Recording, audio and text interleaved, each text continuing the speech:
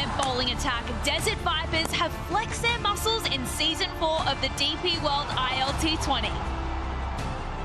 UAE's Kazima Tanvir emerged as their homegrown star, shining with both the bat and the ball.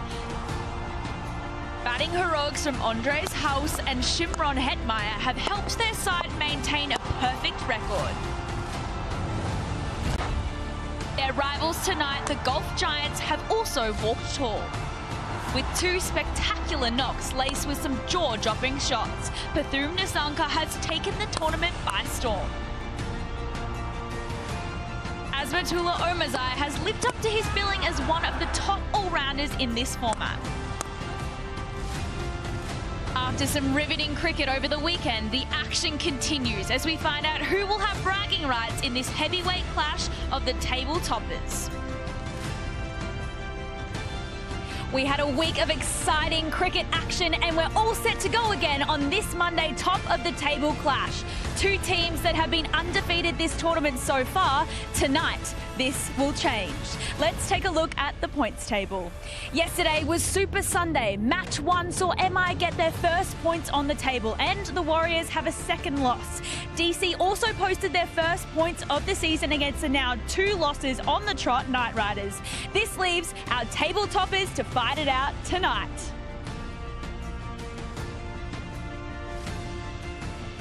Hello everyone, welcome to match 8. This is the 50th DP World ILT20 match played here at Dubai International Stadium. Let's head to Alan Wilkins, who has the two captains in the middle for the toss.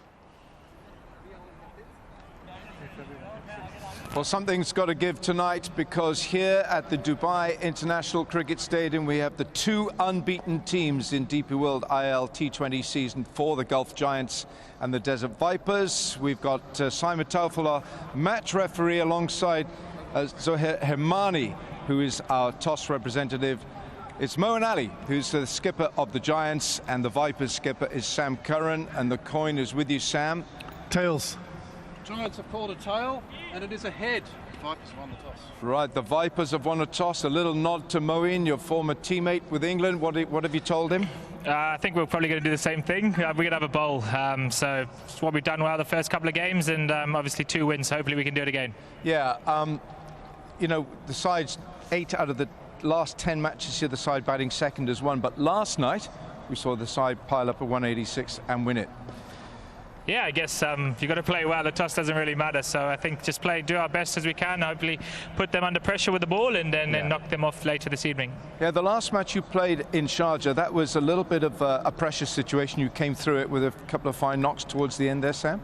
Yeah, we did. I felt like we didn't play nearly at our best, and luckily got those 2 points just due to the special from Kazim at the end, which was really pleasing to see his batting power towards the end. And I thought the guys, a new tournament, slowly finding their feet, but to get 2 wins in 2 is really nice.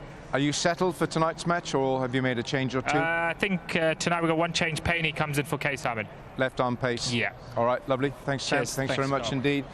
Okay, Mo, so your skipper again, and I guess, is James Vince in the side first? He's going to bat, yeah. Of course, he batted really well last game. Struggled a bit with the running, but he played amazingly well, won us the game.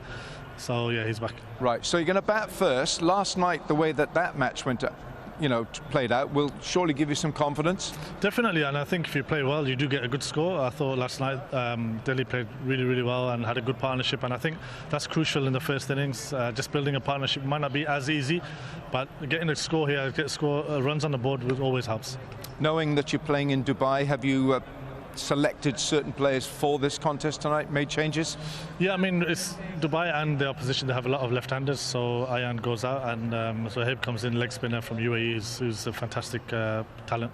All right, lovely, Mo. Thanks very much indeed. Enjoy the contest tonight. Thank you very much. So the Vipers have won the toss, and they're going to bowl first. So we want to see what this pitch is going to do, and if I just have a little look here, I've got my good teammate here, Simon Dool. Dooley, this pitch is the same one as last night with the brand new ball. You're encouraged because things happen, but then we see some spin. So what's the personality of this pitch? Yeah, very similar to what you're saying, Wilco, I think. You've got to get through that power play, and I've talked about that throughout the tournament, really, even last year.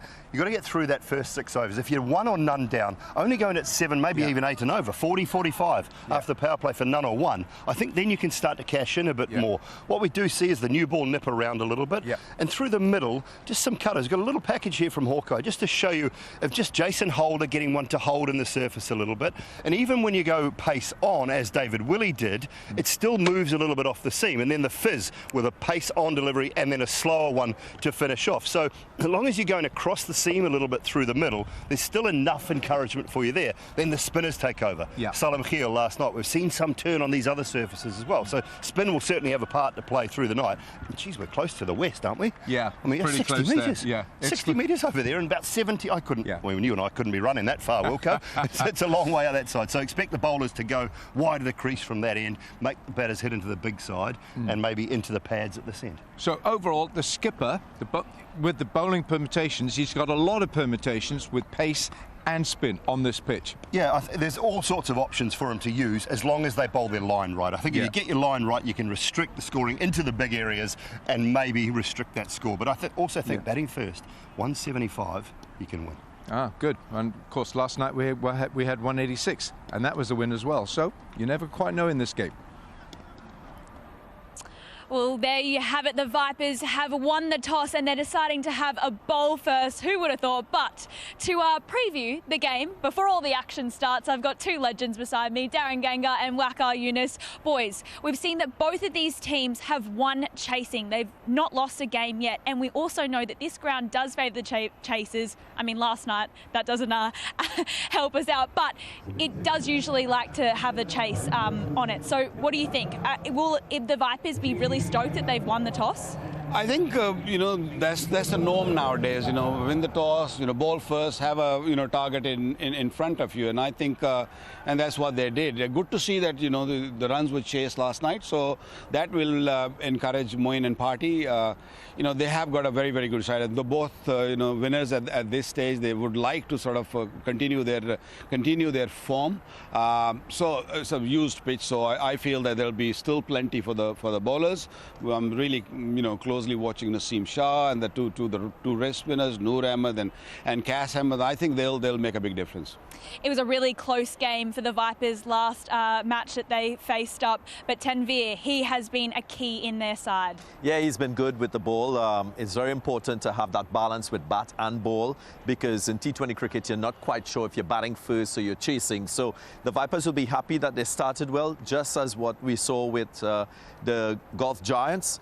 Again, to me, I know there's a little bit of an advantage at the toss, you just mentioned that, but you can counter that with your skills, the ability to adapt as a team as the game unfolds. And again, you have to show good batsmanship skills first up, playing here in Dubai. If you can do those things, then that advantage at the toss and winning it is not so significant. Darren, I'm sure it's the 5th game now, so I feel that the teams have started understanding that it doesn't come on to the bat up front, so you might have to just play your cricketing shots, and it's 36 deliveries. Power play is the key. Don't lose too many wickets, and things will settle down. We saw it last night also. So I feel that the batters will probably look to rotate the strike and the odd boundaries and get to maybe 40, 45. And that is good if you don't lose too many wickets. 1 wicket maybe that, you're sitting comfortable. I want to head back and get your thoughts, Waqar, on Tanveer. We know that he's a great player with both the ball and the bat, and from the UAE too. Yeah, he has surprised me with his batting skill. Actually, I saw him at T10 also. He's a bowler who's got the action to bowl good deliveries. He swings the ball nicely, and he's smart. He's very, very smart.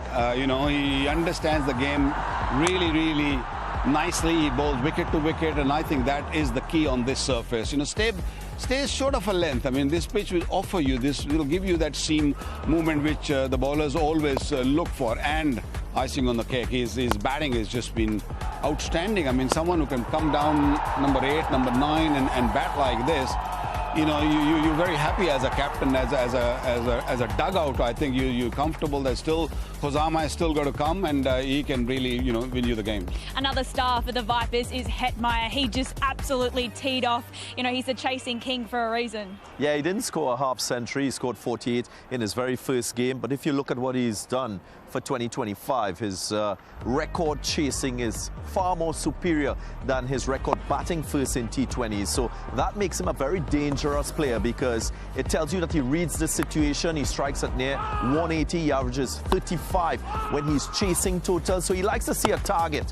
He's a natural striker of the cricket ball. He can go big. At times he gets himself into a little bit of problem when he goes too skewed leg side, as against keeping that offside option open. But he's one of the few West Indian players that can score quite easily against seam and spin. So that makes him a very dangerous finisher in the T20 game.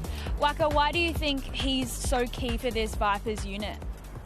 Look, you need, a powerhouse, and he's a powerhouse down the order, and he understands, as Darren said, that he understands the game. His chasing, ability is really good. He rotates the strike well. Maybe not the best of the runners between the wicket, but he understands where the singles are and push the ball into the gaps. And then when it comes to big hitting, last year or maybe year before, I don't remember exactly, but he scored 70 odd here where he thrashed everyone. So he's one of those batters. Stay away from him if you're a bowler, because he's got long levers, and when he let it go, it's not easy to bowl. Absolutely goes for it. All right, we're going to take a quick break, but after, we're going to unpack the Golf Giants side.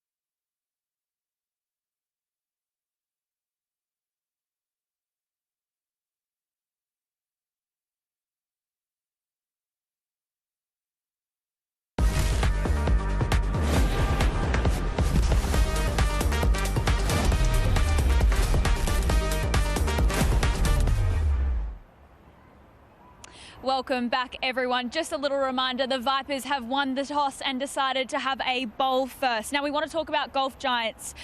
They've had 2 wins on the trot now. They'll be looking to have another win so they can cement their spot at the top of the table. What's so exciting about them, Darren? It's a new look side. If you compare this squad from last year's squad, you would see it's pretty much a different side. I like the fact that their batting is very, very strong, and they've shown very early form with their batting so far. You think of Patum Nasanka and what he's done, back-to-back half centuries.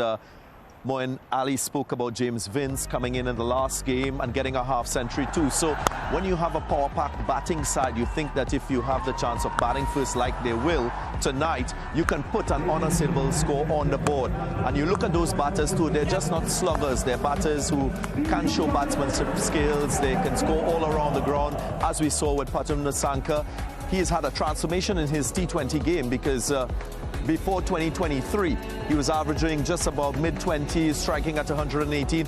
And then in 2024 to now, he's averaging 35 and his strike rate is close to 180. So that's a significant transformation from a short man who you think can't really hit the ball out the ground. But he packs a punch, and to have him at the top with another match winner like Gurbaz, we know he hasn't really fired this season, but on the night, he can really single-handedly win a game for his team. So match winners in that batting lineup, and they have that balance between spin and pace too, as compared to Vipers, who primarily goes with a seamer sort of attack in terms of bowling strategy. I tell you what, who also packs a punch is Omazai, the all-rounder. He just nails it out of the park. What will be his expectation tonight? Sorry, I didn't hear you. What do you... That's okay, Omazai. Omazai, yeah. Very impressive, very impressive. I mean, he's an all-rounder, and you do need all-rounders in T20 cricket.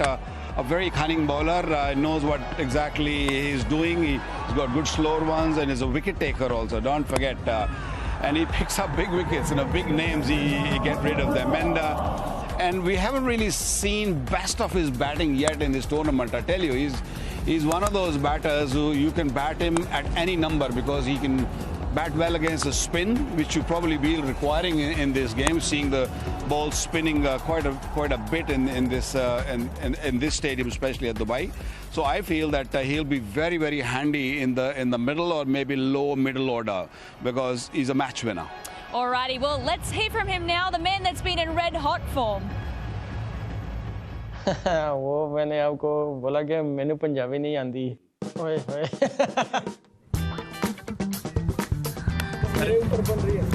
ये बोला था easy है धीरे बहुत easy है धीरे धीरे बोल सकते हो आपके लिए इजी है चक दे पट्टे दब दे किल्ली सुबह कुनर शाम नु दिल्ली अफगानिस्तान में एक तो इंडियन मूवी बहुत लोग देखते हैं मैं भी बचपन से वो देखता था स्पेशली बचपन में कार्टून बहुत देखा है मैंने बेन 10 और इंडिया भी काफ़ी गया हूँ मेरा फर्स्ट टूर भी इंडिया में था तो वहाँ भी बहुत ज़्यादा सीखने को मिला तो इसी वजह से शायद मेरी हिंदी अच्छी है अफ़गानिस्तान के लोगों को आमिर खान अच्छा लगता है और संजय दत्त ये दोनों मेरे फेवरेट हैं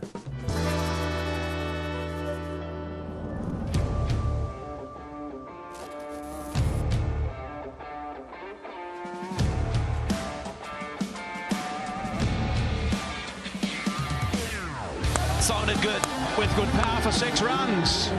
बचपन से ही शौक था बैटिंग का मेरा एक बड़ा भाई है वो भी अफ़गानिस्तान नेशनल के साथ टूर किए उसने मगर मौका नहीं मिला उसको वो भी बैट्समैन था उसको देख के मुझे बैटिंग का बहुत शौक आया और वहाँ से बैटिंग मैंने स्टार्ट की पहले 2 साल मुझे बॉलिंग करना नहीं आती थी उसके बाद थोड़ी थोड़ी मैंने बॉलिंग स्टार्ट की तो मुझे कीपिंग का शौक़ था विकेट कीपिंग का मगर मेरे भाई ने मुझे बोला कि कीपिंग मुश्किल है चलो बॉलिंग शुरू करो तो उसके बाद बॉलिंग स्टार्ट की तो अल्हम्दुलिल्लाह उसमें भी अभी अच्छा हो रहा है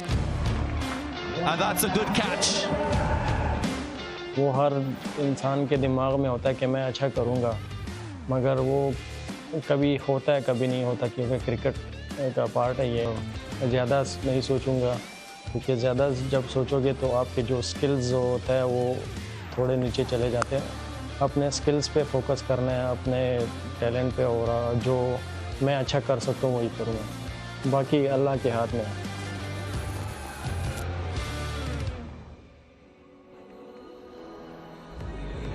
All right, it's time to have a look at these star-powered teams. Darren, you're going to run us through the Vipers side first. Well, I'll leave the Vipers for Waka. I'll go with the Gulf Giants.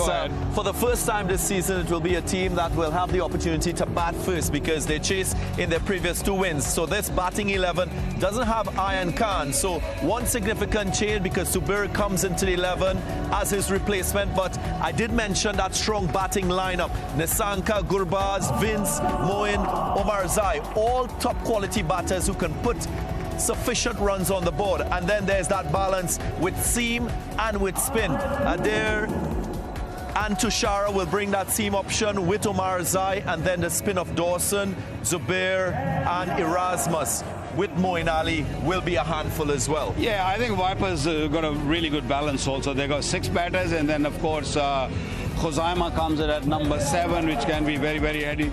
Payne comes in the side in place of Kais. Noor also still playing there, and of course Naseem Shah will be handy with a new ball. Well, it's going to be absolutely action-packed. Thank you so much, boys, for joining us. It's the Giants taking on the Vipers, the top of the table clash. Don't go anywhere. It's going to be excitement galore here at Dubai International Stadium tonight.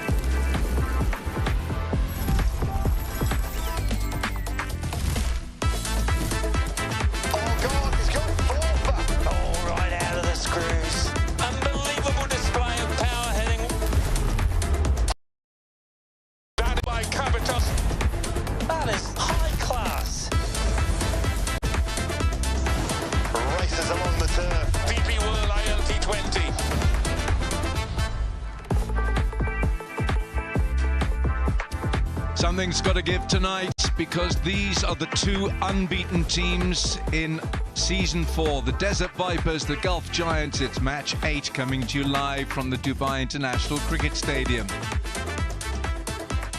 Two teams who've shown that they mean serious business, because they're right at the top of the table.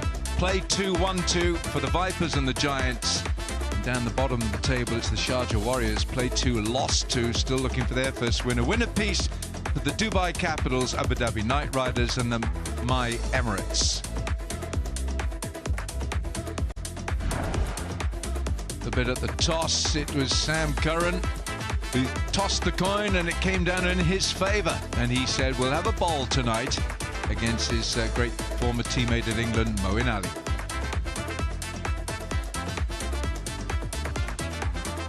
So the Gulf Giants, Simon Dool, they've got plenty of talent in this side. Yeah, Pathum Nissanka at the top with Gurbaz, Vince, Moeen Ali, Omarzai, Erasmus, Dawson, Zubair, Razak, Adair and Tusara. You take a look through that, they've got 7 bowling options already. So I'll tell you, when James Vince is out, he will be subbed out, and Tom Moores will come in, I think, and probably take the gloves for the second innings. So keep an eye out for that. If Vince bats deep through the innings, they might have to make a late decision. Well, the Desert Vipers, again with Pakistan, Andries Khoos and Dan Lawrence, Pritya Arvind, Sam Curran, Shimron Hetmar got them over the line in the last match. Hassan Nawaz, he opens for Pakistan in T20Is. Khuzaima Tanvir played a wonderful knock in Sharjah to get Vipers their second win. David Payne, the left-arm pace bowler, comes back. Noor Ahmed and Naseem Shah, the Pakistani quick bowler. Kes Ahmad is on the super sub bench. So many options in both these teams, and well, here's the DP World smart truck delivering the match ball ahead of the game, and it does a pretty good job. And in fact, last season Simon Dool was so in love with this truck, I'm not sure if he didn't have one for his birthday. You can answer that. Really? I tried to get one. I was very good at driving it, I must say. Okay, well, it's not a hard job. It's not a hard job. Probably one of the easiest jobs on the crew. I mentioned that last year, but someone's got to do it. Yeah, they have. Rod Tucker, Qazi Sohail, the on-field umpires. Qazi from Bangladesh, Rod Tucker, well-known Australian. And what we have seen from the Desert Vipers, led by Sam Curran, is variety with their bowling attack. He's such an inspirational figure as a captain. And I think, Dooley, I'd say we've got two of the most talented all-round sides in the tournament right here tonight. Yeah, batting and bowling. I think they've got strength and depth. You can see that by the Giants lineup. They picked their batting lineup first with 7 bowling options in it. This guy's been in terrific form. The early stages of the tournament, Pathum Nissanka in combination, probably just needs Gurbaz to get going and help him out a little bit. I just feel like we're at the toss report, Wilco, and just think that if you can get through that power play, and Gurbaz at times a little impetuous. This man's not. He's just played cracking cricket shots. He's got a lot of power for a small man. So does Gurbaz. Just got to temper himself a little bit, I think, in this power play. Look at that strike rate for the Afghanistan opening bat. 146, heading for 6,000 runs. 2 centuries apiece for each of these players on their T20 CV. And for me, one of the best actions in the game these days, Naseem Shah, right arm fast from Pakistan. Love the way he delivers the ball. Yeah, generally got a really good seam presentation. He's got a nice high action, swings the ball away from the right-handers, so hence there's Fakhar Zaman in at first slip at the moment. Got a short third, a wide-ish third on the boundary, and then a deep backward square. Countdown done. Time to go. Let's play, Wilco.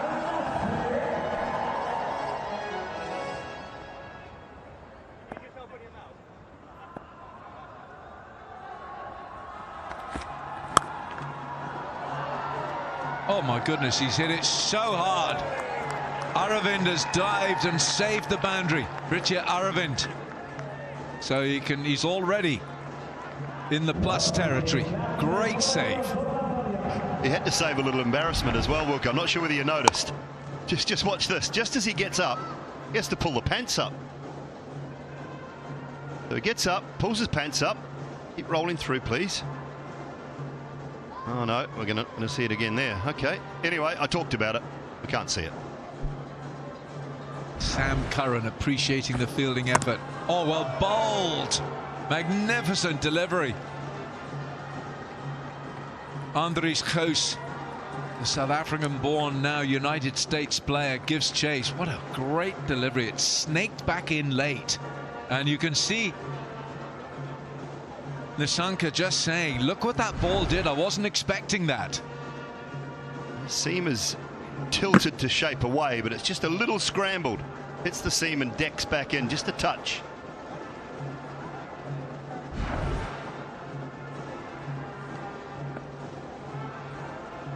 Bakazaman at slip, and we have a third and a deep backward square leg side. Oh my goodness, that is fabulous. Nissanka is in such imperious form. That's the 161st four, the big ticket four of season 4. You play big, you dream bigger, and this is a little fella who does dream big, and he plays big, and he's magnificent. Darren Ganga mentioned it in the Cricket Safari show build-up about Nissanka's 2024-2025 year, averaging 35, striking at 152. They've gone up for this. Rod Tucker says, I'm not having anything to do with that. Naseem Shah has a look at Sam Curran, his captain. It was a fabulous delivery, wasn't it? And sometimes as bowlers, Alan, we know you appeal for the delivery, just in the hope, because it was a good ball, just shaped away this one. Yeah, just smooth. There's enough seam movement early on. Andries Goos not really interested, was he? The cursory appeal. Yeah, it was sort of a bit laboured. Nothing on it. Ultra Edge will tell us there's nothing on it. Beautifully delivered by Naseem Shah. Just a crisp edge about Pathum Nissanka, this gifted Sri Lankan opening bat. He's tiny. I interviewed him at the Player of the Match post-match, and I couldn't believe how small he is, and yet he packs the biggest punch in the game. And he's not built massively. You know, he goes to the gym, and you know he's certainly fit, but he just times the ball so well. That was what we're talking about, and Darren mentioned it in the Cricket Safari show earlier. That strike rate and average that has increased dramatically since his first 5 years in the game.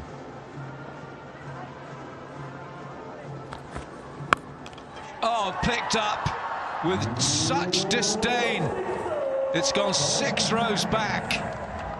Wonderful shot from Nissanka, and the first over's gone for 14.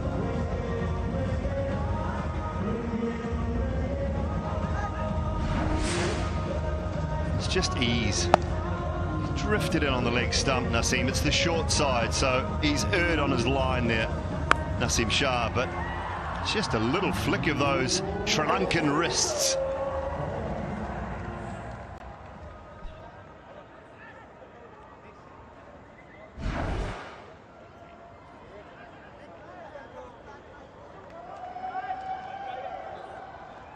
Well, this gifted Sri Lankan opening bat has entertained, and now it's the 3rd match he's played, and David Payne here, the Englishman who plays for the county of Gloucestershire, he has the responsibility of swinging the ball, and he does swing the ball into the pads of the right-hander.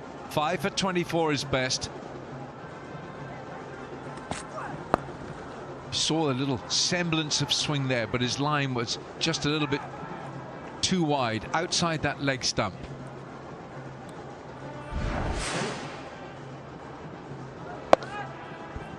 Well, this could well be the DP World Dispatch of the day. In sport and logistics, you need precision and adaptability, and this by Nissanka is a contender for the DP World Dispatch of the day, for its precision as much as anything else. God, dear. You don't get tired of watching him, ever.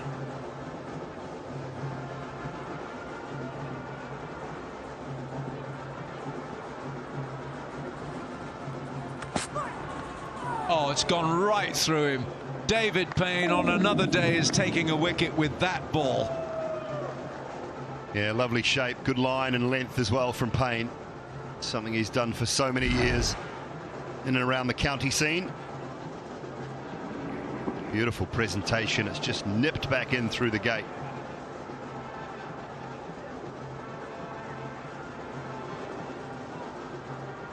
Andries Goos, he can't believe it.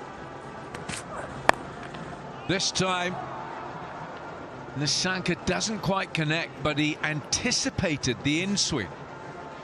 Yeah, I think this is where Payne and Sam Curran have just got the field wrong a little bit.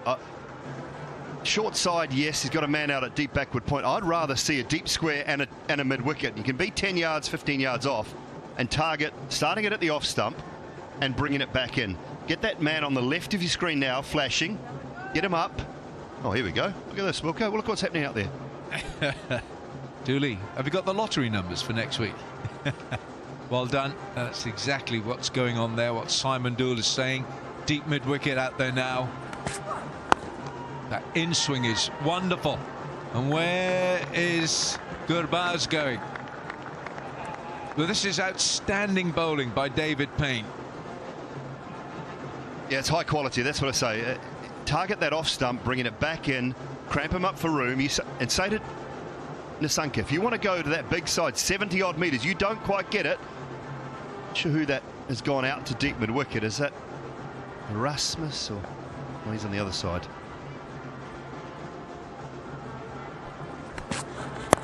Bowled, really well bowled. Yeah, the man you said should go there, Dooley, is Dan Lawrence, the Englishman. Well, he can play it everywhere, Patu Nissanka, whether it be behind the keeper, straight down the ground, over extra cover, or through point. Absolutely superb. Little man packs a punch. He's got all the shots in his locker. Whoa.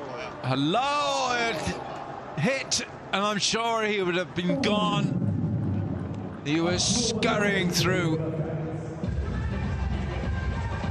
Ditya Aravind, the fielder, 2 gone, 19 for naught.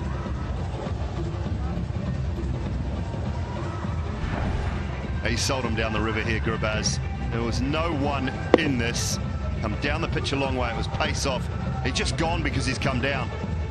Would have been a long way out. Very fortunate there, Gurbaz, and Ditya Aravind disappointed. Terrific fielder.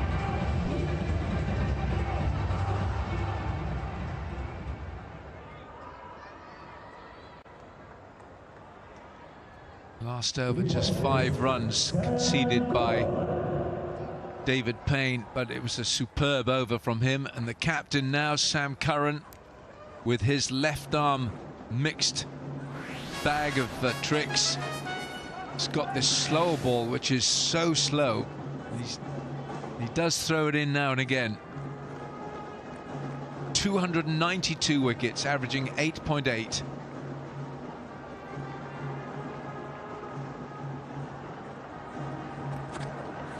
Oh dear, that's fabulously bowled. Ball is swinging. We saw the swinging ball last night, early on, brand new ball.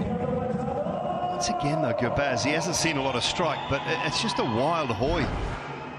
Hasn't had a look at this at all. He's charging down the wicket, and it's just a filthy hoy across the line. He's better than that.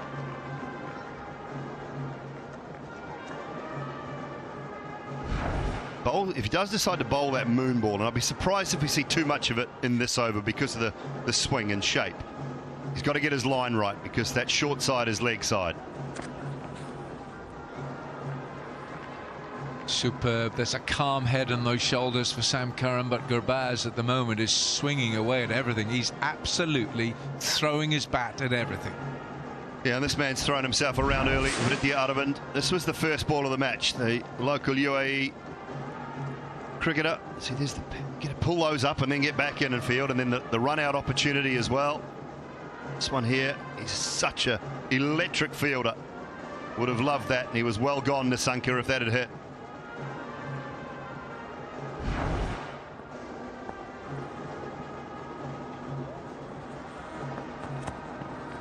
Oh, there it is. There it is. It's a wide.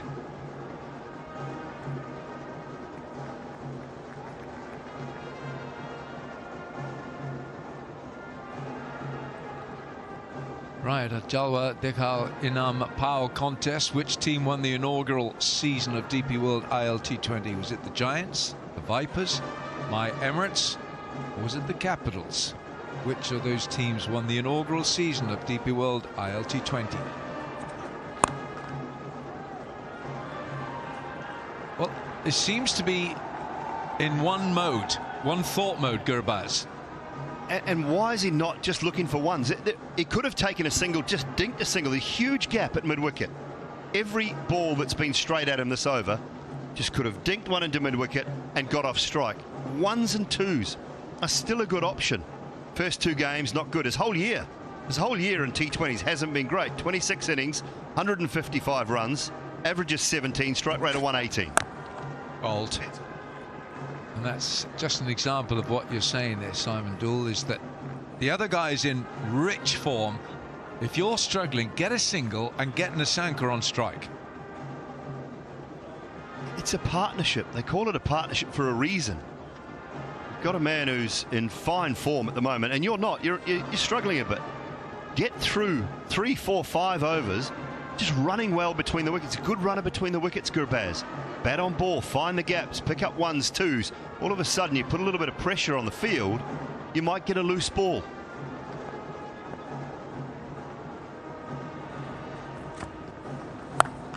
Had to wait for it. It was so slow. And it's a 4 for Nissanka. And he had to wait for it because it was delivered so slowly. Yeah, now and then, players are just starting to pick up on this. And they are waiting. They're not going forward. When you go forward to this ball, you find yourself in trouble. Players that have collared Sam Curran's moon ball have actually gone back and pulled him. But now we're having the same field that we had in Payne's over. Deep mid-wicket, backward square. It's a better ball, isn't it? Could be 2 here. Nissanka says, no, I won't go back for the second. Ball is swinging here, 3 gone. It's 26 for no wicket, the Giants.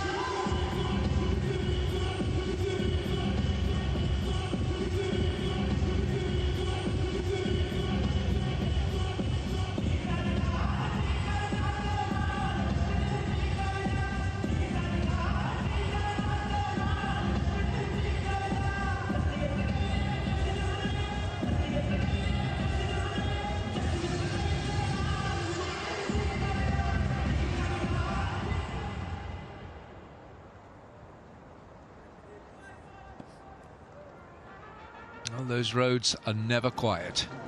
Right, David Payne. Picked up. That's in the gap, but there is that man up there, Dan Lawrence, in a deep mid-wicket position. Because Nissanka is eyeing that leg side because of the swinging ball from the left arm of Payne. He's eyeing up something else as well. That beautiful green bat. They are heavy, Wilco. I know you've been going to the gym a little bit lately. They are not light. I picked a couple of those up. And the best batter of the tournament, Pathum Nissanka, on that list at the moment, right at the top. 2 wide this time. Magnificent shot. Nissanka at his very best. Yeah, Payne disappointed, shaking his head there. That's an error from him, going a little bit wide of off stump and full. So not only was it wide, it was a half volley and allowed Pathum Nissanka to just free his arms.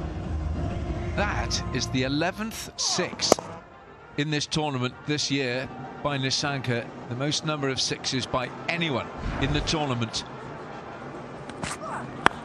You need that swing. That's it from David Payne. And you see him, he looked to the heavens and he said, why didn't I do that the previous ball? Well, we've all been there, David. We've all been there.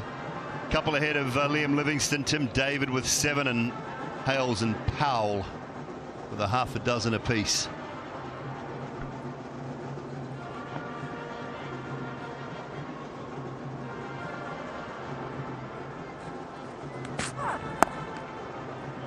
Oh, he's got away with that. That is just a little bit too wide. The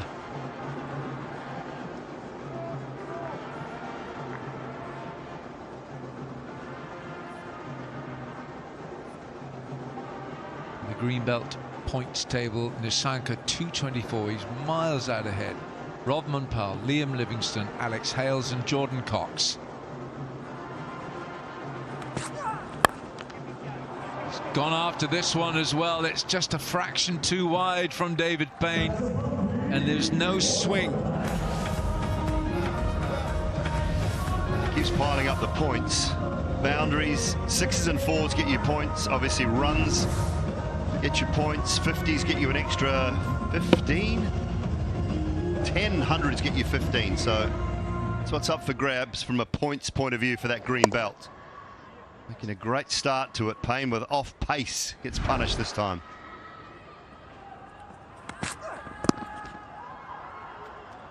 This time he does get that swing, and he does restrict Nissanka, who's on fire. 4 gone, 39 for no wicket.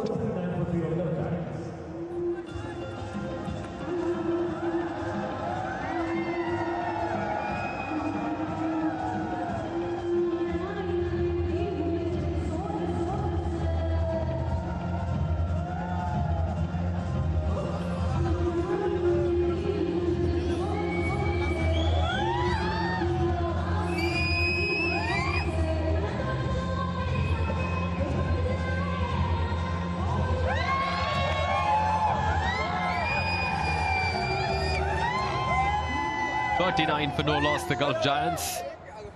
After 4 overs, Nissanka has been the star of the show for them with the bat. He's been in quite a form as Josema gets his first tie in. That is timed so well, and it has carried all the way. Nissanka continues to plunder runs.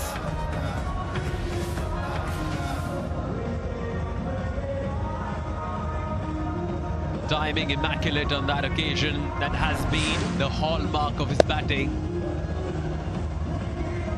Easily plays it, effortless, and result takes more runs.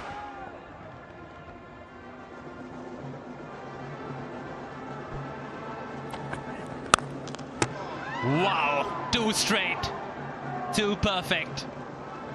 Smashes into the stumps. When you talk about form, that's what we call form, a proper form. He's on 41 of 20 deliveries, and he looked so good against all bowlers. Had no trouble at all. This was a beautiful shot. Unlucky that he got the leg stump on the way. It's a single. Gurbaz doing a good job. I think his job at this stage, I know he himself is a stroke maker. His job is to sort of keep rotating the strike, give the strike back to Nissanka. No, might be a single there, just a little lazy behind stumps.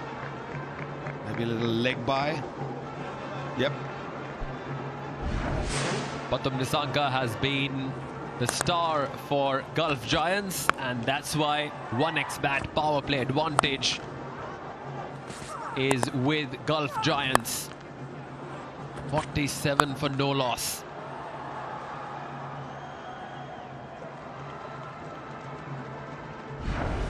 Clean striker, isn't it? Very clean. Takes a small stride, no big stride, and all he does is just picks up the length and plays wherever he wants at this stage. Just purely because he's got such a good form going for him. He's not the tallest around, but he's got a bat which is working for him. This partnership, quite an illustration of the Lions' share. Nissanka, 42 out of those 48 runs.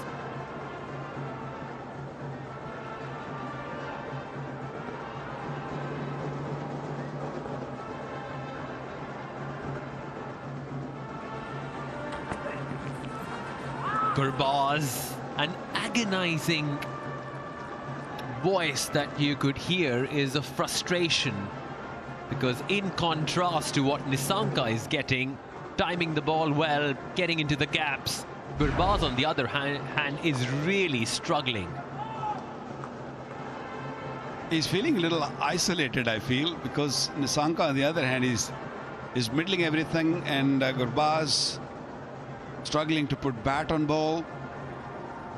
And Sam Curran probably be thinking, let's keep bowling at him. Let's keep Nissanka off strike. Oh, that's a gift. That's a proper gift. Lucky that it didn't really get all of it. Could have gone anywhere. 5 gone. And it's 50 on the board. I think they're checking for a no ball. For height, we have smart replay here as well. So there will be consultation. It's not a review. It's a consultation between the on-field umpires and the third umpire.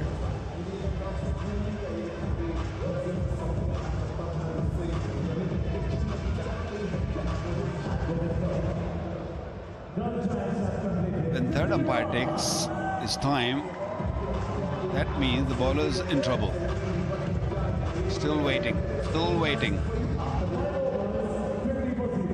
There are no ball or what?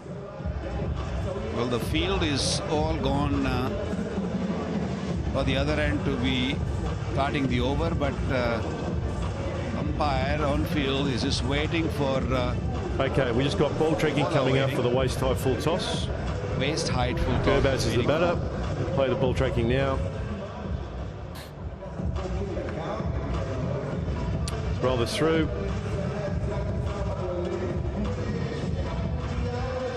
Okay, it's a fair delivery. Rodney, it's a fair delivery.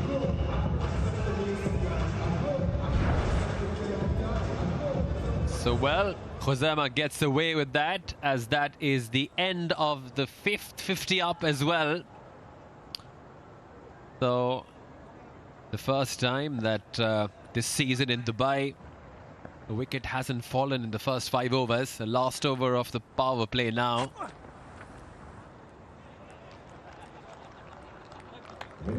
I guess that's the way to go. Just bowl those slow deliveries into the surface and don't give any pace to Nissanka, because he's searching for a pace.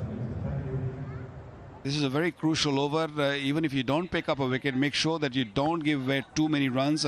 Not seen it so far in Dubai that any team has... they've lost wickets every time we have seen in all 5 games. But this is the first game where in the first 5 overs no wicket has been fallen, and the batters are on top. Single.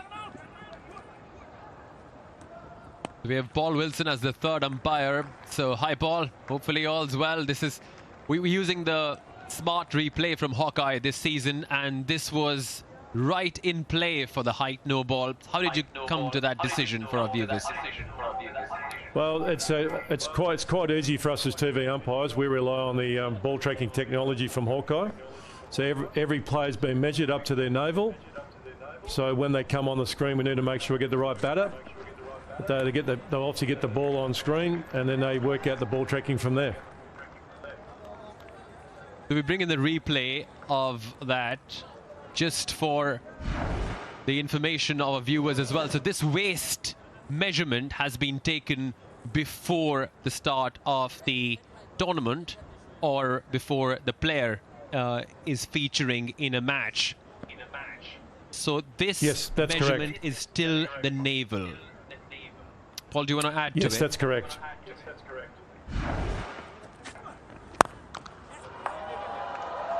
Well, that's an exceptional shot. 4 runs. So if you could let us know for the viewers that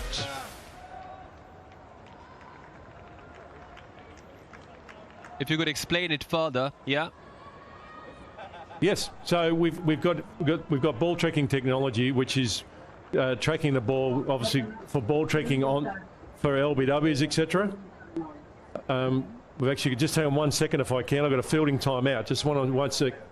So if the director's there, we've got a fielding timeout. Thanks, director. At the end of the over, thank you. A lot of jobs for Paul Wilson at the moment. Yes, so the technology makes their job a lot easier, guys. So at the end of the day, we just got to look at if the ball is above the waist, it's a no ball. If the ball's below the waist, it's not a no ball. That's pretty the best way to simplify it. Thank you so much, Paul, for the explanation, and we'll chat later. Thank you. If the viewers are thinking the third umpire is an easy job, it's not. They've got so many things to keep a close eye on and also hear things. Oh, opportunity. Oh, just a little wild throw. That is the end of the power play. 58 without loss. And that's also the strategic timeout as well.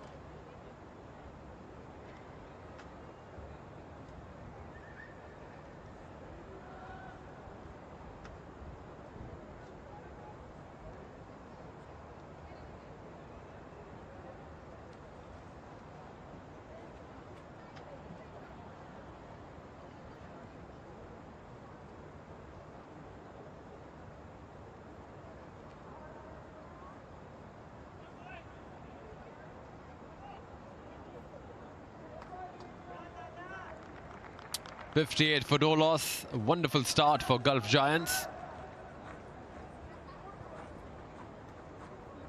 I'd be really happy with how things have gone in the power play. Apart from how Gurbaz is going about his business, he may be a bit edgy at the moment, but maybe the strategic timeout would have helped him.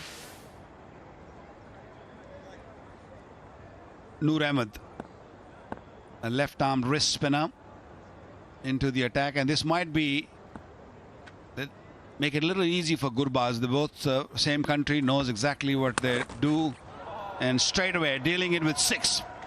Full toss onto the legs and just picked up nicely. For sure, he's feeling happy and breathing better.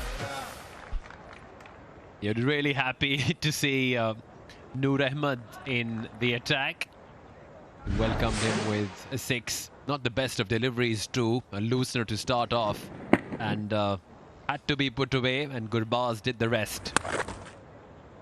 Well, he will look to put him under pressure. He's young and will feel the heat, will feel the pressure.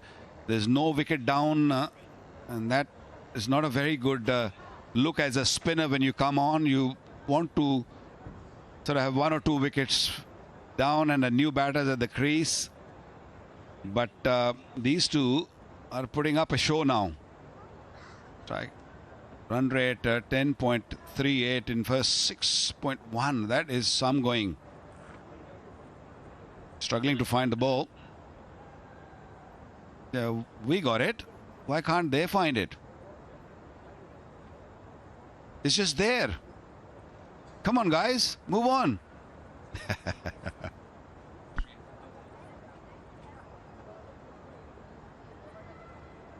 Well, this cricket ball has had quite a bit of beating in the 6 overs, so the ball is not even interested to come back. The third umpire has taken a box of balls.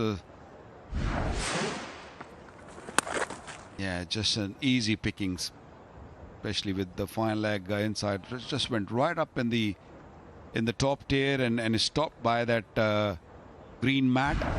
That ball's not coming back.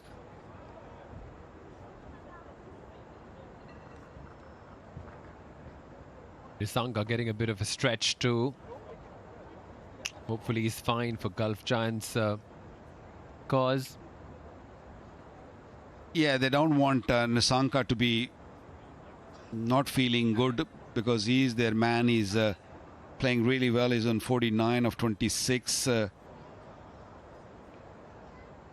First ball he faced Nissanka, that was just that showed that he's in such a good form. Look at that. That ball swung a bit.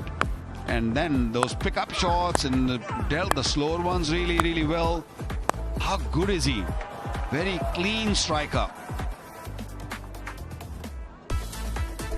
How still he stays before playing a shot.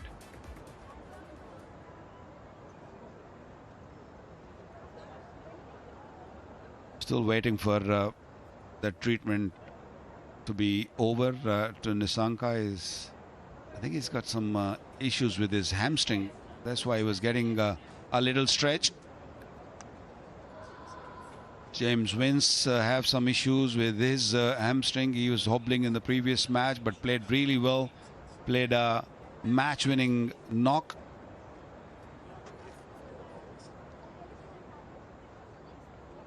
So many things to think for Sam Curran. He was hoping for a better effort from his pacers, but both these batters, especially Nissanka, he was very severe on Naseem Shah, Huzaima. Payne also went for 17 in his 2. It all started in the first over, very first delivery. Yeah, Cas Ahmed missing out this game, and you know we saw both bowling in tandem with Noor and him. They have really bowled well together also. So I'm not sure if that will work for them. I hope that we'll see him again in action soon. But Moeen Ali will be very pleased, very happy with the effort so far. Okay, resumption then. A bit of treatment done to Nissanka. Gurbaz, remember, got a 6 of the first ball. Plays it quietly away into the gap for a single. Nissanka doesn't look very comfortable while running. He's on 49 of just 26 deliveries. I think what Nissanka will be telling Gurbaz now is, let's not run the cheeky singles. You almost got him run out earlier. Let's just stick to big hittings. Let me do the job. He's on 49. Played really well. Searching for his 50. And he got it. Very, very well played. 50 of 27 deliveries. 4 fours, 3 sixes. In control. Third consecutive half century for Pathum Nissanka this season. He's on a roll. He's played some delightful innings and shots. This time as well giving a wonderful start to Gulf Giants. This is first season here at DPI ILT20. and he's making the most of it. Third 50 on the trot. He's loving it here. He enjoys batting at Dubai, Sharjah, and he hasn't been to Abu Dhabi yet. Abu Dhabi is another belter of a pitch. He will love it there. Probably the best wicket for batting, Abu Dhabi.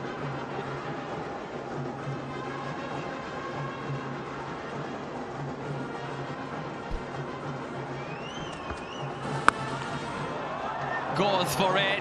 Has it carried? Yes, sir. Another 6 for Pathum Nissanka. Yeah, what a controlled shot. Cross bat, but he's in such a good form that he backs himself to play any shot, pace or spin. It was from the middle stump. He picked it up and deposited it into the crowd. That's a magnificent hit. 78 meters. Yeah! For them! Noor Ahmed has the last laugh. Sam Curran, a relief on his face as well. Finally, Nissanka's innings come to an end. Yeah, a little mistake from Nissanka. He was looking to go onto the front foot first and saw the length, decided a little late to go on the back foot, and by then it was too late. He just dragged the ball back onto the stumps. It was a quicker delivery, and Noor Ahmed gave them the wicket they were searching for. They wanted to get rid of Nissanka. He played really well. 56 of 29, 73 for 1.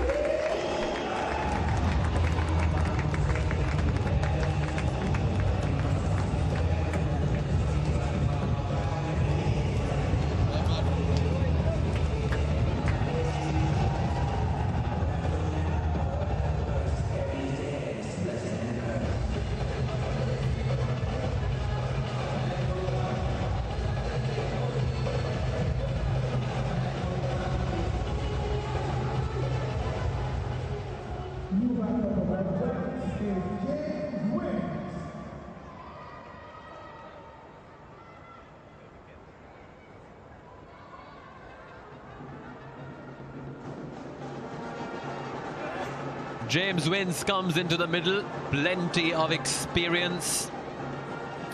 Over 12,000 runs in T20.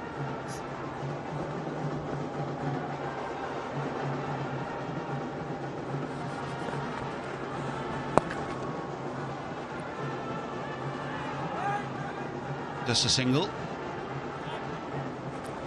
Now the question is how they're gonna deal in the next 3-4 overs when the spinners are on. They've lost Nissanka. They're just looking for a couple of good overs here. The Vipers.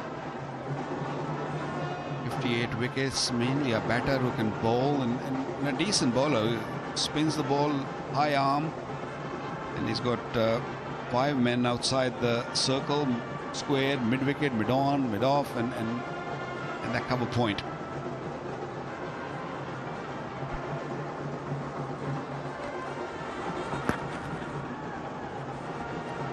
Bit of spin. The kind of action he's got is bound to get bounce and spin. We saw it in Sharjah. He bowled one over where he picked up Rutherford's wicket. He works hard on his bowling. Bigger side of the boundary on the own side. I think that's the reason he's been brought in, and also a reason why he's bowling around the wicket. He's not going to go offside. He's going to look to bowl middle stump, middle leg, and will invite Gurbaz or Wins to just go for a big boundary on the onside. Good height as well for an off spinner.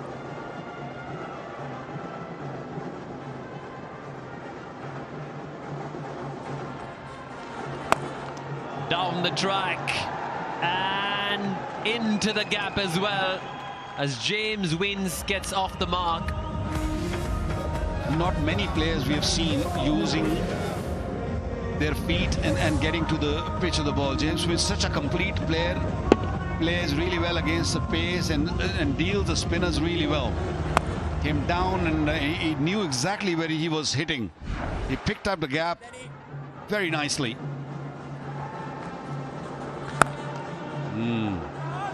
Little misfield. They might look for two. No. Just one. That was the first wicket. Nissanka trying to force the issue. Played really well inside edge. Noor Ahmed at the last laugh. I think he was just told to just go for it. Just go for big shots. He don't want you to stay out there for too long. Straight to the man. 7 off the over. 80 for 1 after 8.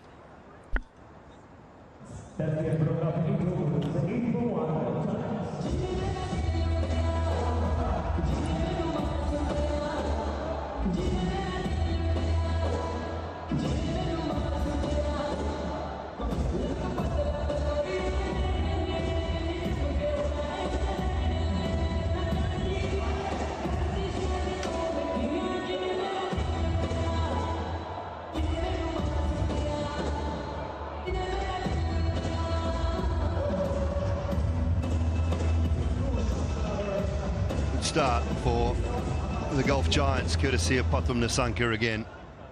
Another 50 for him. Gurbaz is labouring a touch.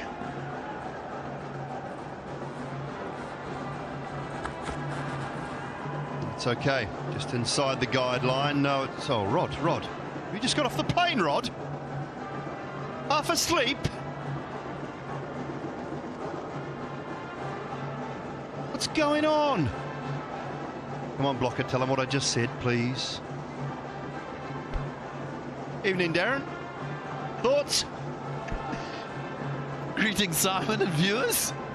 Very direct, I must say.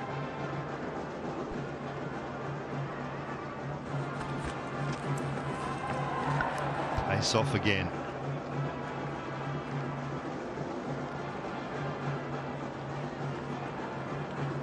Qazi Sohail, square umpire from Bangladesh, one of the two presiding umpires for this top of the table clash.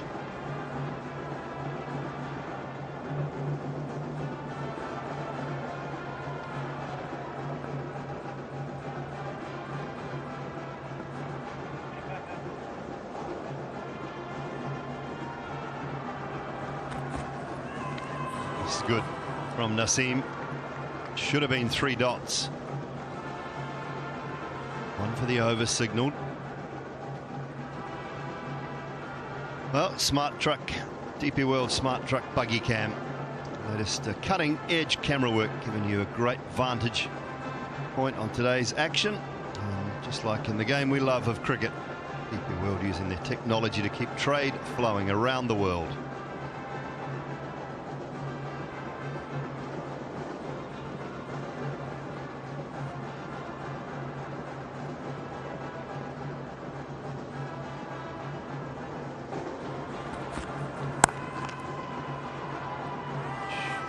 For 2, but depends on how Vince is moving. A little better than he was the other night, but still not fully fit.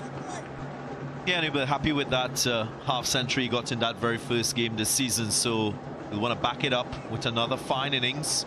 He knows that Gurbaz is struggling, and the Giants will know that they've been excellent in the power play phase all season. Another 50+ score. One of only 2 teams to only lose 3 wickets in that phase thus far. But what they don't want to do is to mess up the middle phase and not continue the acceleration.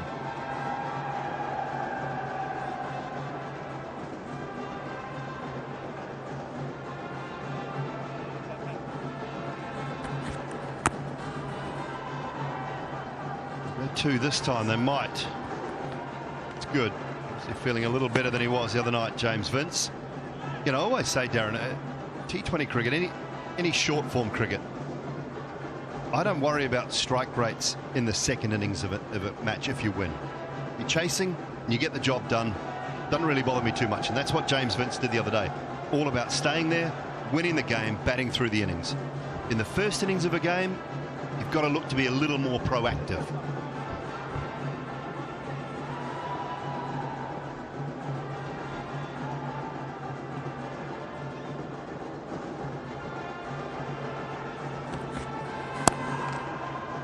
Through the gap, timed well. Big side. Sam Curran will haul it in for a couple. Yes, I'm in agreement fully what you just said. Have to keep pushing yourself as a batter when you're setting a target, and more so when you're doing it here at the Dubai International Stadium. You know that you've got to bat yourself into an unassailable position, because it gets a little bit easier for batting second time around. Yeah, maybe it's precautionary, preventative, trying to manage his injury.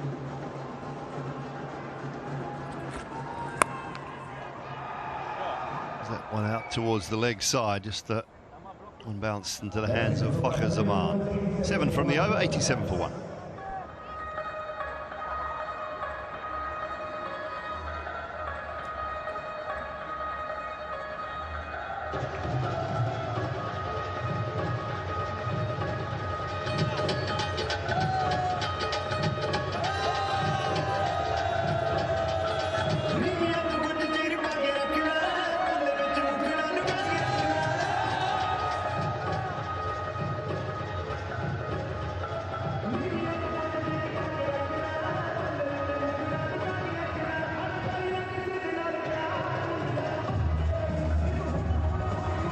.67, which is where they're at the moment. We'll get them 193 at pitch report. Anything above that 180 mark, I think you're well and truly in the game on this surface. But well, when you bat first, you give yourself a chance. Saw that last night. Knight Riders humbled in the second innings, chasing a decent score.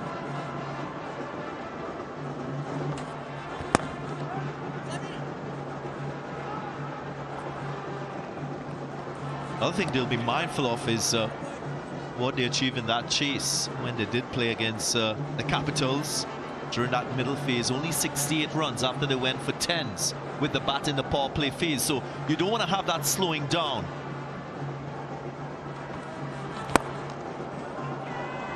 Chance, score. Couldn't quite get there, Fakhar Zaman. Brilliant effort, valiant with the dive. I hope everything's okay. Took a reasonable divot out of the turf down there. This is courageous. Recognizing the importance of breaking this partnership and getting the wicket of James Vince. Nearly got there. Not easy to manage your hands and fingers when you're going full on and diving forward. Luckily he's okay. Would have been a spectacular catch had he taken it. The dent in his cap. He's clearly not a golfer either. Not replaced his divot.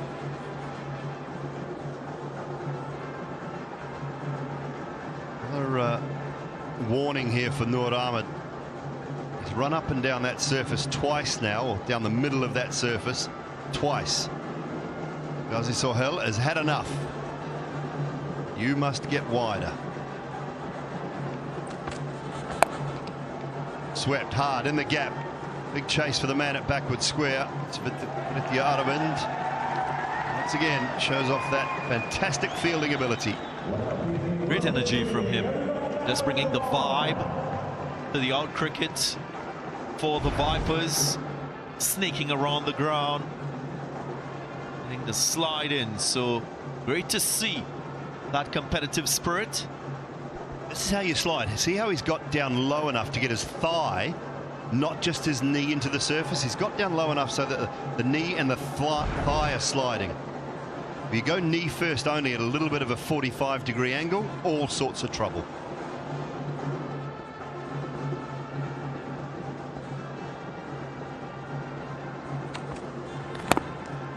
And the wicket, no trouble of running on there. Just having a look at Gurbaz and his frustrations throughout the course of this innings, and wonder what's going through his mind. Sometimes as a batter you can be overthinking overthinking about what you're wanting to do, not playing ball on merit, backing your instinct, allowing the process to unfold. Seems to also be trying to hit the ball too hard. Just has to slow the pace down a bit, Gurbaz. Find that equilibrium in his batting.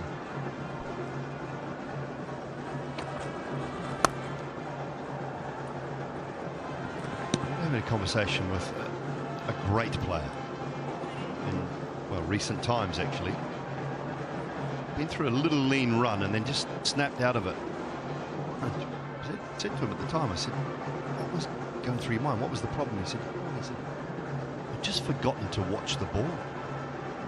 I'd just forgotten to watch. And you think, you are a great player, but how do you forget to watch the ball? That's watched all the way onto the blade, and one bounce for better from Gurbaz. 9 from the over, so a decent one again for the Giants. 96 for 1. First boundary for the Giants in 14 balls, and it comes off the bat of Gurbaz. So is this a little switch to his batting and this innings? He's stretched around, he's struggled. You're seeing more fluency in his run scoring.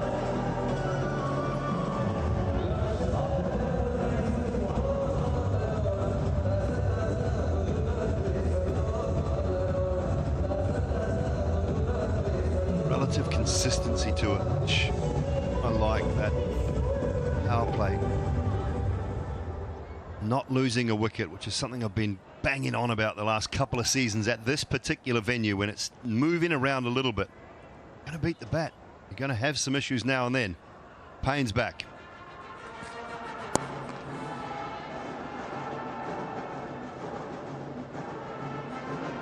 Simon, yesterday we saw the Capitals secure its first win this season, and it was really a pleasure to watch that partnership between Powell and Cox. And what they did very well was run a lot of twos in that partnership, 18 twos. And we often talk about one side being bigger. Well, guess what? 16 of the 18 twos were scored through that larger square boundary. So that is a little opportunity for batters. If you're looking to accelerate, try to place the ball. Wait your shot in the gaps and run two.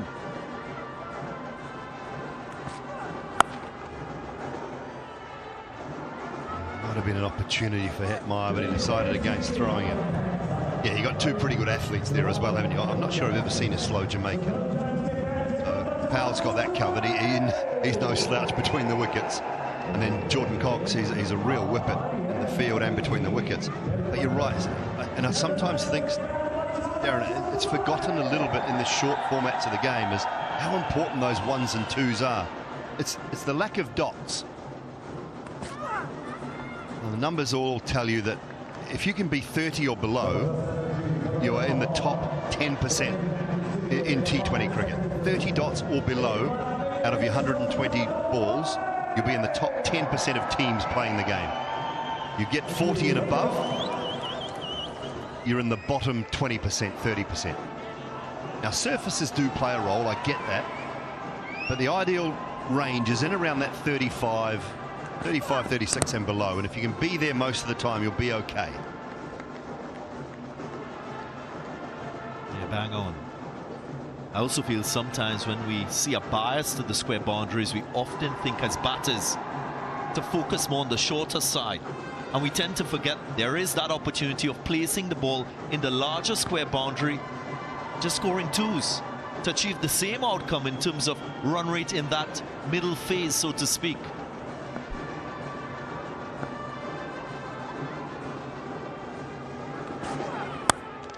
Straight up. Might not carry, actually. Might land safe, it does. Again, you're the big side, so you had to come a long way in out of end. It's Sam Curran, the skipper, that couldn't make it in from long off as well.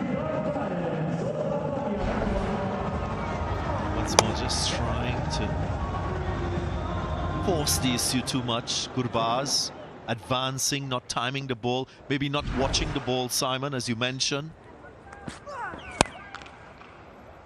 This towards the gap. This one is just going to be one as well. So it's a good comeback over from David Payne. Just the 5 from it. 100's up. It's 101 for 1.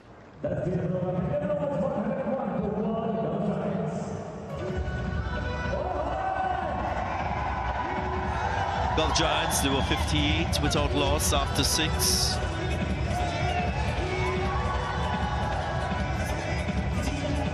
"43 runs added in the next 5 overs.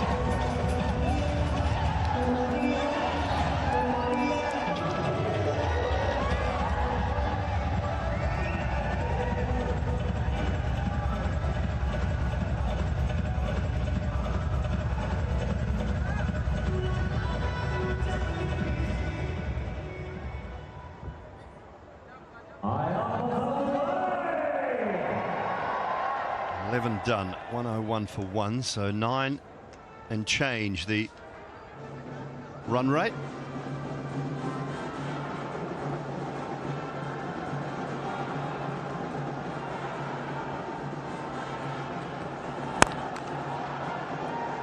Slow down a little bit, haven't they? Just putting the brakes on a touch. It's still with a bit of batting to come. Moeen Gerard Rasmus, Marzai too, all very capable batters of finishing the innings with a flourish. That will be uppermost in the minds of Vince and Gurbaz. Again, that balance with boundary hitting and rotation of strike, so crucial. Sam Curran just trying to rotate bowlers, get his field placing right, add a little bit of pressure on this pair.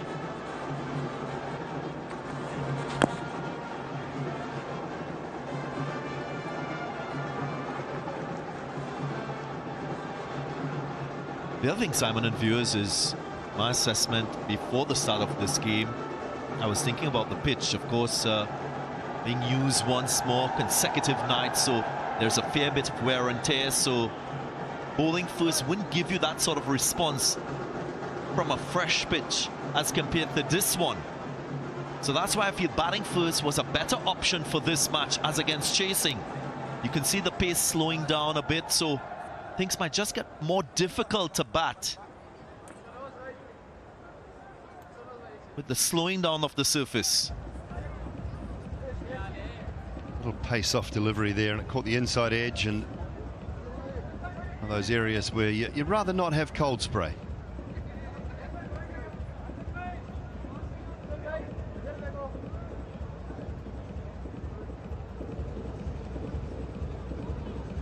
Pretty happy with things at the moment, I would say. Jonathan Trott. Back of the hand, slower ball. Yeah, that's never comfortable. Everybody else finds it funny for the bloke involved.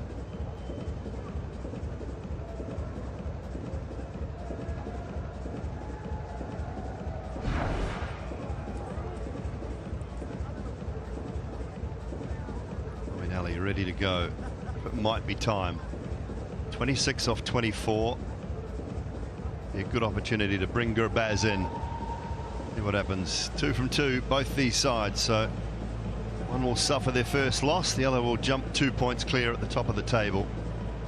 White Capitals, having played 3, picked up their first win. Abu Dhabi Knight Riders suffered back-to-back losses after their first thrashing of the Warriors. Warriors, oh, they should be on 2 points. My Emirates should be on none after yesterday. It was one that they just found a way to lose from a winning position for most of the game, the Warriors.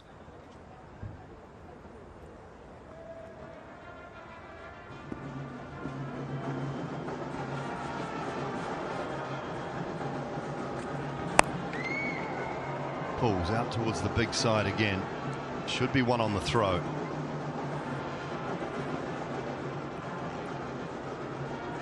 Yeah, just saying with that last game, Warriors only scoring 30 runs in the last 5.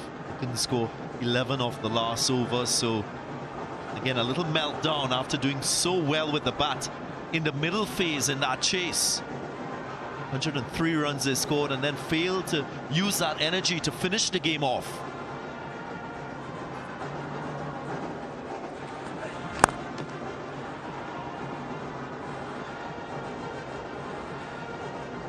Great game though from the big unit, Romario Shepherd.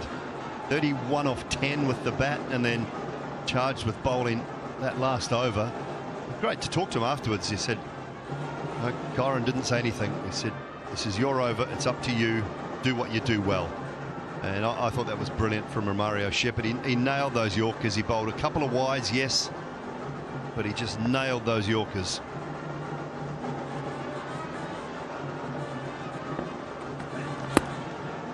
Outside the line of off. A couple of things with what you just mentioned there, Simon. Value in that old faithful Yorker in this format of the game, despite the situation. I know it's high risk, and bowlers are under pressure to execute the Yorker in a tense situation. You've got to train as a fast bowler to execute. That's one skill that you can use to good effect. The other thing too is, in this format of the game, take nothing for granted. Good start doesn't necessarily mean a great end. Well, that is superb from Khuzaima. Just the 6 from the over. 12 gone, stuttering a little bit here, the Giants at 107 for 1.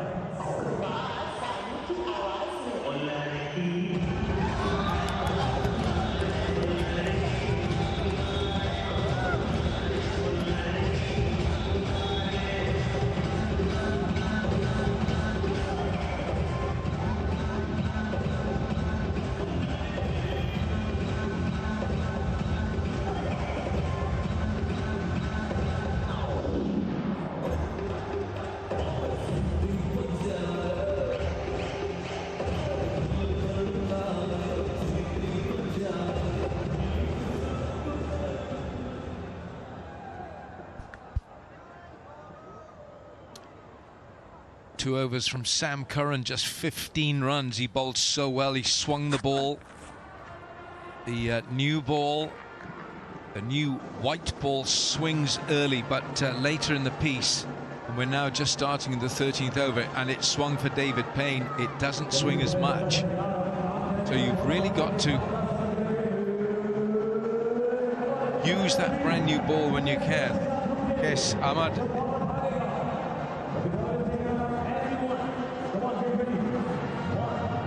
Ahmad will certainly play his role.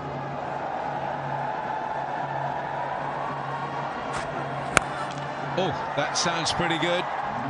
Gurbaz, muscular. Well, he's been swinging away as if he's having a golf net for most of the night, and he hasn't been connecting well, but he certainly did there.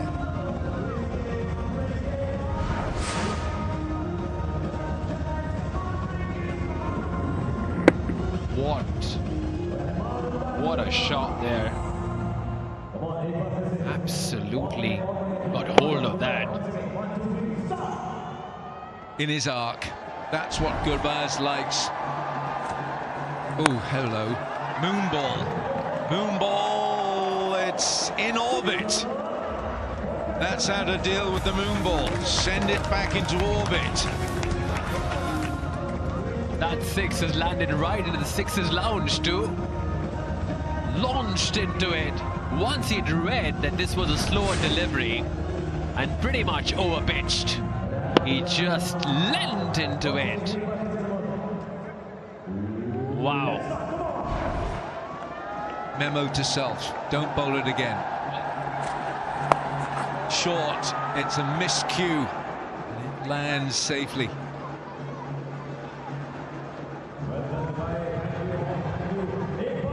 Yes, Ahmed. What magnificent catch we saw in the last game. It was an outstanding effort. Contender for the Cycle Hub best catch of the season. Win a stylish and super cool bike brought to you by the Cycle Hub. Gosh, that's good. That is so good. When you're diving flat out full length and you're landing with your elbows straight. Slightly slower again. This time James Vince picks it up, and he has threaded. He has absolutely threaded that between long on and deep mid wicket for 4. 50 partnership up here. Another demonstration of how well he can time a cricket ball.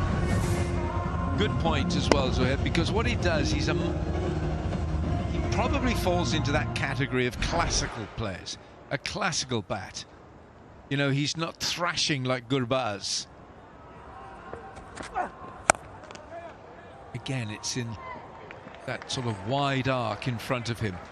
We've had 13 overs here, the Giants, 125 for 1.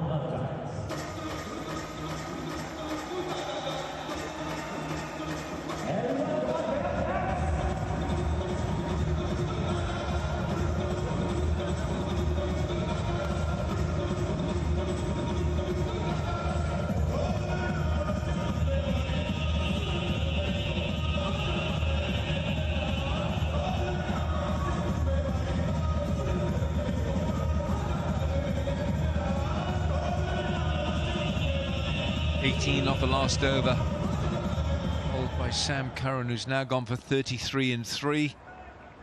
Kuzama, it's been thrashed. Gosh, straight. I think it's Fakhar Zaman out there, but God, it's a good shot. It's a very good shot for 1 run. Immaculate timing once again from James Vince. In full flow is a treat to watch. Every format, an all-format player. And he now lives here in Dubai. He and his family, they've moved out from England, where it's wet, cold and dreary. That's why I like being here. Oh dear. No, he's okay, because Shimron Hetmeyer came in. That's a hallmark of somebody who's understanding about the fielding dynamics. You know that somebody's going to have a shot at the stump, so you're watching the other side of the field. Have a look at this. Okay, so Fakhar Zaman, he's having a shy, and watch Shimron just at the top of your picture here. He's running in, he's sprinting in to save the overthrow. Well, that sounds good.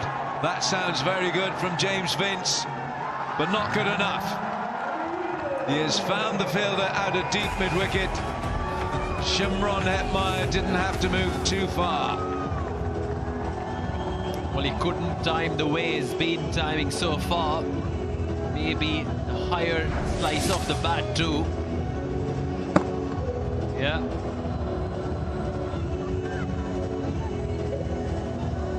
And he was as easy as you like. Kuzama is never out of the game. James Vince is out of the batting equation. He's gone for 25. The Giants now 127 for 2.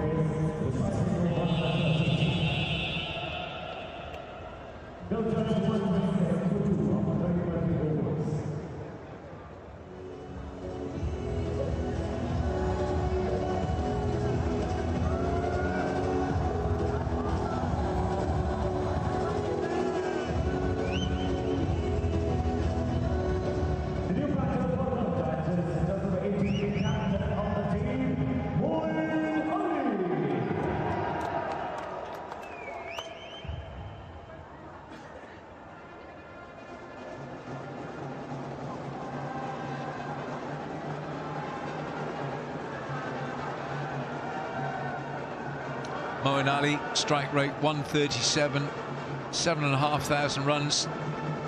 A little bit of change out of 7,500, but what a player over the years in all formats for England and for all the franchises he's played for. Pitching outside, Kuzama. Pitching outside. Can't get those. Just got a bit excited there, Kuzama. Of course, he's got the better of James Vince too. He's asking about height. I mean, I think the argument... Oh, he's gone for it. Okay. Well, my first reaction is that it's pitched outside leg stump. Never mind about the height.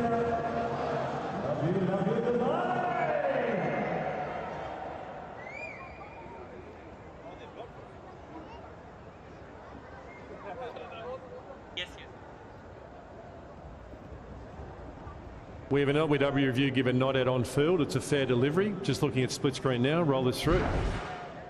Roll it through. We're going to prioritise ball tracking here. Go straight to ball tracking when you can, please.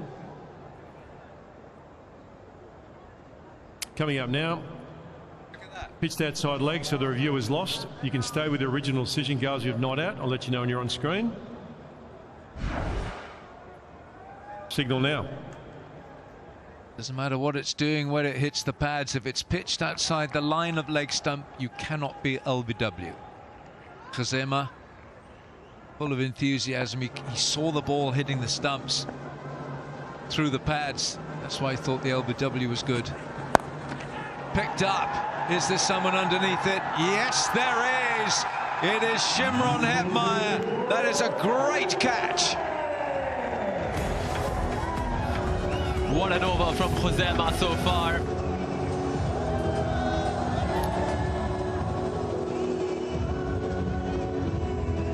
She took it so well.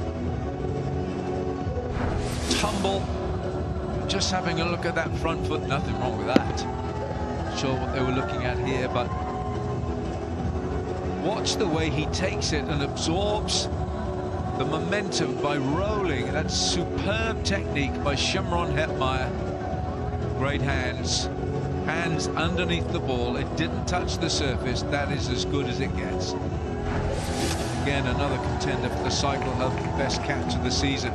Gurbaz gone for a 41. It's 128 for 3.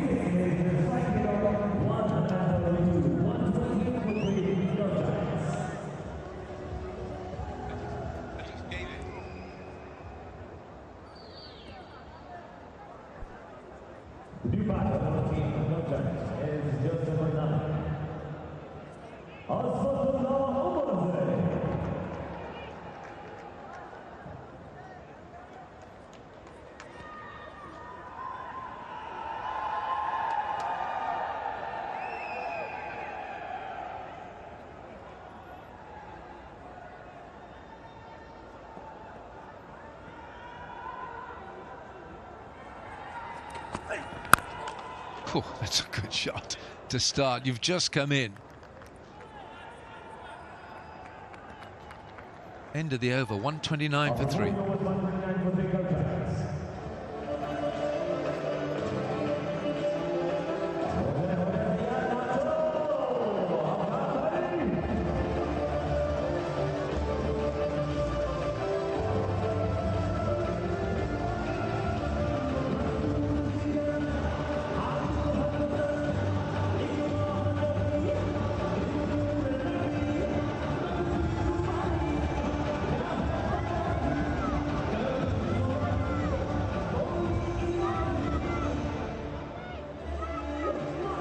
$129 for 3.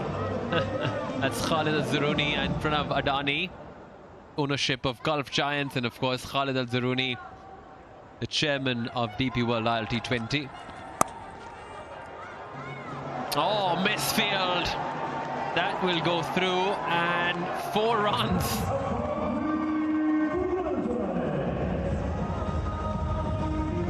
Oh dear. Well, Kazema might well have bowled a very good over, but he's just shown a pretty awful piece of fielding here.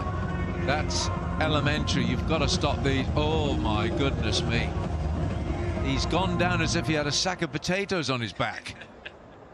Oh dear, yeah, that's awful, isn't it, sir?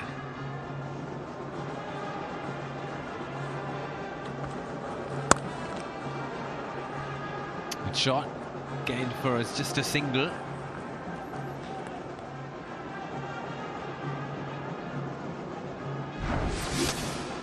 James Vince, the last, or rather, this was James Vince, the Englishman. Nicely taken by Shimron Hetmeyer. Top half of the bat, not out of the middle this time from Vince.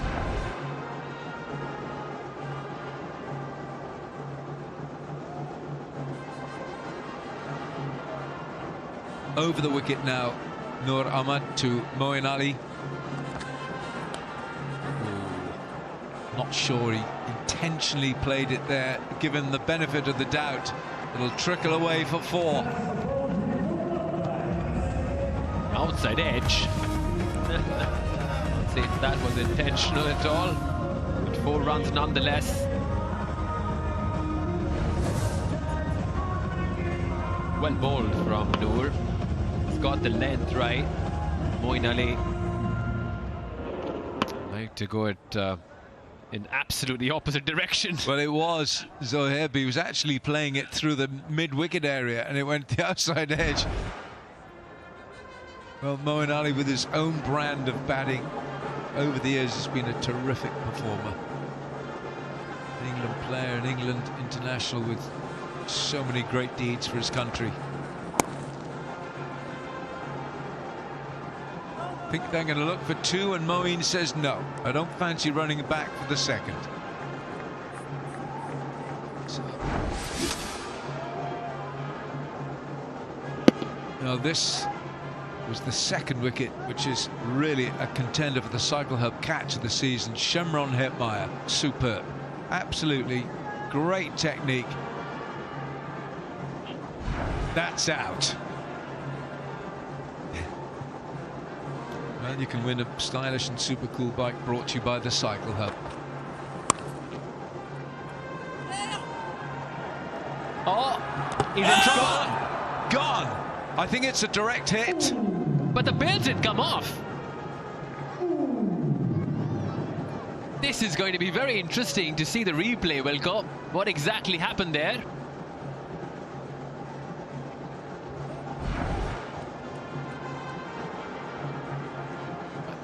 Vidya Aravind, live wire fielder.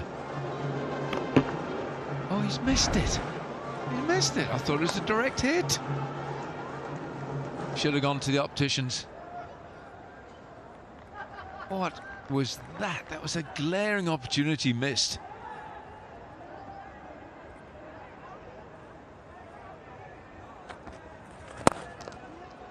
Well, Marzai, the Afghanistan all-rounder, to make his presence felt here in the last 5 overs. We've had 15, 141 for 3.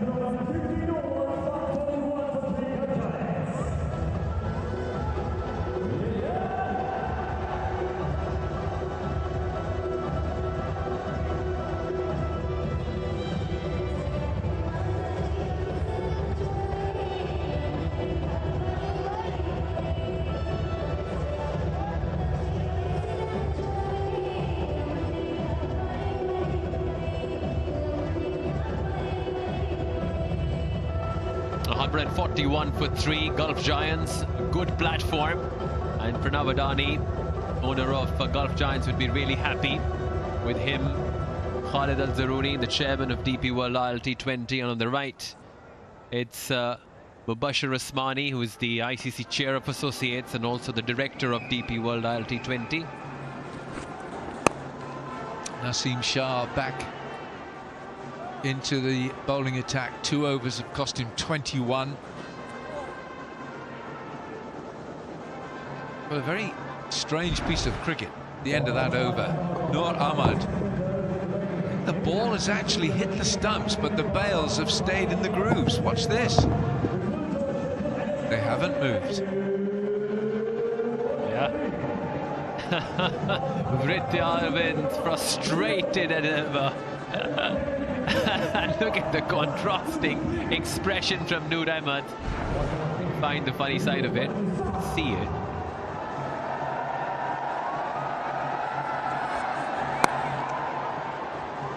Yeah, nicely steered by Moeen Ali.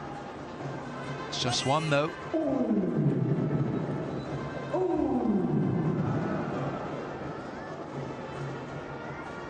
Good platform here for Gulf Giants to finish big here.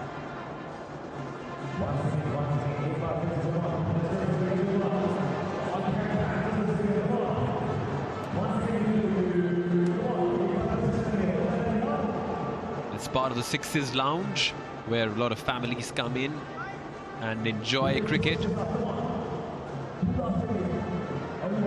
It's the winter vacation time, if there are winters here. I can tell you there's one in the United Kingdom right now. Short. And it delivered. It's a slow bouncer. Slowish.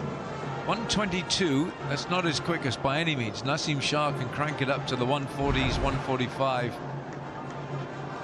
But you see what he's done with his hand, his fingers on the ball. He's almost bowled it like an off-cutter. So he's taken pace off it. Beautiful action, Naseem Shah. That's why it's just hit Azmatullah or Marzai on the shoulder. Intelligent bowler, Naseem Shah. As always, his pace 139 is the fastest. Bowled. Nicely bowled, full of intent from Naseem. Over the years, I mean, he's been such a performer for Pakistan and franchises he's turned out for. Wholehearted cricketer. Beautiful side-on action. You see a lot of actions these days, like Ollie Stone, like Gus Atkinson, who's out with England in Australia. Very square on. This is a side-on action, very much like the great Waqar Younis. It's to be side-on. He's still side-on. Takes him slower to get into that position now, though.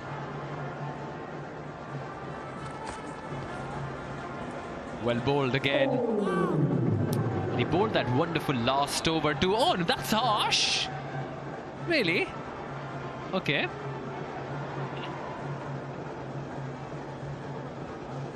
Now, the umpire, Ghazi Sohail of Bangladesh, has said this is a wide. I think that's very harsh, because that ball has stayed within that blue tram line. I don't really think that deserves to be called wide. No, and I agree with you, Naseem. I'm with you. I am with you, Naseem Shah. Great reactions there. Whipped away. Could be looking for a second. Sam Curran, the fielder. It's almost bleeding as if this was like something that he just unbelievable for him. Naseem Shah bowled an exceptional over, the last over the other day, and that was one of the differences, or did help Desert Vipers a lot.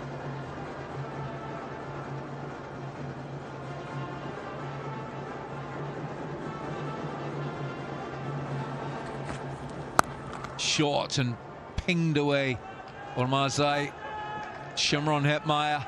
He's a busy fielder. 16 gone of the Giants. A 148 for 3. And we'll have a timeout, 2.5 minutes.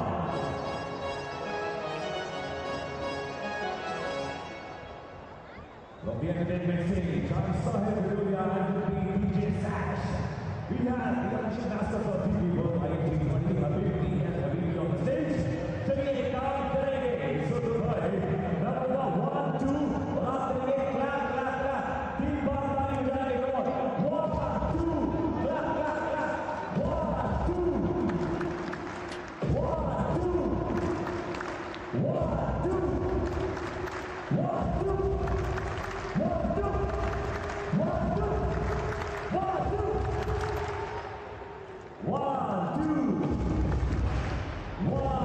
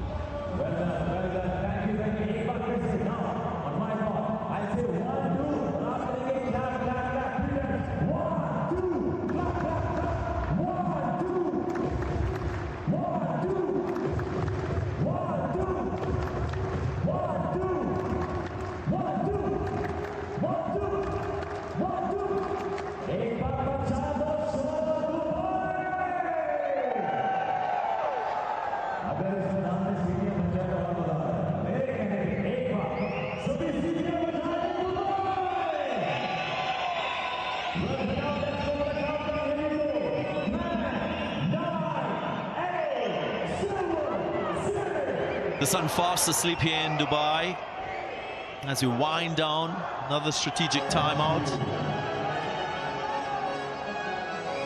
148 for 3. Gulf Giants at the moment with 4 overs remaining. Ahmed with the ball. Waka Yunus alongside me.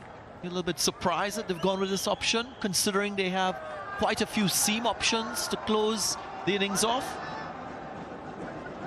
I guess Sam Curran's thinking who's bowling the best at the moment, and it is Noor, and yes, he's gone a few runs in the first couple of overs, but he's pulled things back, picked up a wicket also. But I think it's just that 1 over from Khuzaima where he picked up 2 wickets that pulled things back to some extent for Vipers. Vipers have to get if not 2 big overs to get to somewhere close to 200. 180 might not do the job on this surface, which we've seen from the very first ball coming onto the bat nicely. So somewhere around 190 to 200, in between that's what where Moeen will be eyeing. Last single brought up the 150 for the Giants. Those are the projected scores. They'll be thinking closer to 200. Can pace off the ball, so these 2 batters to clear the boundary, it will be about muscle and timing, which is not often very easy at this late stage in the innings. There's a bit of wear and tear. 2 batters relatively new at the crease. Will be a big ask for the Giants. Punched in the gap. Just a couple runs. So it's been 13 balls since the last boundary. That will be a good sign for Sam Curran. And that happens because of that Khuzaima's over where he picked up 2 wickets. There's a new batter at times on the pitch. What about this one? Has it cleared the fielder? Has it cleared the fielder? Yes, it has. Just over Sam Curran there at mid-off. That's some hit. Beautifully played. This is a risk of bowling spin at this late stage of the innings. If you get that length in the slot, makes for light work for batters like we've seen here with Omar Zai. It's a nice smooth swing.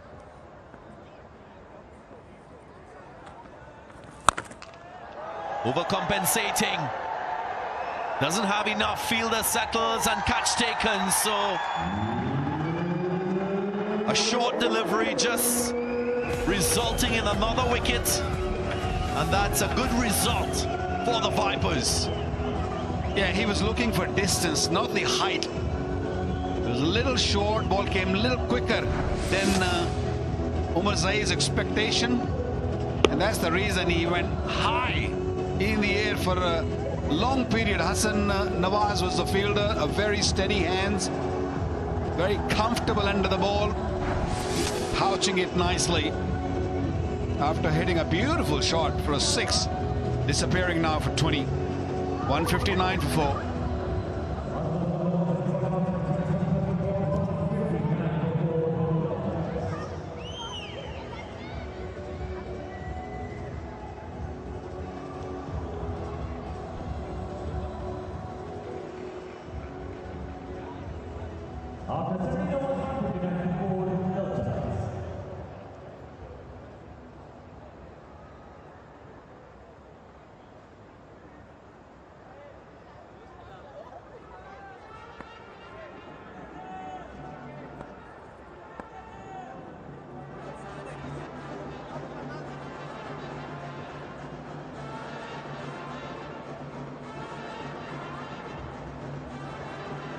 Tom Moores, the England international, left-handed batter, comes in as the super sub for the Gulf Giants. James Vince subbed out.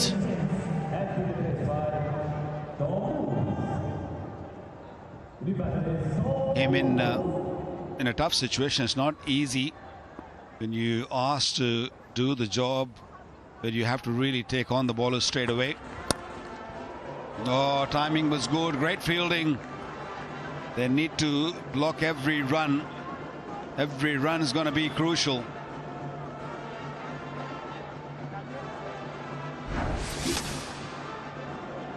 That was a leg spinner from a wrist spinner.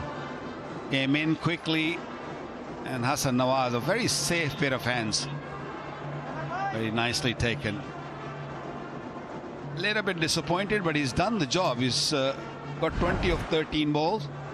His job was to just go on and play his shots.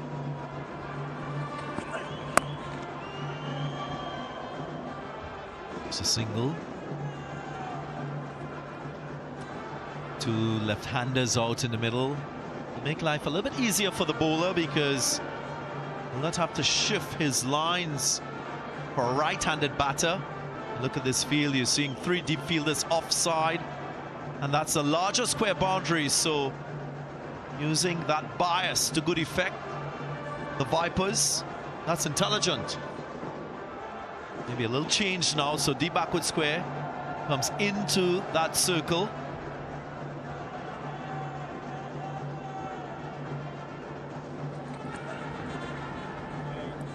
Yeah, that's wild. Not wide, it's wild. Just landed on the surface and just kept on moving. Yeah, because he's got most of his fielders on the offside, just to prevent the boundary. It's a bigger side. That's why he doesn't want to go near stumps. And when you're looking to bowl a little bit outside the off stump, this can happen. Moin will be searching anything close to the stumps. He might look to drag it from outside the off stump too. Slapped over cover. Off comes around, so just a single. I want to ask you, Waka, in this sort of scenario, when you're bowling to two left-handers, you're really telegraphing what you're trying to do as a bowler. Do you take a couple deliveries and go against the trend? Look, I have never done that, so I can't. But I've seen a lot of cricket. I've seen a lot of bowlers do these tactics where they just push field on one side and make sure that they just block one side, keep bowling outside the off stump. Oh, this was a beautiful delivery and a slower one. I think pace off is the way to go on this surface, and if you can bang it short with pace off, especially to a new batter, that is not that easy to handle. Yeah, it was nowhere near the bat, almost shaving the off stump. So far, a very good over, only 4. Yeah, I see that because some bowlers in this sort of situation will just try to bluff the batter, go with maybe the attacking Yorker for one delivery, try and get a wicket, not to become over predictable with plans. Full and straighter. Well, I don't think bowlers do that anymore. They just, if they block one side, they'll just keep to the plan they just made, just outside the off stump. Because if he bowls straight, it'll look to bowl Yorker, and if he goes for 4, and it's a very sensitive time of the game, you don't want to leak any runs. Wickets are not crucial. The dot balls are more important right now. Yes, if you pick up a wicket, that's fair enough. That will work. But if you can bowl dot ball, that's gold. See, another dot delivery to end the over. 5 off it. 164 for 4. Remarkable spell as well from Kuzaima Tanvir. 2 for 23 from 4 overs. So not only economical, penetrative as well with his 2 wickets. Himself and Norama, the only 2 bowlers amongst the wickets.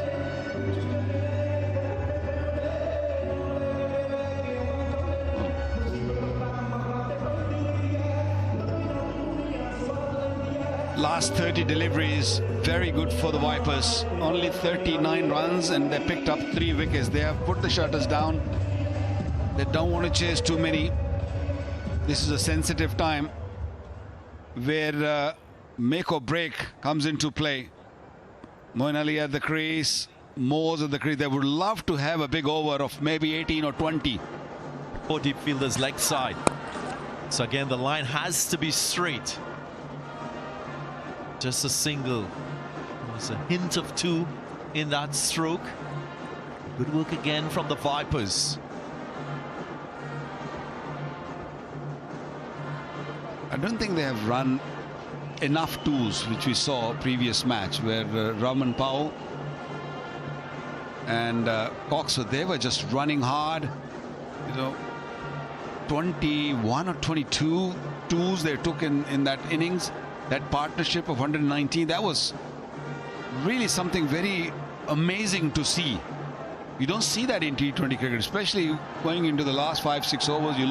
You see those big shots, which we did from Raman Powell's bat.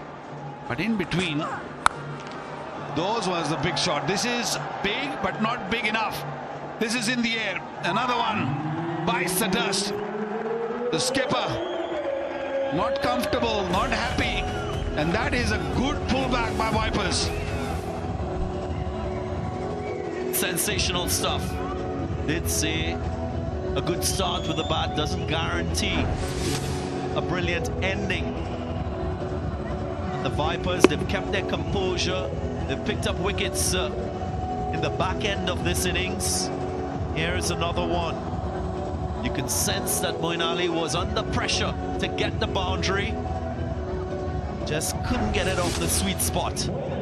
So he trudges back for 11 off 11. It's 165 for 5.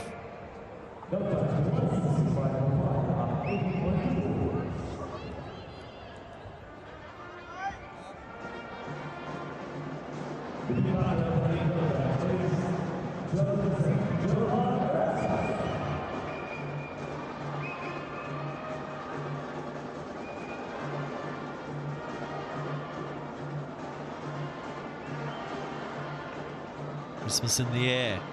There's Payne.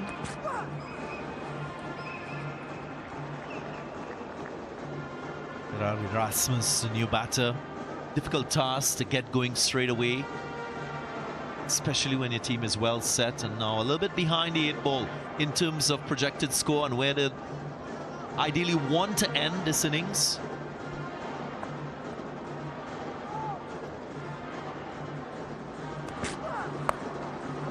It's leg side in the gap. That's a welcome boundary for the Giants. Great innovation, first boundary in 11 balls. And he had to actually drag it from outside the off stump. The field set was all outside the off stump. And the only wrong stuff in this delivery was just the length. The length was there for Rasmus to just play that scoop shot, because the fielder at square was way too wide, so he had enough room, enough place to just place that ball.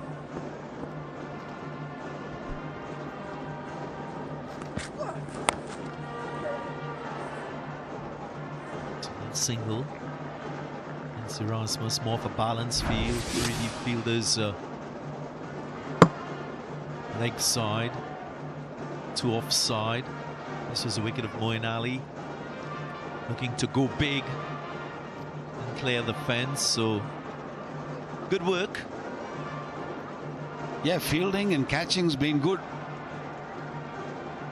Couple of catches by Hatmeyer, catch by Lawrence, and then of course Hassan Ali picking one last delivery of the 19th. Oh, another lovely delivery to end the over. Only 6 in the 19th. 170 for 5.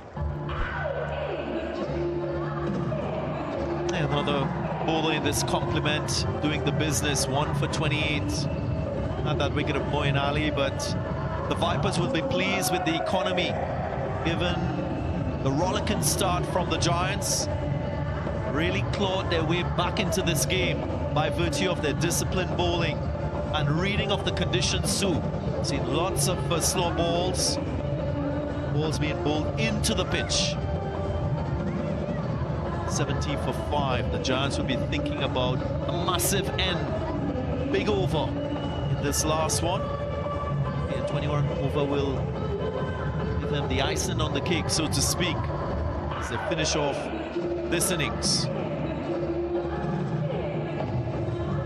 What I really enjoyed from the Vipers bowler is they went for runs in the start of the game when Nishanka was batting, but they didn't lose hope. They just kept their composure and waited for the right time. They picked up one, they picked up two, and then they realized that time to just sneak in, pull the game back toward them. 170, 180, we've all been talking about that might not be enough. This is a good pitch to bat on. Yes, the slow deliveries, the cutters are coming into play, but new ball comes onto the bat nicely. 3 defenders leg side, 2 offside, short third, backward point, a short fine leg. So will Naseem Shah go with pace off?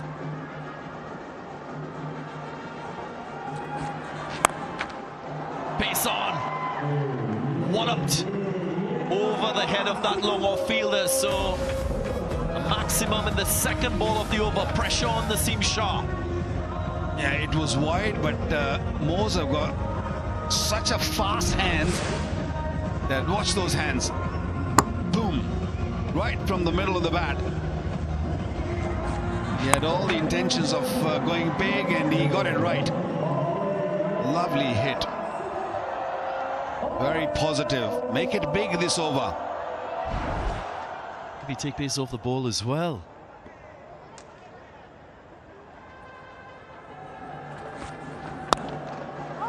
Going into the pitch. Sent back. There was an easy single. Was deciding against it. An agreement? No, Rasmus is not someone who's a tail ender or not capable. He's capable of hitting big shots. He's shown it in the previous over. I totally disagree with that. I know he might just hit 3 sixes in the next 3 balls, but this guy can bat. Right, Shah. Gone for the Yorker. Does very well. Single taken this time, so brings me back to the point that you're making. Should have taken that single of the 3rd ball of the over. I think the anger shown by Rasmus really given the indication to Moors that no, mate, you cannot do that. I'm not someone who can't bat. I'm playing in the team as a batter, and you're not playing on 80 or 90. You're playing on 6, 5 at the time. No, that's beautifully bowled.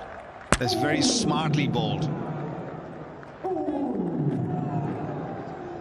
Yeah, quite remarkable, this effort. The smarts, the execution, generally very good from the Vipers. None better than this one, just rolling his fingers across the seam, rolling it into the pitch. It was difficult as a batter to find timing. Judge the height.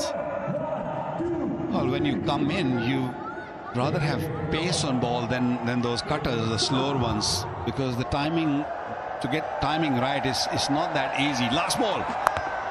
Again, slower one into the pitch. Only 1. What an over.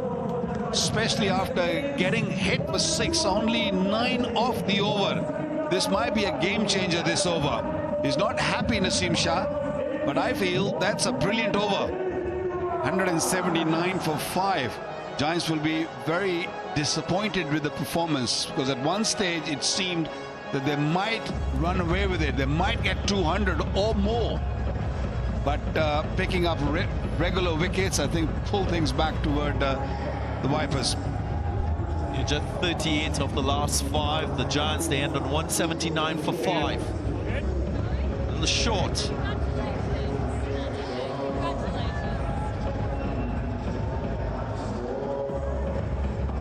Very good effort with the ball from the Vipers. Giants might be saying 179, that's runs on the board, but they know that they were in a position to get a few more runs course, we haven't seen massive scores batting first at this venue. If the Vipers chase this one down, it'll go on to be a record chase. So their work will be cut out. When you reflect on this first half of the match, of course, a great power play batting from the Giants, but fabulous regard action with the ball, more so from the Vipers bowlers. Very good in economy, very good in adapting to conditions. Sam Curran led the team really well. The target is 180, so that's a teasing kind of target. It's not a target which is not achievable. It's going to be a good game, we feel. Yeah, so line drawn in the sand. Let's go down and join Grace Hayden. Ramanulu Gurbaz joins me. Now, you had a great partnership with Nisanka. Is it hard for someone who's so dominant, likes to take charge, to sit back, or do you enjoy watching the show a little bit?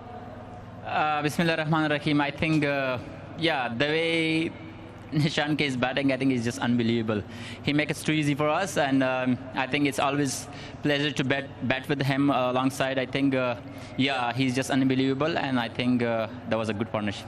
It's been a little bit of a slow start to your ILT20 season so far in terms of scoring runs, but you've got some more runs under your belt tonight, so you must be a happy guy. I think it's always better to win. I think for me, the most important point to just get 2 points for the team, and I think that's what we want, actually. Yeah, I try my best and work hard to give a good start to my team and with the bat as well. But yeah, hopefully the time come and show some scoring. What's your plan of attack to defend the total? Are you confident that you've done enough?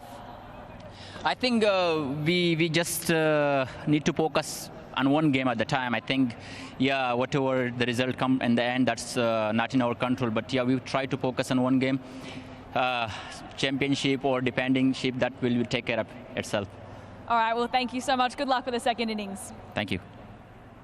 Yeah, very good batting from the openers in this Giants team. They were superb, a half century, the third on the trot for Nisanka. He got to 56 in quick time. Vince as well contributing with 25, but they fell away in that middle to end. A reminder, only 38 runs scored in the last 5. We were expecting a total closer to 190. Partnerships were quite good at the top. 73 for that first wicket partnership, and then 54 with Vince and Gurbaz. It was one of 31, really added to the total. But the Vipers, they'll be happy with this collective effort. Many of the bowlers, economical, Lawrence and Curran, led things with the ball. Payne only conceded 7. What it means is the target now for the Vipers will be 180. It will be a record chase if they achieve it successfully. We'll have to wait and see how things go after the break.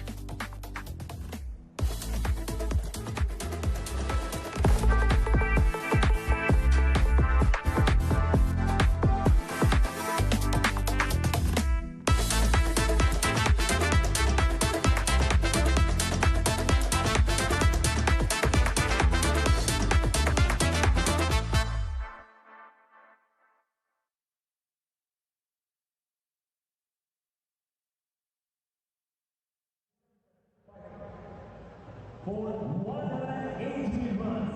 So now, here we go on the play. All spectators, dear fans, now let's get ready. Show us some energy. एक बार हमारे लिए मचा दो शोर Dubai.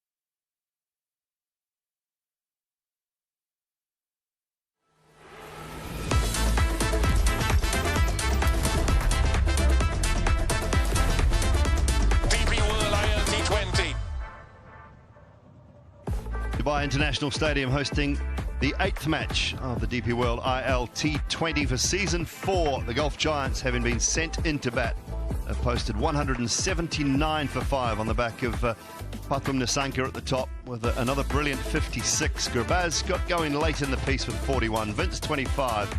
Marzai with a little cameo. And Moores and Erasmus at the back end not out. Brilliant from Khuzaima Tanvir.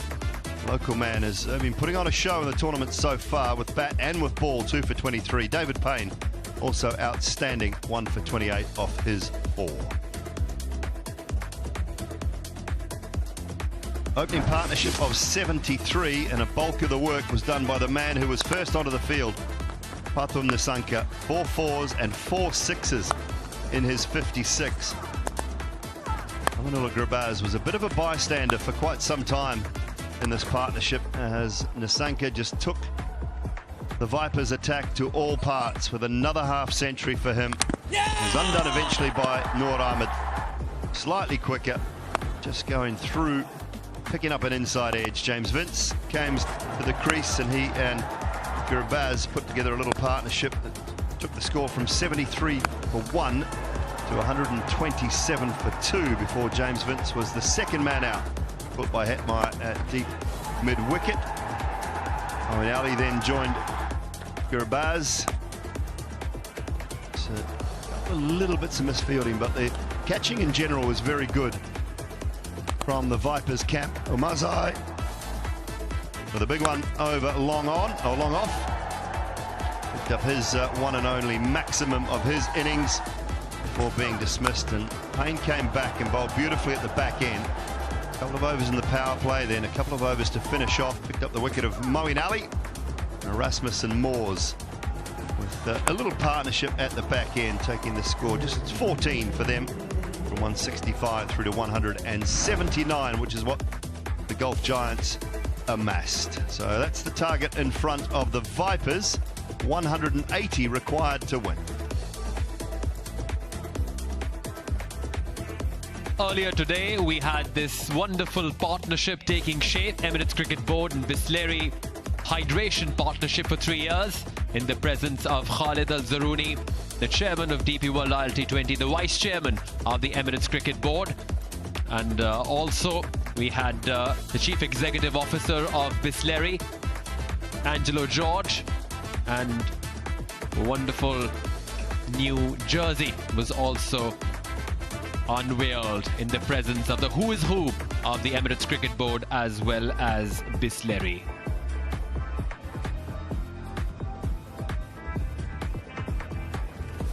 Okay, time for some fun piece with Shimron Hetmeyer. अंग्रेजी में कहते हैं. Shimi, कैसे हैं आप? How are you? Well done, well done. You are half Indian, West Indian. Yeah, true.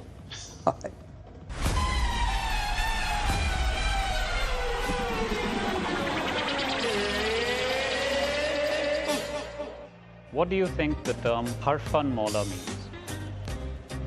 Harfan Mola. Why? I haven't heard any of these things before.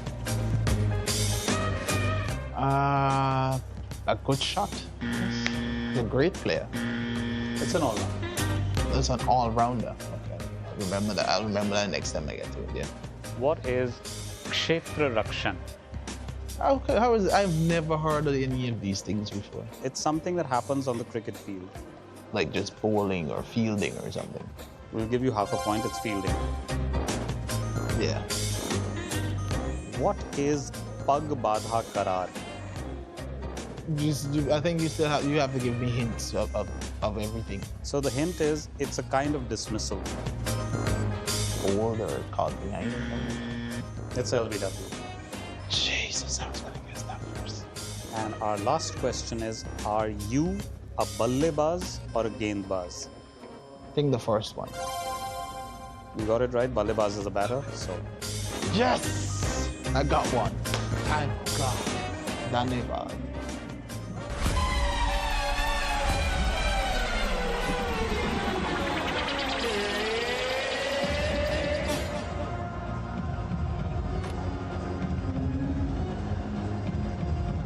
Wonderful shots from high above the Dubai International Stadium as we look down the 311 highway, heading back into Hessa Street, downtown Dubai. All action on the field here. Magnificent cricket stadium tonight. Ask in front of the Desert Vipers. Fakhar Zaman and Andres Gous up in the middle. They need 180 of their 20 overs.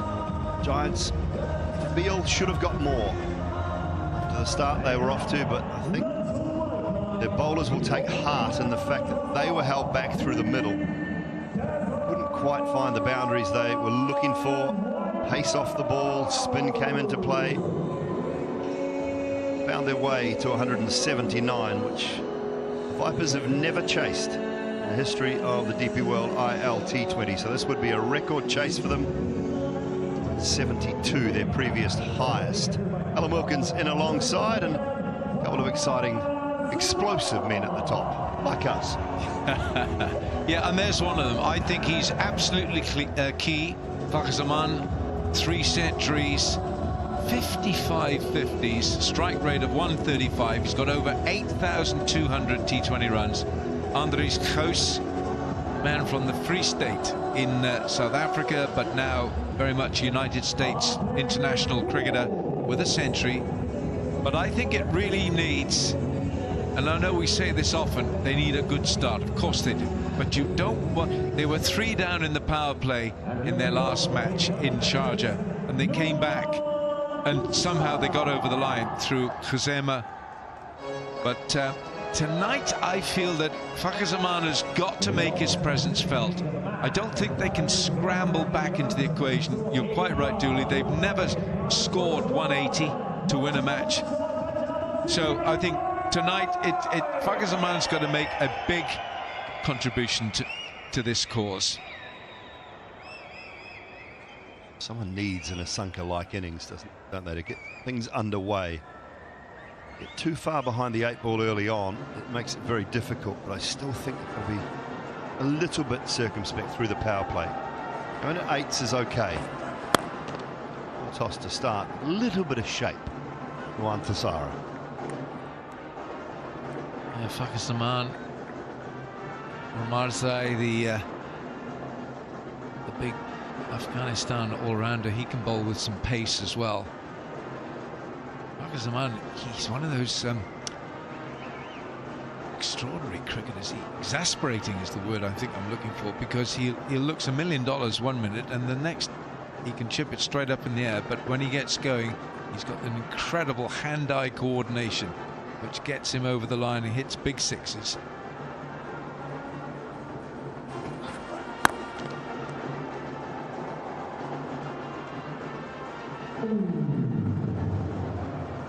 Had the power of the other teams, the Vipers, even though 2 wins.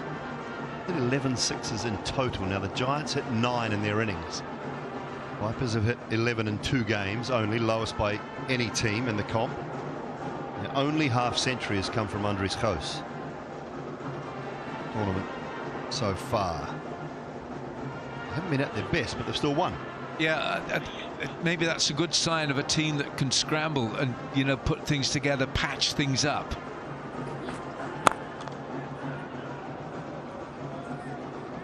Good contest this, because Thassara has bowled it with some shape, a little bit of in-swing to the left-handed Pakistani opener here. It's just restricting what he likes to do, Fakhar Zaman. Look, you see the little tail on that. The very end of its journey, that ball is swinging back into the pads of Fakhar Zaman, which keeps him honest, which means he's not able to have a full go at that ball. I've mentioned this a few times. Thassara is probably the closest, as far as accuracy is concerned, to a Lasith Malinga. A lot of the other guys that bowled with a similar action. Slung past the leg stump. Just a little bit wayward. Patirana's and one that's just a little wayward. When I watch Juan Thassara, his head position when he's running in, and also at release, look how he's looking. He's always looking. He doesn't lose his head till really late. He's always looking at where he wants it to go. I was looking at his head, then I was looking at Fakhar Zaman's head, and Fakhar's head went way out of shot because he lost his shape. That's where Fakhar Zaman can exasperate. This is good stuff, this. Shape and length. Nice combination. You just watch the head here. His eyes where he's looking to bowl and let the ball go. Still looking, just inside that arm now. There, knows his target, and now his head drops away. Yeah. When I look at that, I think of Shaheen Shah Afridi, and some of Shaheen's recent problems are that his head goes way too early and he pulls off the pitch. So his arms, it's all guesswork, and that's why he's bowling too many bad balls. Foot to it, and he'll start with a maiden, Tussara. That's the Giants' first maiden over of the season. I hope your foot's okay, Nuwan. None for none.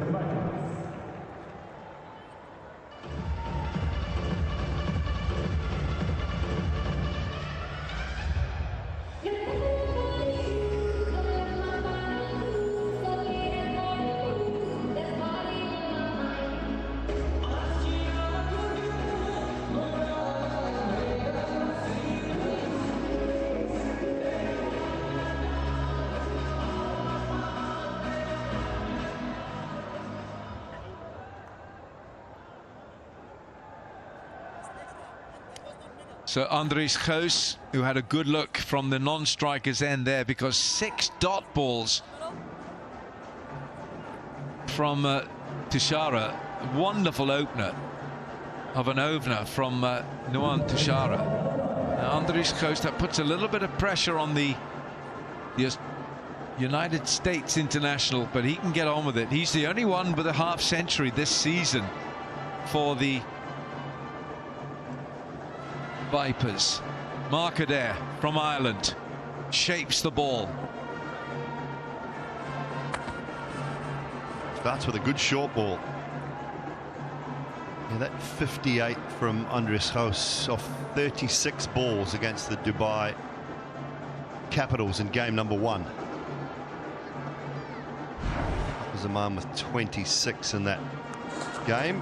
He sweats on the short ball. He plays the short ball really well. Belts it. There was a couple right out of the middle of the bat, deep into the grandstand.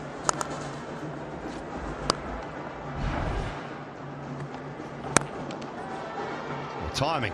Beautiful piece of timing. Give that one away, Liam Dawson. That'll just race to the boundary. Markader is probably as surprised as anyone. Markader wouldn't have expected this delivery to go straight past him for 4. This is not a half volley. That's hit on the top, on the up by Gous, and he's only pushed it. That's just a push. That is fabulous timing. Really, I know we've seen 6s tonight, but in terms of sheer artistry and technique, that is picked up but safe.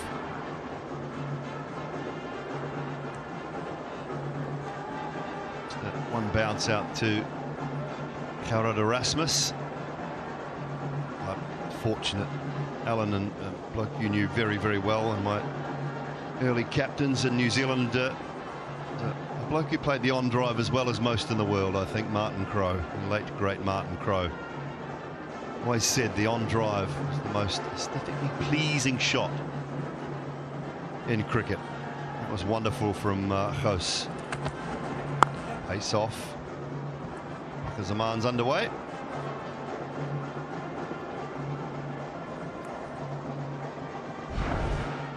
Fourth ball of the previous over. Was there a little inside edge? Nobody went up. Oh my goodness. Oh, well done, folks downstairs in the dungeon. No one on the field murmured. No one. Yeah, I think he might have just seen it, or somebody told him. No one uttered a word, did they? But this is a very good start with the ball by the Giants. Mark Adair and Nuwan Tashara setting the tone to make this target look a very distant possibility. Normally your keepers they'll go up for anything, even if he hasn't hit it. So surprised that Tom Moores didn't utter a word. Good from Adair. Saw him coming, fired it in at leg stump, and goes through to Moores. 2 gone, 7 for none.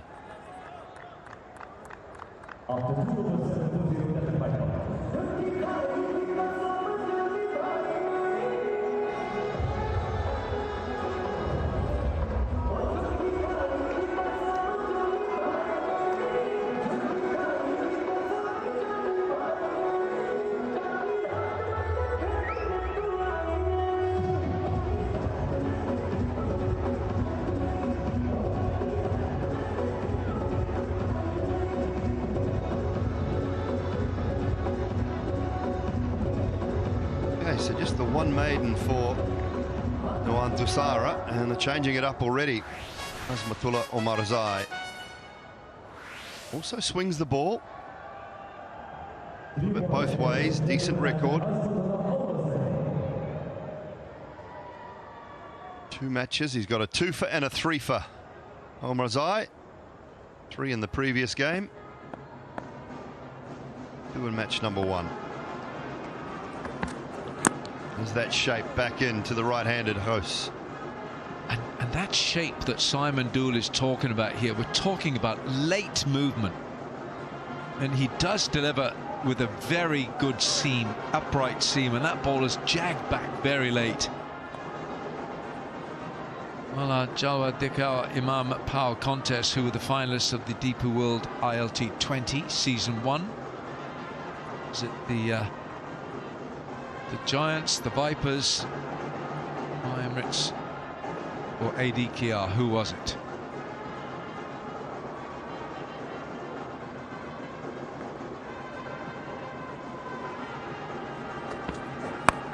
Straight up, chance, mid-on. Dawson there, is it? It is Liam Dawson. He's so safe. He is such a good fielder, and this man just continues to take wickets. Omarzai, and they've got an early breakthrough. Well, Fakhar Zaman will not want to watch a video of his short stay at the crease tonight. Batted out a maiden over. Omarzai ran his fingers down the side of the ball, took the pace off it. Fakhar Zaman didn't pick up the change of pace. Good catch from Liam Dawson, the Englishman. And a very undistinguished short stay for Fakhar Zaman. He's used up 9 balls for 1. Vipers 8 for 1.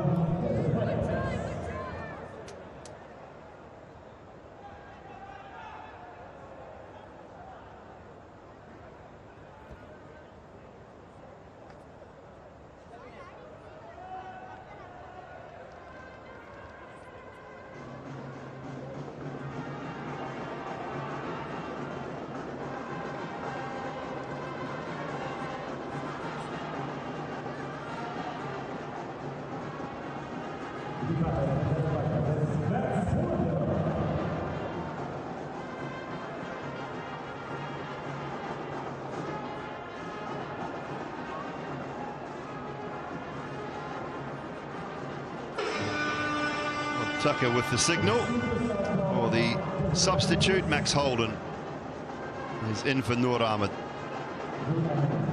Left-hander. Passing up to Omarzai, and Moeen Ali's popped himself into first slip as well to add a little bit more pressure.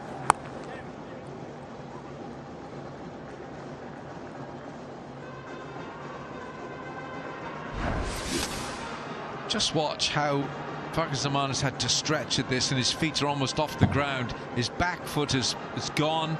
He's in no stable position to play the shot. And just as he played in Sharjah a couple of nights ago, the ball goes straight up in the air. With that position, the ball is only going to do one thing, goes straight up in the air. Liam Dawson doesn't miss those. And Darren Gunga made a good point in the first innings, actually. There he's just looking to go to the short boundary. Instead, that's a square cut all day, every day for a left-hander.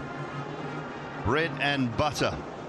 Tell you what, you'd get better than bread and butter in the DP World Smart Box, Alan. You get lovely canapes, everything. Smart view box, best seats in the house, apart from ours. I continue to say it. Lovely perched on the top of one of DP World's finest shipping containers. Exporting goods all around the world. Great use of sponsorship. This is what we do, but here's what we can do. You must have seen houses. You must have seen houses around the world made out of those now. I have. They are phenomenal. Yeah, they are. They certainly are. DP World making its presence felt in more ways than one, and they certainly are all in for cricket.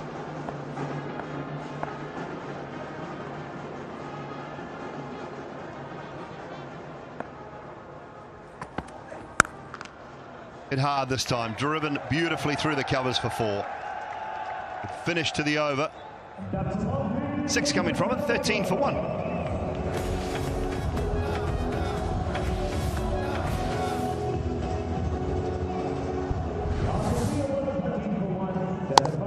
Great shot this by Andries Gous. Lovely power and balance at the same time.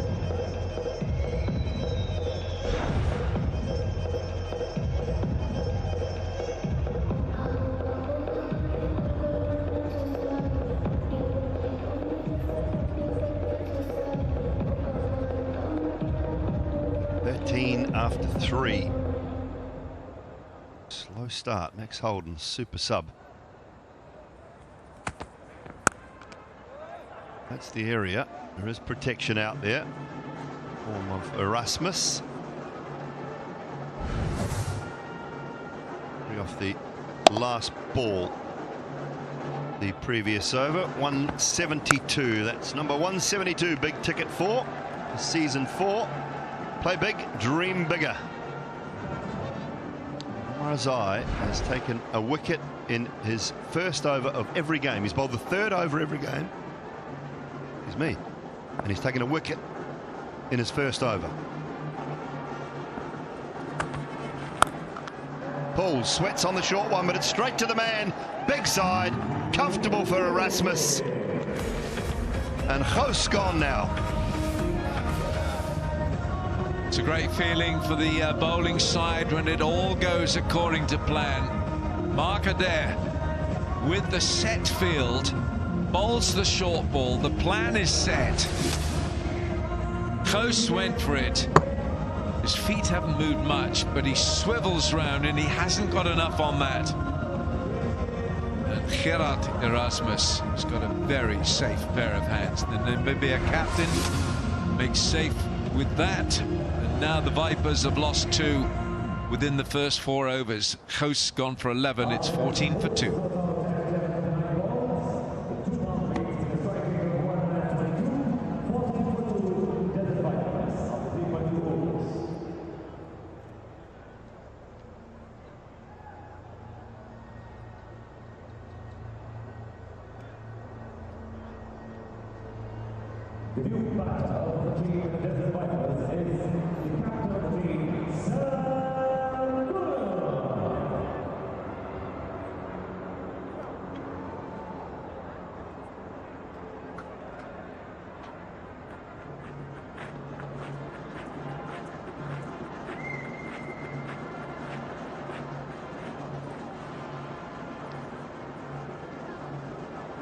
Well, skipper, I need something from you, more than capable. Sam Curran, form with the bat, 6 or 8 months. Oh, out, knee roll, gone. See you later. Good form counts for not much here because that is pitched middle and leg, and I think it's hitting middle. Might go for it because, oh wow, ball. Has he overstepped? Let you know you're on stream. Oh, Mark Adair. It's oh dear, not Adair. Oh, goodness, Helen. God, no. Mark Adair Just look at the front foot. Yeah, you've gone over the line, Mark. Wonderful delivery to Sam Curran first up, and he's overstepped. It's not even touching the painted line.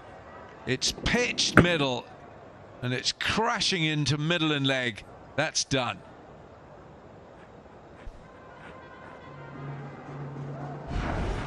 The only issue was height. I thought it was going to clip the top of the bails. It was a position that Ghazi Sohail judged in the affirmative, hitting the top of middle and make the most of the free hit to the short side. Maximum to get Sam Curran underway.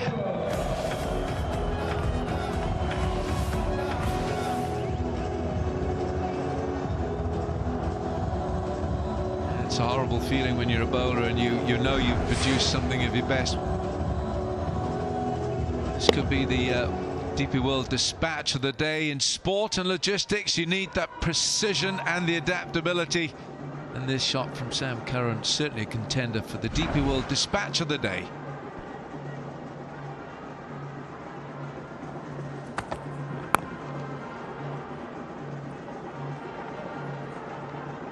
Do all the hard work from a bowling point of view, but you cannot keep your foot behind the line. Pitch, middle and leg, crashing into the top of middle. Thank you very much. All three reds. Pitching in line, impact in line, hitting the stumps. The only problem was Mark Adez, size 11 feet, just that big front foot went straight over that front line. No ball.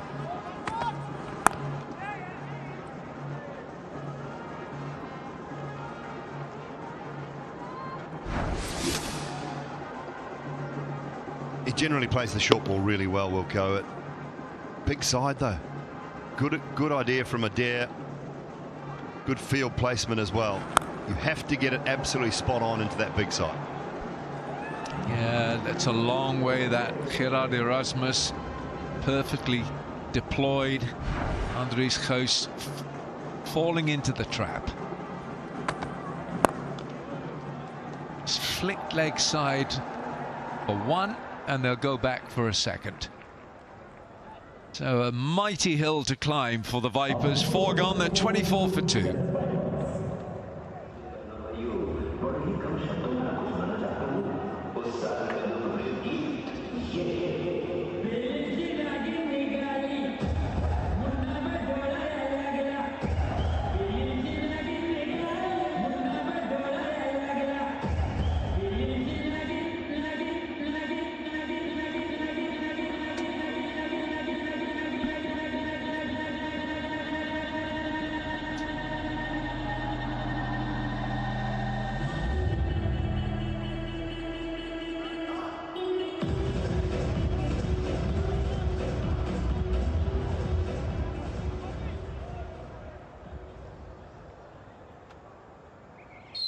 That's the story of the match so far. In pursuit of 180. Desert Vipers not off to an idle start here. 24 for 2.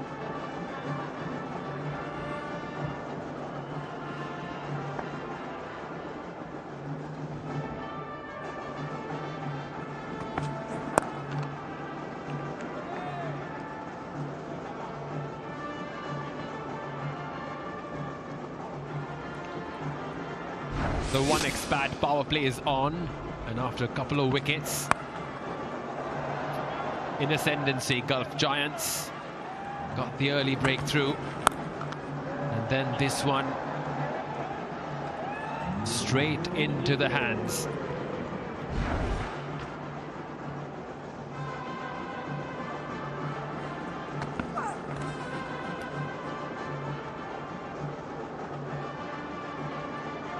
Wide as Darren Ganga joins me in the commentary box.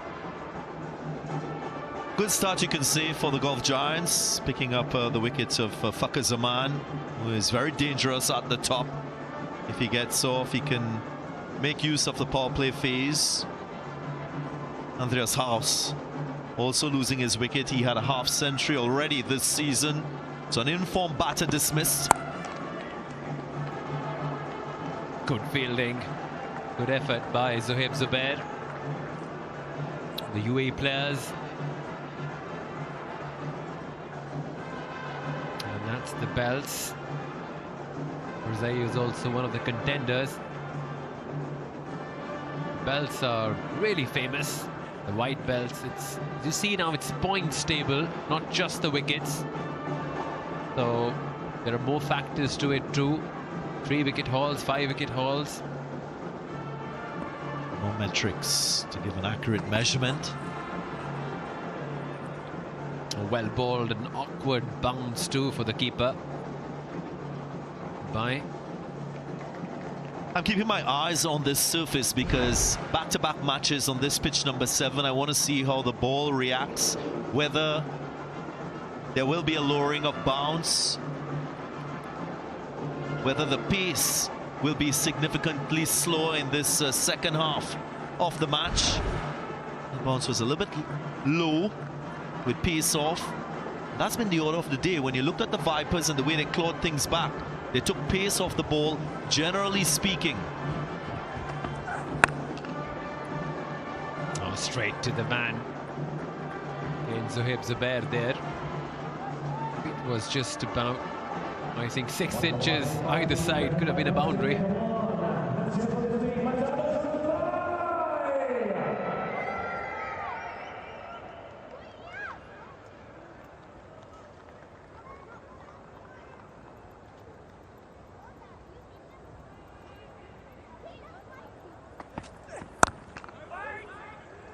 Well bowled again, bowling well within himself. Omarzai. Yeah, he's grown in stature as a bowling all-rounder. Just 25 years of age, he's played across formats for Afghanistan. And I think with his consistent performances with bat and ball, he's grown in confidence as a cricketer, and you can see that in his game. Ready for any situation, this time with the ball, with the new ball, and with the skills to seam and swing the ball too. Oh, into the gap, just evades the fielder, and both the fielders, in fact. Boundary to end the 5th. The Vipers move to 32 for 2.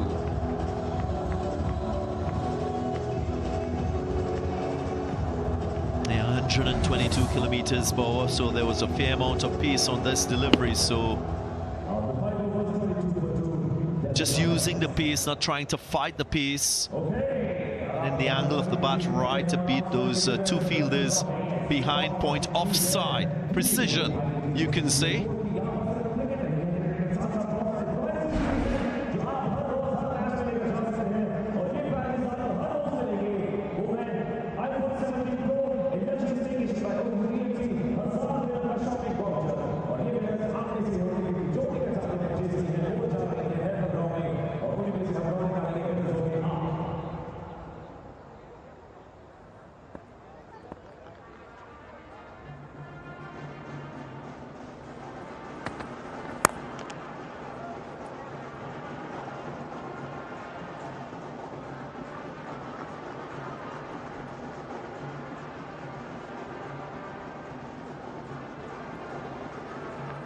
Sam Curran will want to play a captain's innings in this run chase. Didn't have the best of times with the ball. Hasn't really been amongst the runs this season, so this might just be his moment.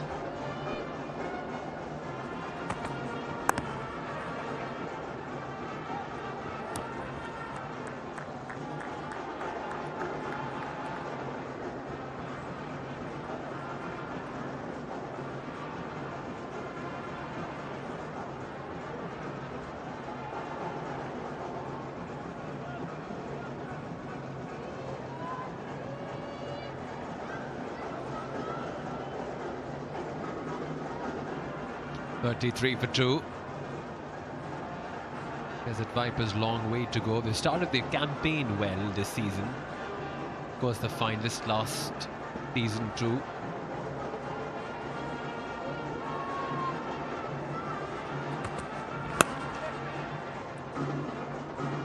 Again, good running.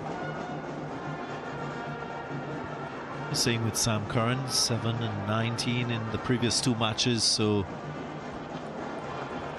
9 at the moment of 8. He is a quality all-rounder. It's quite early in the tournament, but you know how important this win is for the Vipers. To distance themselves from the Giants and secure their 3rd win this season.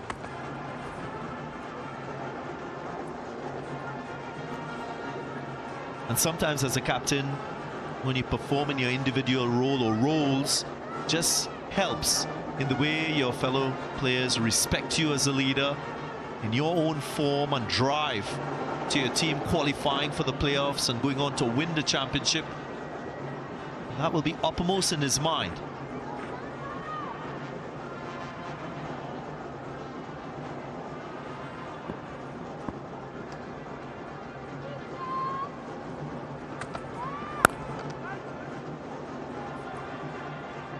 A lot will ride on this partnership, especially how Sam Curran goes about it. Because he was mentioning that this competition he is used as a proper all-rounder and has aspirations to make a comeback into T20 fold of England for the T20 World Cup too.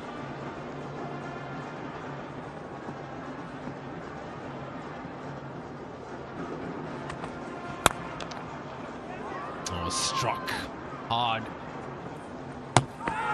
Oh, that could be close. The Gulf Giants feel that they've got him. The wonderful throw. But because of smart replay, we know there has been a background check and it's not out. That's it. 35 for 2 after 6. Look at that throw. Wow. Golden was well in.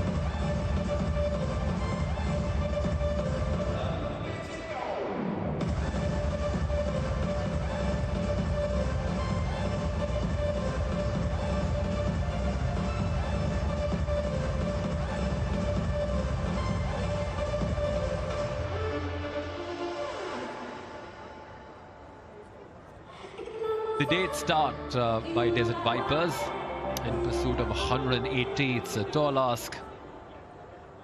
35 for 2 at the moment. Really need a move on. Oh, Moeen Ali would be happy. As we have Razak, another UAE player. Heather Razak. Very young.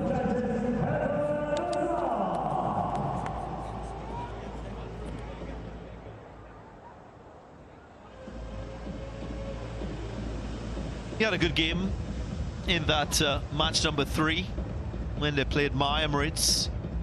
The Razak 1 for 28 in his 4, so not only did he get a wicket, he was quite economical.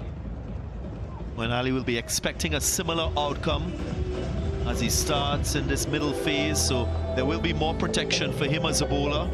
And I like to see that as a captain. When you manage your young talents early in a tournament, you allow them to grow in confidence, it serves you well later when crunch situation occurs and you get to the business end of the tournament. So fabulous projection by Moeen Ali as captain. Very calm head over the shoulders, Moeen Ali. Seen him over the years, the England colours too. Almost, I mean, I don't know what adjective to use. But, well, indifferent would have a negative connotation. You can't say, maybe cool, calm. A better way to describe the way he goes about it. Or carefree. Right. Good positive word, carefree. Can't say careless. Plays it away, dropped. A chance, goes begging. Liam Dawson at the point region. Not always easy when they're in that position to complete tough opportunities and tough chances. This is surely one. Was struck firmly. He had to go high to his left. Got two hands to it. So you expect that will be held. Yeah, he did the difficult part. It was just that he's ballooned out.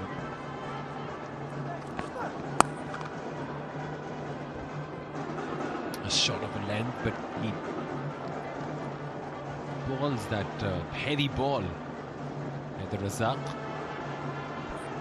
He balls into the pitch, short of a good length, in that good length area, which is the way to go in this surface because of that root structure and grass covering. Especially if you use the seam and you have the skill to go upright, wobble, and maybe cross seam, you can get variable bounce too. Oh, good fielding. Again, Liam Dawson. And what you want is your fellow fielders to support in the field, as we're seeing from Dawson, despite him putting down one early in the over.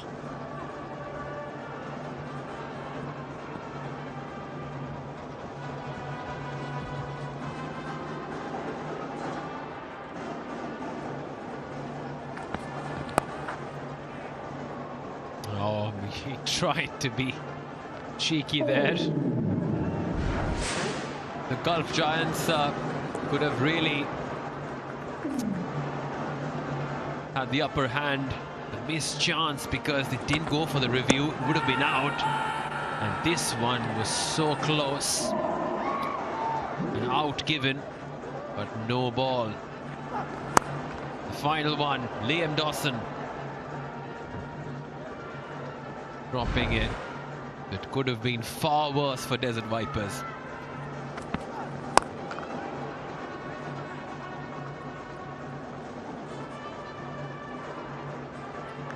It's been a very decent over from Heather Razak so far.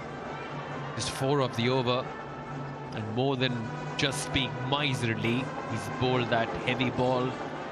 Hasn't given much away to Sam Curran apart from a delivery. I think he's been very tight, cramped him a room to Sam Curran.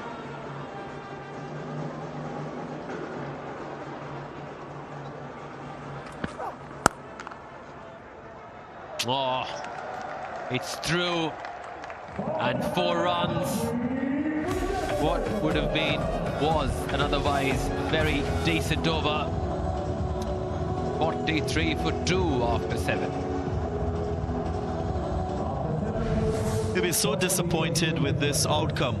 Wasn't a bad delivery, but the quality of this stroke, right up there with the very best that you see in the game. The back foot punch, getting on top of the bounce, finding the gap, and supreme timing too, to race away for 4.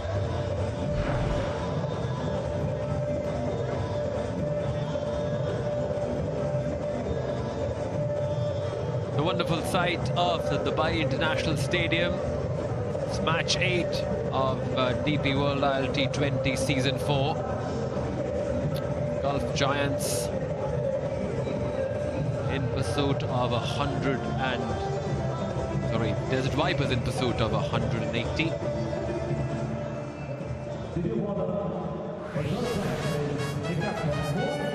Moin Ali, the captain, introduces himself into the attack now.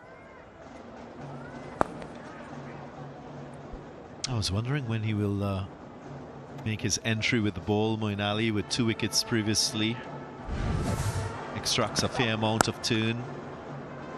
And as we've seen with this boundary, pace on. A lot easier for batters to time the ball, to find the boundaries. So spin and slow bowling should be more effective in this stage of the innings. Down the track he comes and gets hold of it. It's all the way. They need more of it. Sam Curran up, being the ante there. He's just imposed himself on Moin Ali. Of course, 2 players who hail from England. They know each other quite well. Teammates, of course. He advances, covers the line, allows for the free swing of the bat, and makes very good contact.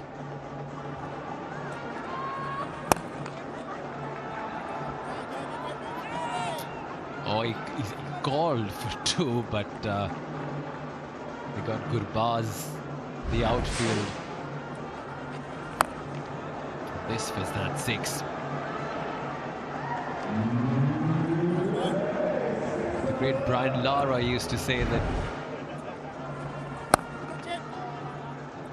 He used to say that if you are coming down the track in the line of the ball, that's the best way to play.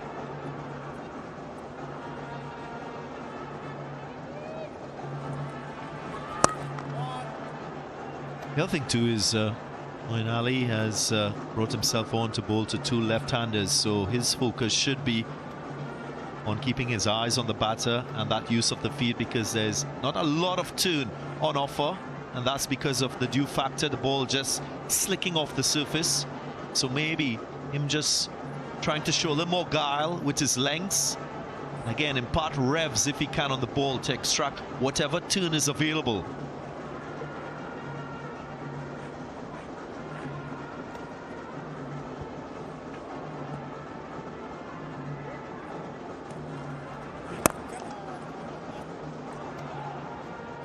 A single to end the 8th over, and we'll also take a bit of a longer break as it's time for the first strategic timeout of the innings as well.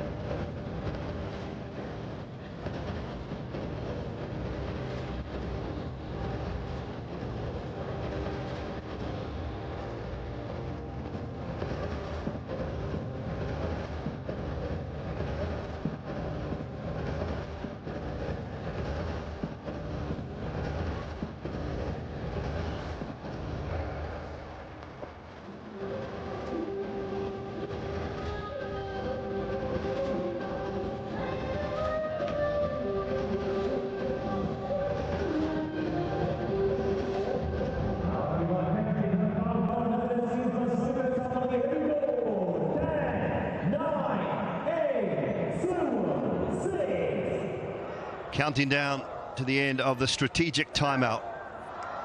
53 for 2. A partnership of 39 off 30 between Holden and Sam Curran. My Emirates tomorrow off the back of stealing a win, I'll say, against the Warriors yesterday. They come up against the Vipers. That is tomorrow evening from the Zayed Cricket Stadium in Abu Dhabi, and I think, just putting it out there, Lockie Ferguson might be back for the Vipers tomorrow.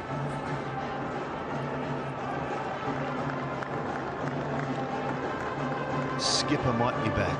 I think he's okay. Well, Waka, nice to see you. Yeah, good to see you, Dooley.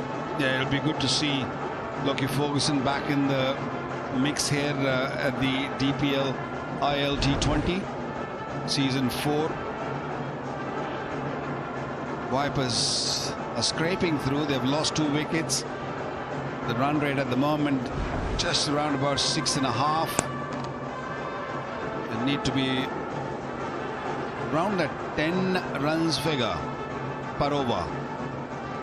And they cannot afford to lose too many wickets.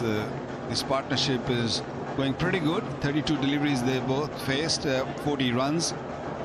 Runs are coming slowly, but what we've gathered here is once you're in, it becomes very easy to bat on, especially in the evening.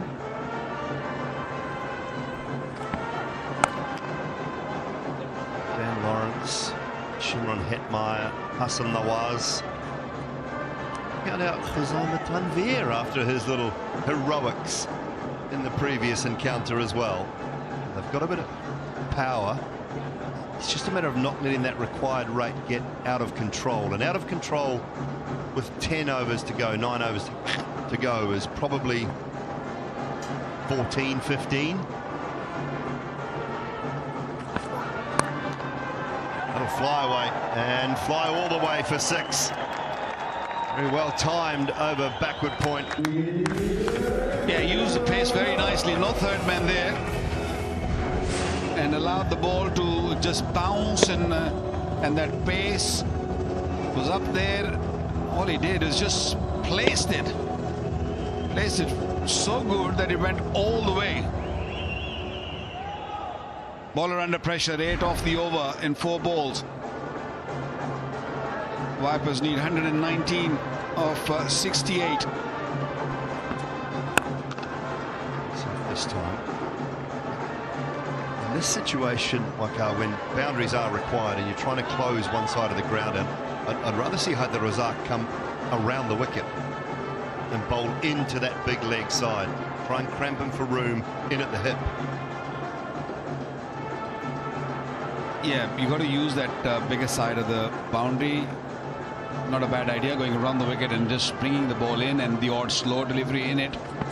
Because this way, oh no, oh no. We were just talking about how good he is playing, and he just pulled the slow delivery back onto the stumps. Vipers losing another one. Oh, we did a little piece in the pitch inspection with Hawkeye. Through the middle stages, pace off, ball maybe just holding a touch, picking up wickets. Haider Razak has managed to find the inside edge of Max Holden's bat. He's on his way back for a run of all 15 at 62 for 3 now.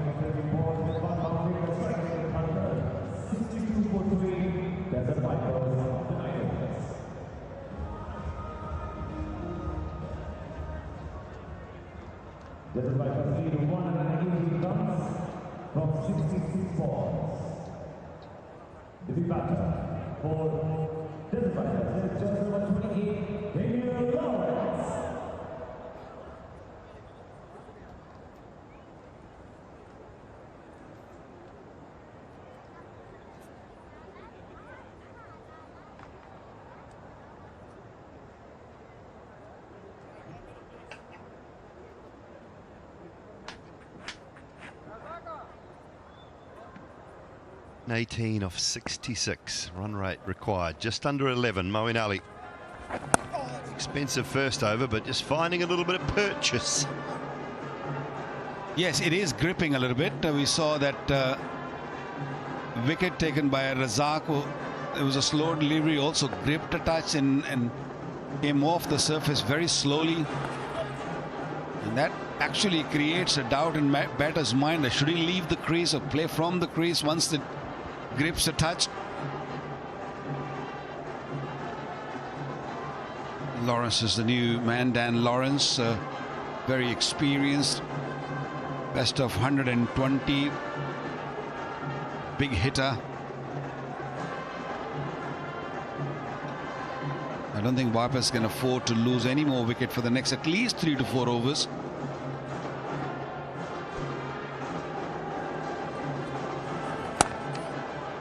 And we're looking at a minimum strike rate for those coming in now, 140, 150. If they're going to get close, and Curran has probably got to lift his to 180, 190 if he continues to bat. Action there. Every over that goes for 6, 7, 8 just pushes that rate required up more and more. And that's how last wicket Holden gone. No control over that shot. It was a cutter, an off cutter. Ball gripping a little bit, not much, but enough. These dot deliveries are putting more pressure. There's still plenty of overs to be bowled or played. The required run rate almost 11.5. Rotation of strike is crucial. Like that. Just keep the game moving. 3 off the over. Very good over from Moin. 65 for 3.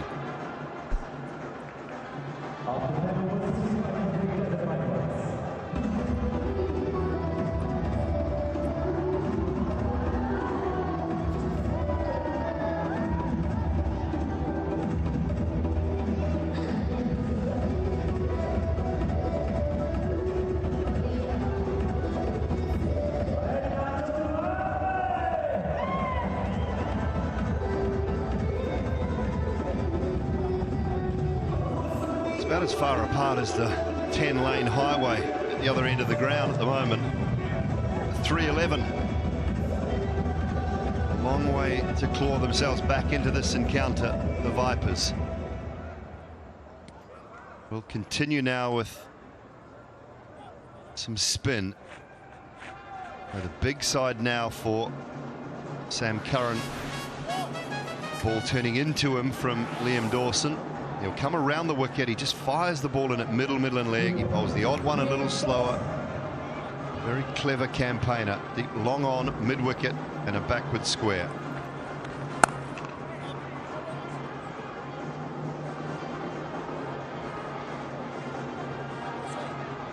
And he's also making sure that the offside fielders sit back a little bit, don't have to rush in.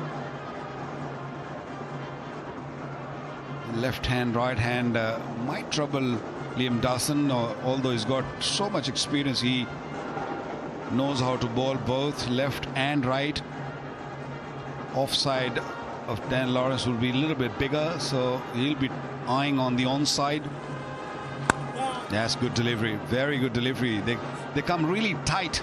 The inner fielder, the one who are inside the 30-yard circle, making sure that the easy runs not given away.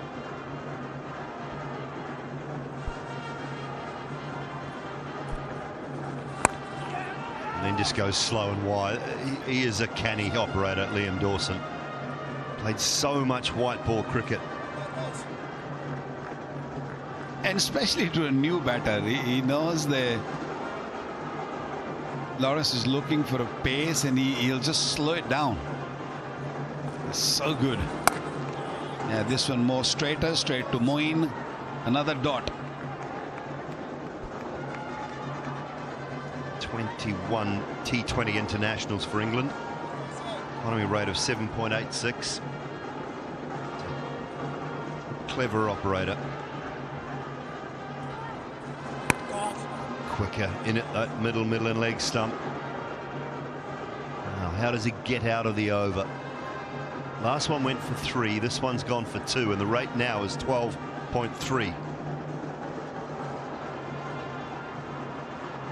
Well, I sometimes feel Liam Dawson, he didn't play enough cricket for England.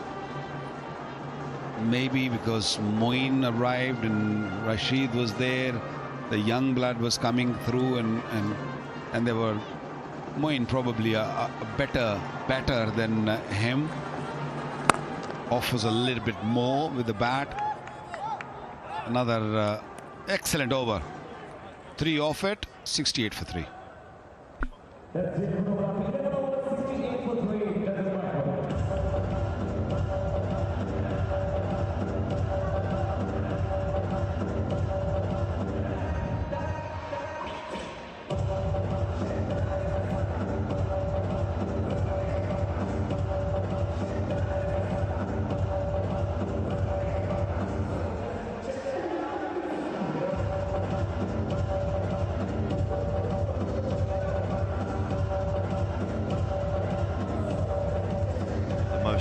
as the Giants to join the Vipers. 22 wins. History of the DP World ILT20. You mentioned Liam Dawson probably not playing enough. He had an 8-year gap and got a test match in Manchester. Summer just gone in the UK. First test for 8 years. He's recalled. Montasara. Just his second over after a maiden, the very first over of the game. The innings, I should say.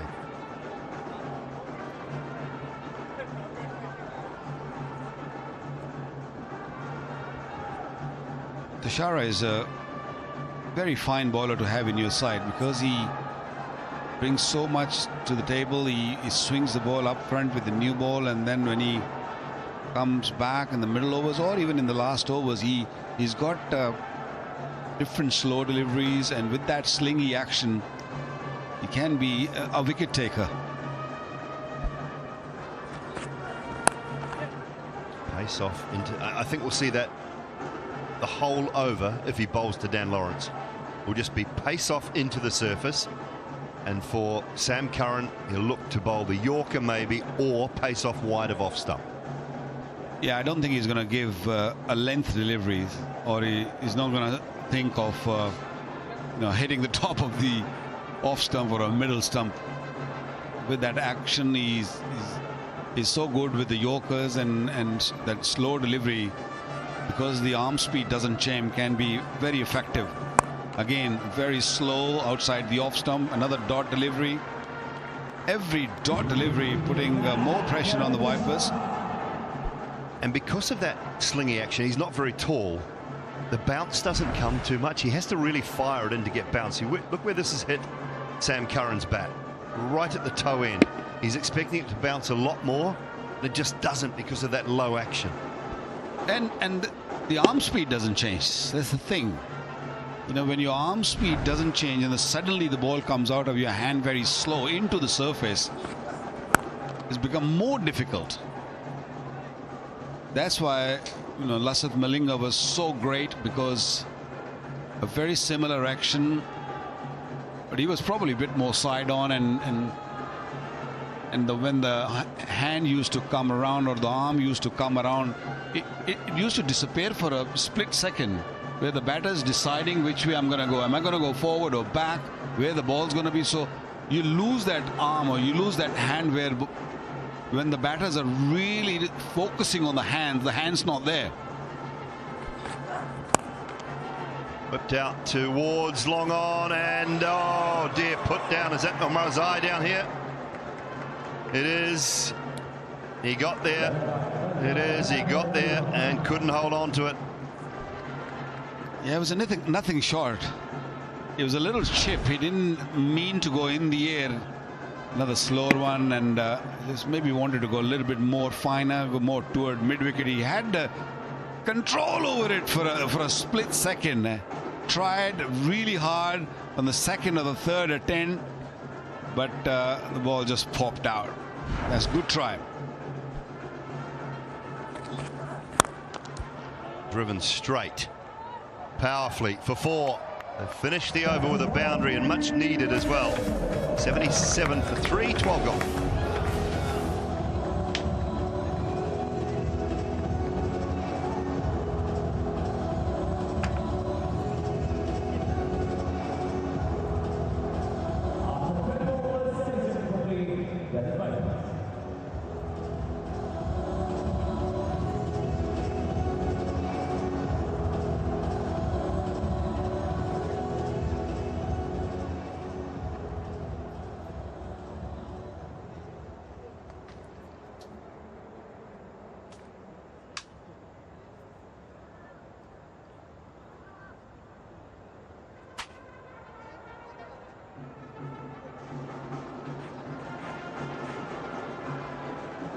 And Liam Dawson, the left arm spinner, frugal, none for 3 from his first. 103 required off 48. Well, that could be a wide. I think that might be a wide. It is. Well, this was very finely struck straight drive for 4 from Dan Lawrence. Both these players are in now, recording centuries this year in domestic cricket in England.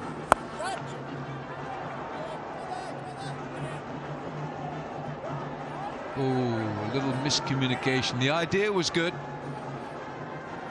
That asking rate is just below 13 runs and over.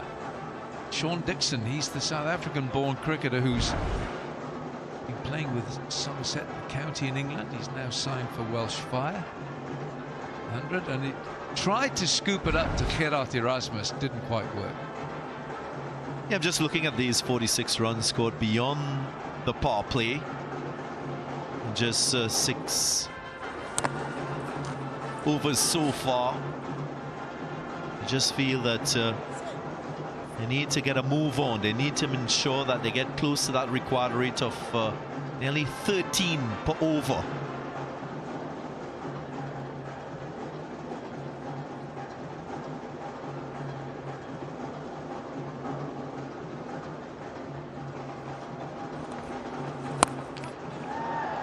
Worked this leg side and he's got plenty on it. That's a very fine hit from Dan Lawrence. Good technique shown. Made the right decision to stand back. Focus sharply on the length. Was fractionally short. But because he was using the depth of the crease and enough room to target leg side. All the way for 6. The skipper enjoyed that. Dan Lawrence last season with 281 runs was the Vipers' 3rd highest run scorer. Hey! Liam Dawson thinks he's got it. And it's been reviewed. The umpire has given this out, by the way. The umpire has put his finger up. Reviewed by Lawrence. Okay, we had a caught behind review given out on field. Check the field, it's a fair delivery. Just looking at split screen now. Roll us through. Roll us through. Okay, roll us through. Back goes close to the ball, so we can go to ultra edge when it's available, please.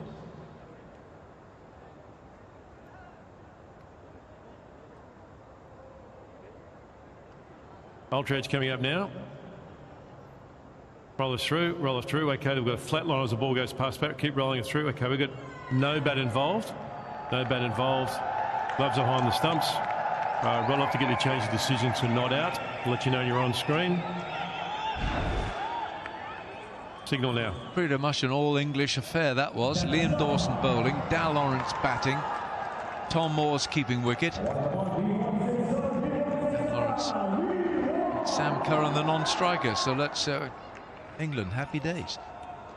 Dan Lawrence was the 3rd highest scorer for the Vipers last season after Sam Curran and Alex Hales, who's now with the Knight Riders. Alan Wilkins making the call too. Shot. And consecutive, beg your pardon, that's a burst. Uppish sweep from Dan Lawrence. I've seen him play it so many times. He's really reacting to the ball. He's not overthinking in this situation. He's just gone after it, recognizing that the fielder is in the circle in that backward point region. So all he needs to do is take an aerial. And he gets 4. Very shrewd batting from Lawrence.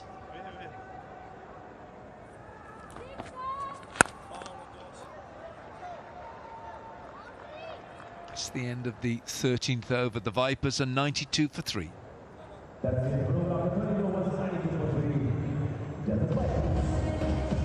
Decisions for Moeen Ali to make as this game unfolds. We've seen 6 bowlers so far. He'll be thinking about the end and which are his bowlers to bowl the last 5 in this innings. Might also be thinking about getting a wicket, get Hetmar in.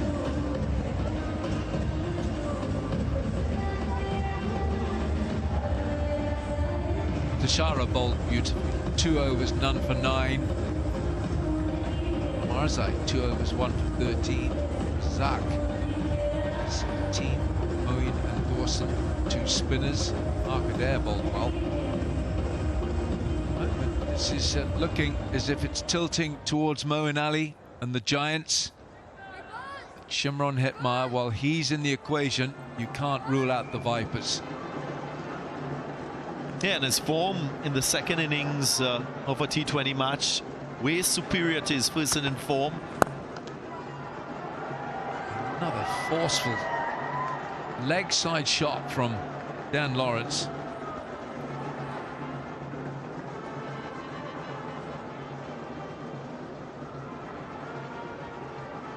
Well, always part of the furniture, the DP World Smart Truck Buggy Cam, and it uses the latest cutting-edge camera work to give us tremendous shots. Unique vantage point. There it is. Fantastic. Looking at Dan Lawrence. Slower ball. Oh, fielded. Yeah, Liam Dawson. At this stage, if you can save a boundary for your team, you add pressure on this batting pair and the rest of the batting to come in this chase. So that is as good as a dot delivery, although they've conceded a single.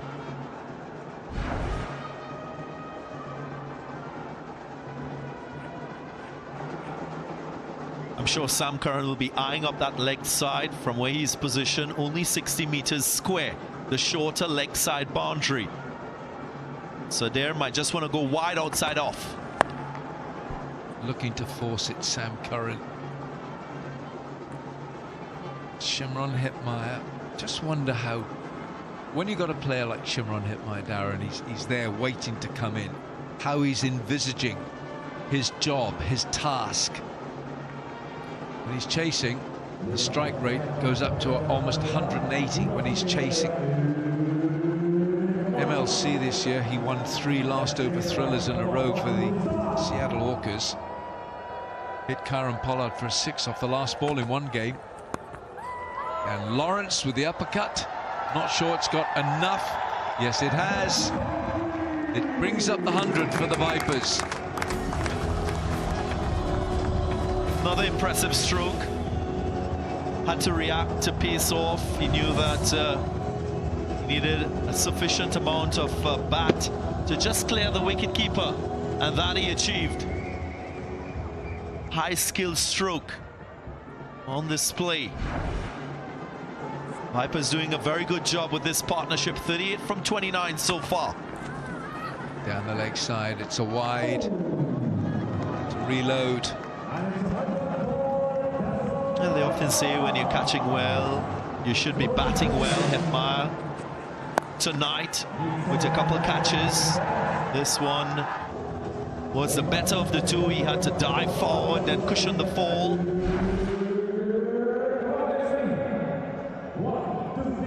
Very much a contender for the cycle, her best catch of the season.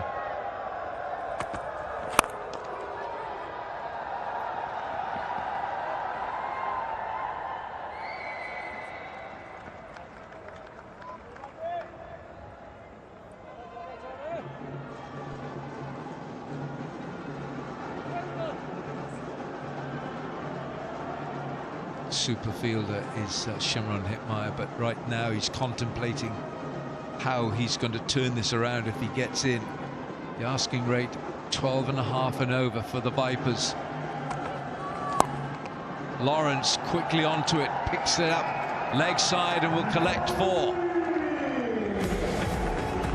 Very, very important boundary. Second boundary of the over, ends the over on a high. 15 runs coming from it. And it's 107 for 3. Yeah, what's achievable in the last 5 at the moment? They need 73 from 36.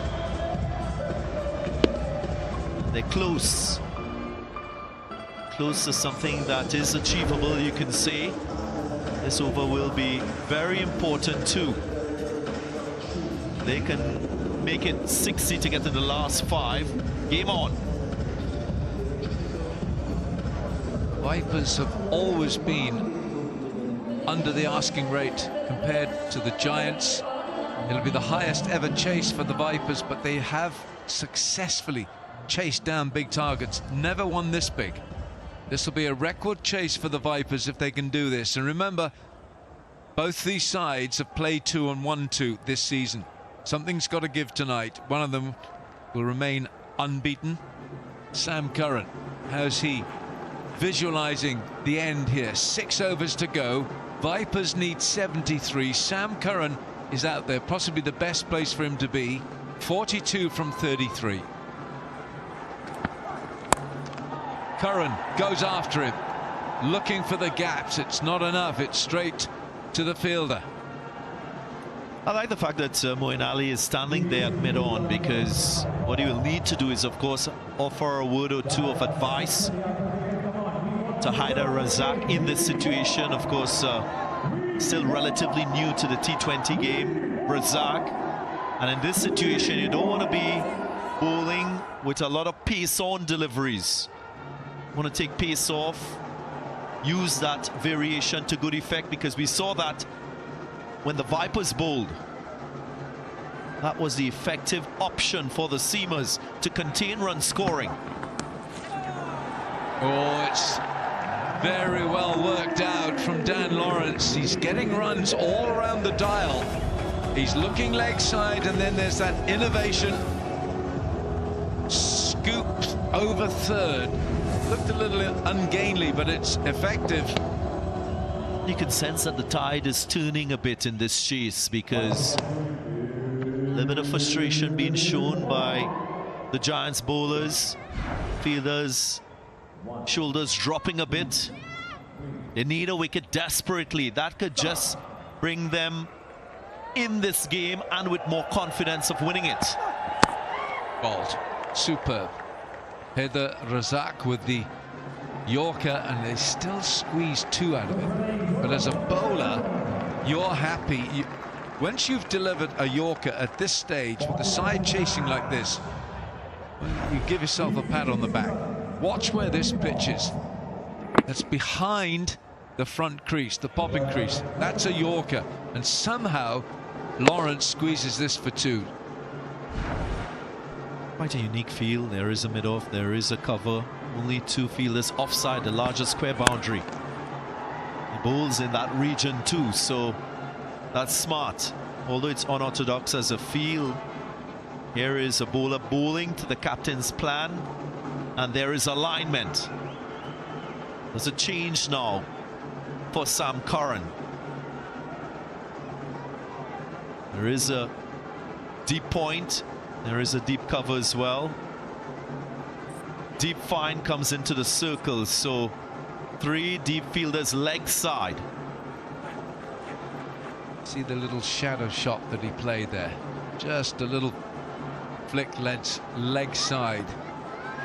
That's to the longest boundary though. Can't imagine he'll play it. Yes, he is.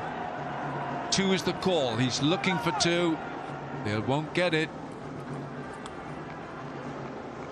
Dan Lawrence will be thinking about an additional boundary to end this over. And if he does achieve that, they're chasing 60 or less in the last 5. 9 so far from this over. So will Razak be thinking about that attacking Yorker to bowl a dot delivery, or at most concede just 1?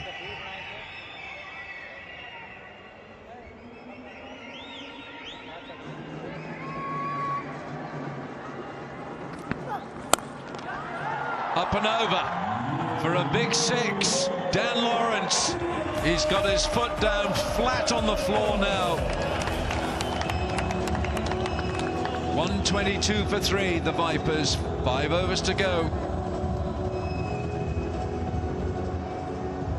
And just 58 required in the last 5, so that's a great position for the Vipers. Again, the accuracy in that Yorker off. It was in the slot. Lawrence didn't miss out on that occasion. Pressure on for Moeen Ali and his men.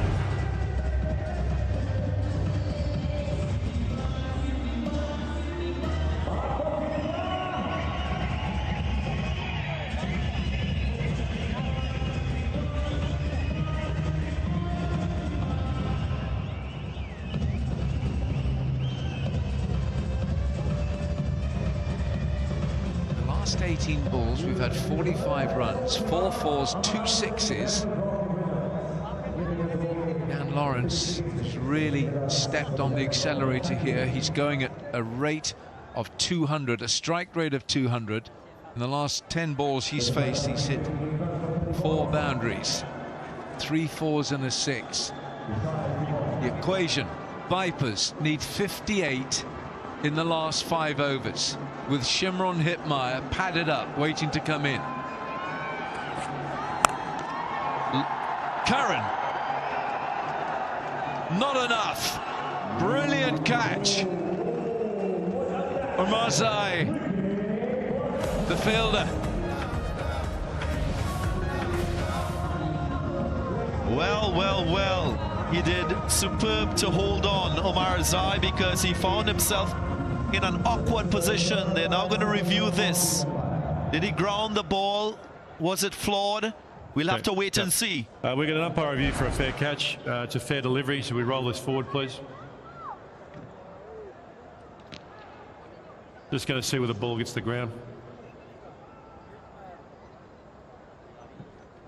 Okay, ball comes loose here. It's wedged in his elbow.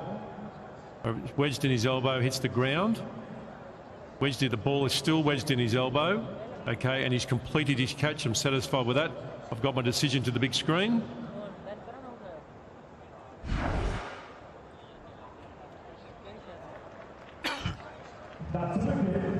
Well, it looked like he was cradling his baby daughter, but it was a cricket ball. And he was taking very good care of that ball, ensuring it was not going to bounce out of his arms. Don't go away, I'm looking after you. And he did, and it goes as a catch. Sam Curran's gone for 44. Vipers 122 for 4. And we'll have a timeout for 2.5 minutes.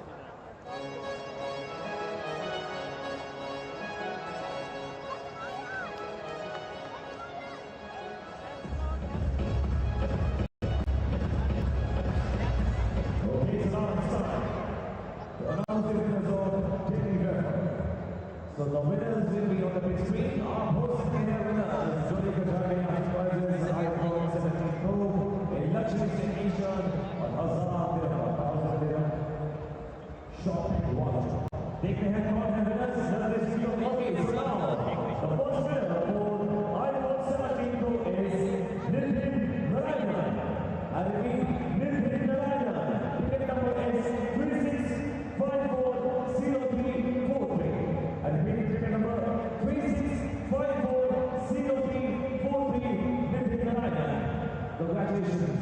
Now, the winner for luxury station is Hrithik Kanodia. And repeat, Hrithik Kanodia. And the ticket number is 35386208. And repeat the number 35386208. Hrithik Kanodia. And now, the winner for 1,000 dirham shopping voucher is Vigan Sagar. Ticket number is 36866092. I repeat, 36866092. Vigan Sagar. Big congratulations to all the winners. I request each one of you, please go and the registration desk is outside and claim your prizes. जितने भी यहाँ पर winners हैं, उन सभी से गुजारिश है registration desk है outside जहाँ पर काफी वाले लोग हैं, so please go there and claim your prizes. So big congratulations to all the winners और आप भी हो सकते हैं winners क्योंकि हर रोज हर मैच में हम ये winners अनाउंस करेंगे. तो पहला क्या है, आपने टिकट्स परचेज करने के बाद ऑटोमेटिकली आपकी टिकट्स हर मैच में वो रेफर ड्रॉ में चले जाएंगे और मैच के दौरान हम इन टिकट्स में से टिकट्स को पिक करेंगे और जो वो टिकट्स होंगे वो होंगे winners इस रेफर ड्रॉ में. So हर रोज यहाँ से iPhone 17 Pro, 11 station and 1000 dirham shopping voucher आप जीत सकते हैं. और फाइनल डे जो होगा 4 जनवरी को, फाइनल डे को आप में से ही कोई एक लकी विनर लेकर जाएगा ऑडी A3 अपने पर. So Vipers with just a time to relax and contemplate what Shimron Hetmyer can bring to the equation. He brings 5,997 runs, 3 gets him. See, I'm good at maths, aren't I, Darren? To 6,000. Strike rate, that's the important one. 142. Go to the head of the class, Alan. Well, this man's gone to the head of the class for the Vipers this season. He's got runs for them at the important time, and still there's plenty of batting to come. Tushara, in he comes. Oh, he would have had a wide, I'm sure. But Shimron likes to feel the ball on the bat. Yeah, Sam Curran, he's been a bystander in that partnership of 60 with Dan Lawrence, who was striking at 200. Just miscued this one. Tripped on the way to completing this catch. Asmatullah Omarzai, luckily he held on. Strong grip in his arms to complete that catch. Good adaptation. Dan Lawrence has shouted 2. Mark Adair, the fielder. Shimron says, in fact he didn't say, screams no. What will help in this situation is, of course, if Dan Lawrence spends more time at the non-striker's end. Hetmyer, being a new batter, will just allow Moeen Ali a little more time to gather his thoughts, to just slow the game down, which will work in his favor.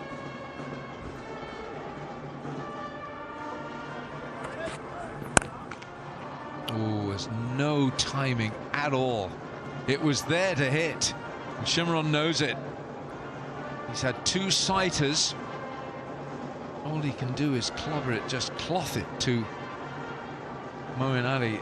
Right, our win predictor says the Gulf Giants, Moeen Ali's Giants, are 70% winning this game, 30% for the Vipers. I think it's a bit closer than that. Maybe my battery needs changing.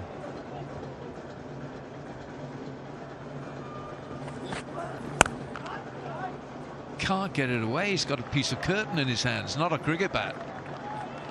Exactly the point I was making about Hetmyer being on strike, being the new batter. He's just batted 2 dot deliveries, so Dan Lawrence will feel that pressure a little bit more than Hetmyer. And the pressure is building because this over, a wicket first ball and just 2 singles, followed by 2 dot balls. Required rate is a fraction under 13.5. Need a boundary. Is he going to get one here? Is he going to get one here? Yes, he is. They needed that boundary. 16 gone, the Vipers, 128 for 4. Grandstand finish.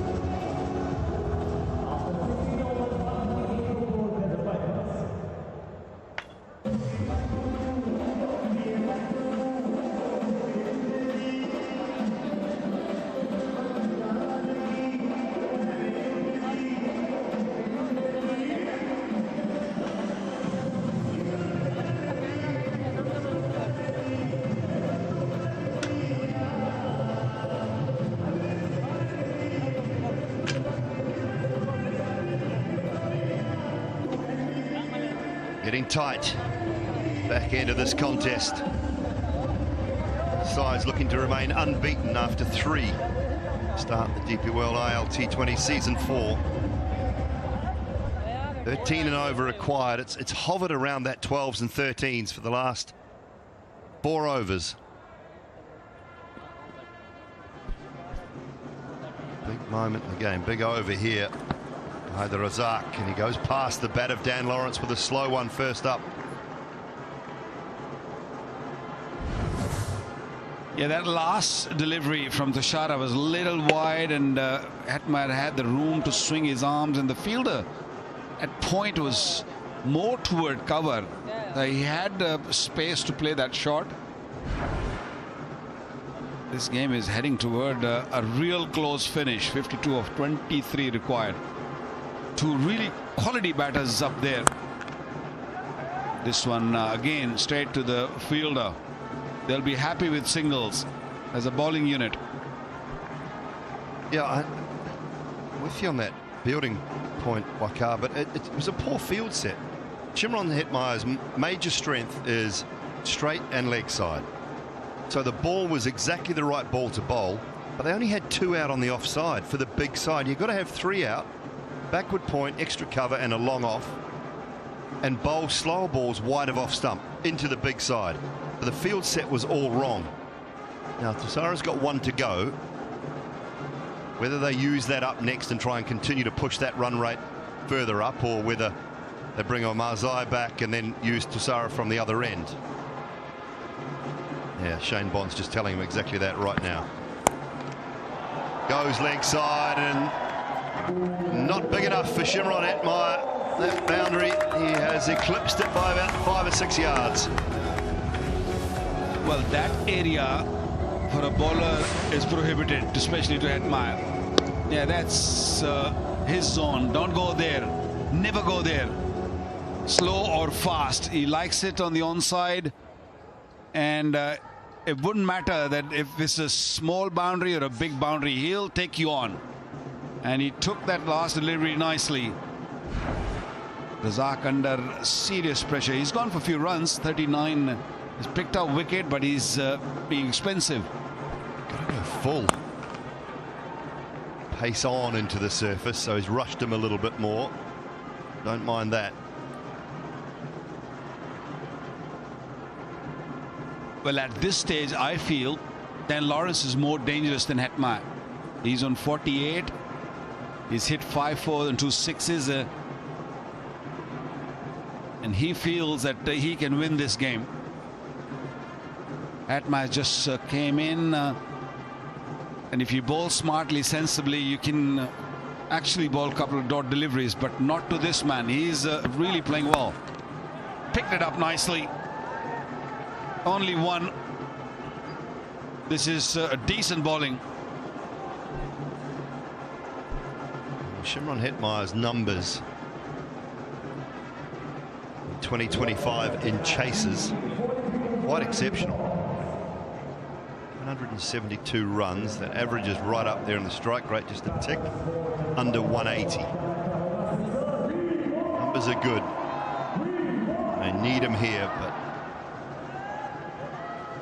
Razak find a decent delivery last ball. Straight up, but it's no man there. There is no one there, and it's 1 bounce 4. So 13 from the over, just a tick under the required rate, but they're keeping themselves in it here, the Vipers. 141 for 4.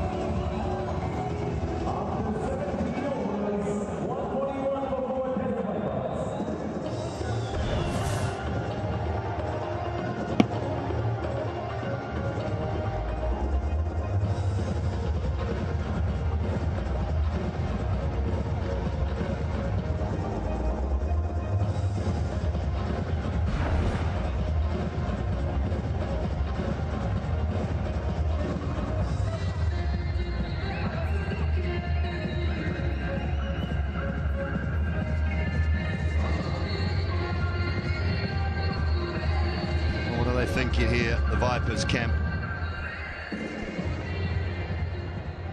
13 and over required. Well, Marzai's got 2 to go. Adair has bowled out, Razak's bowled out, and then Moeen and Liam Dawson have bowled 4 between them. Callers for 2. I'm not sure it's on. It's not. 50 for Dan Lawrence, his second in the DP World ILT20, his 22nd overall in T20 cricket. Played really well. When he arrived at the crease, the required run rate was quite high. He just made sure that he stuck around the required run rate. Played some beautiful shot. The good strike rate, 178.5. 38 of 17.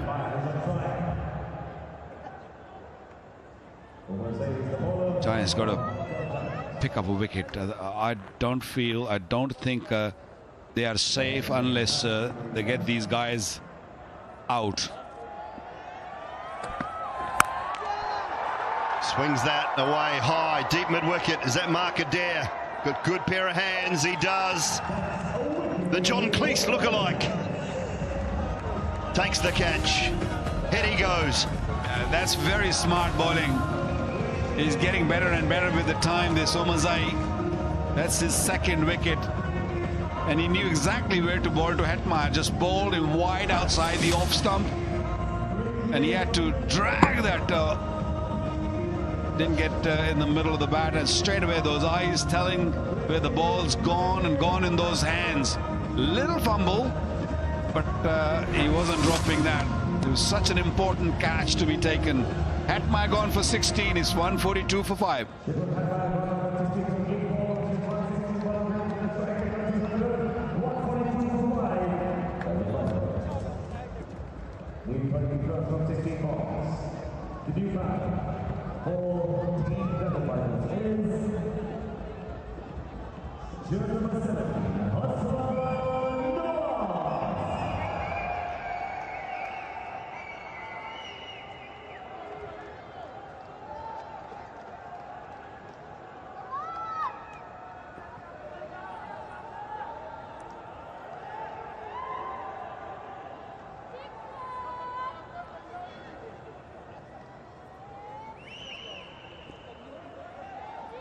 Hassan Nawaz is the new man at the crease.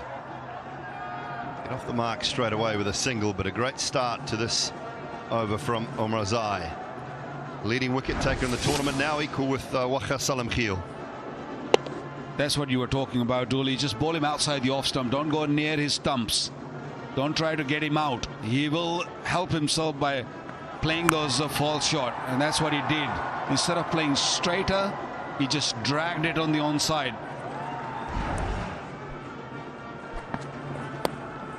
Gets it over the top. Nicely played. It'll only be a couple, though, I think. No, double it. Make 4. Skipped on a bit quicker. We have a little bit of dew, but ball still skidding very fast, going to the boundary very quickly. It was a slow delivery. And he's played this shot a couple of times tonight, controlled it nicely, played it very close to the body. And he made sure that he just go over those two fielders. Maybe the fielder could have put his foot in, but decided not to. 14.14 required.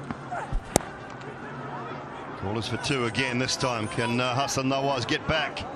Be tight, it'll be tight. Oh, it was a brilliant throw. Just wide of the stumps. Such a good throw, it was flat. Oh, the G-Baz couldn't find the woodwork. I don't think Hassan Nawaz realized that it was Gurbaz. He didn't know that it was Gurbaz, the fielder. Gurbaz got a rocket arm. He was nowhere in the picture.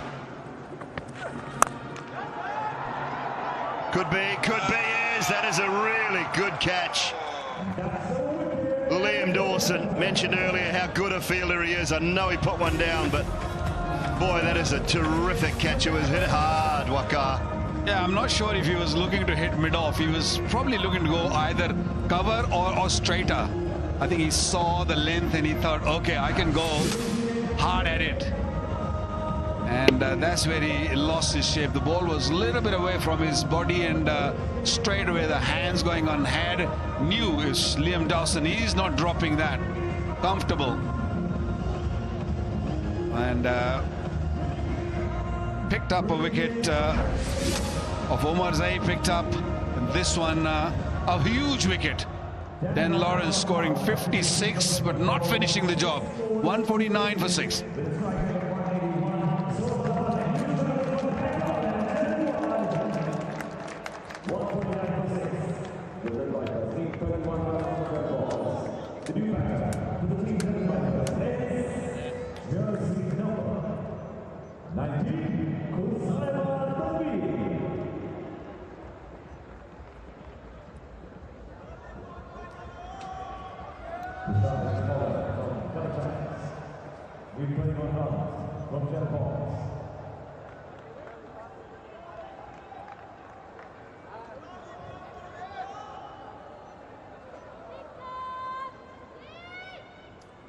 .31 needed. Just too wide, too wide. I can see what you're trying to do, and the plan is right. Just the execution slightly off.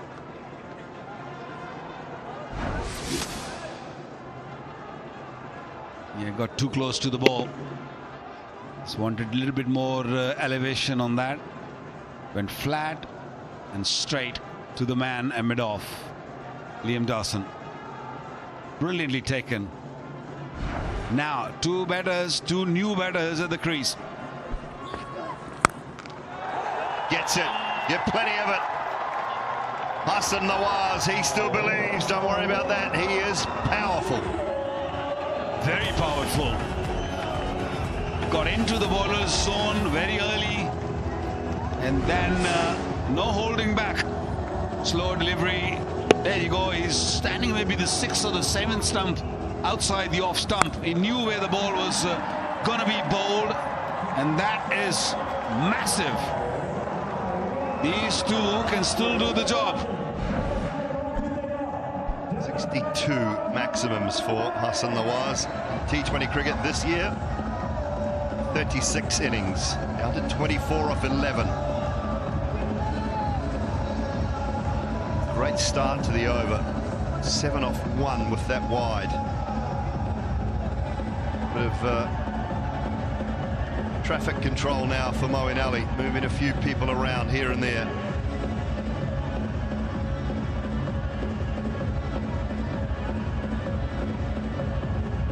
Bringing deep backward point up, so you wonder now whether he's looking to... No, change of decision. Can't make their mind up. Deep point going back. Square leg coming up inside the circle, so he's got to go wide. He's got to bowl wide Yorkers. That pace off wide didn't work last ball. Tries the pace off Yorker and gets an edge. An educated edge, a healthy one. You'll take them any way you can. Yeah, that length is not good at this stage. Yes, he's looking to bowl Yorker, but got the length wrong, and more issues for Moeen Ali. He's a lone man standing and trying to help the bowler to win this game for him. It was a length which really brought that edge into play. Need to be fuller if you want to bowl that length. That is not a good length. You got to go full or bowl straight. Don't give him room. He's got a very free-flowing bat swing. Now he's got to go straighter because that third's come up inside the circle. Doesn't. He goes wide. There's a man there. There's a man there, and he's taken it. Gerard Erasmus with the catch, and Tussara picks up the wicket. Hassan Nawaz, brief, couldn't get the job done either. Another slow delivery, another cutter into the surface. Hassan Nawaz had to make the pace out of it. Ball wasn't traveling, that's why he was forcing the ball. Try to hit it over that fielder, but no. That man a point. And a jubilant, very, very happy owners. That is brilliantly taken. The catch has been good. Hassan Nawaz gone for 11, 160 for 7.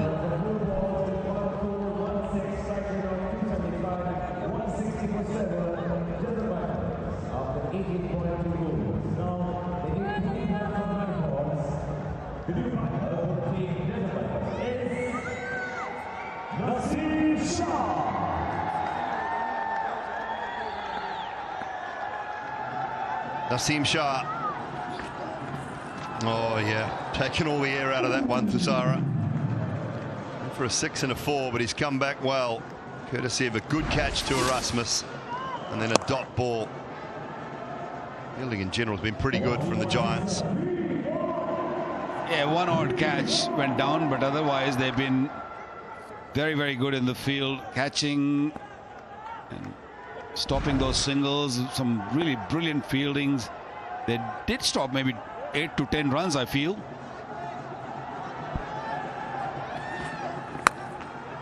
Toe into the bat, should just be the one. Khuzaima Tanveer, 31 off 12 in the last game. You know he's got power. Big job ahead now. Yeah, Vipers need boundary on this ball to make job a little easy. It's not going to be easy.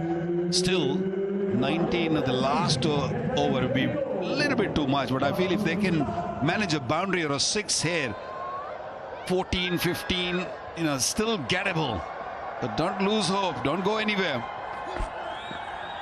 It's too wide. Oh, no, no, no, no. It's the last thing you need. Goodness me. Tom Moores. Has that spun on him?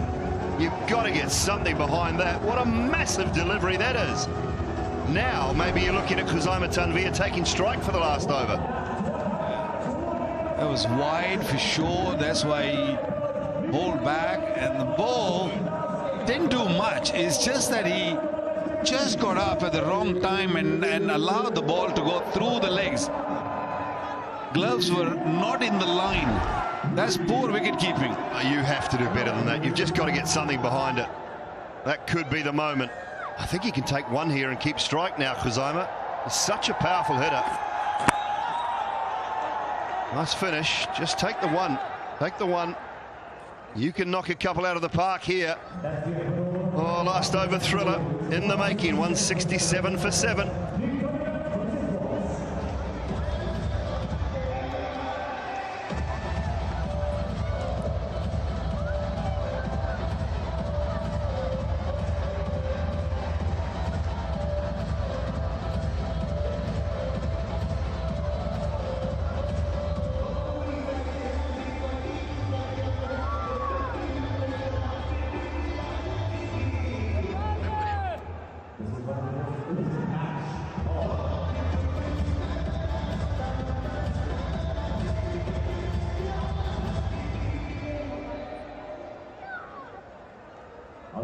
One to go, 13 required.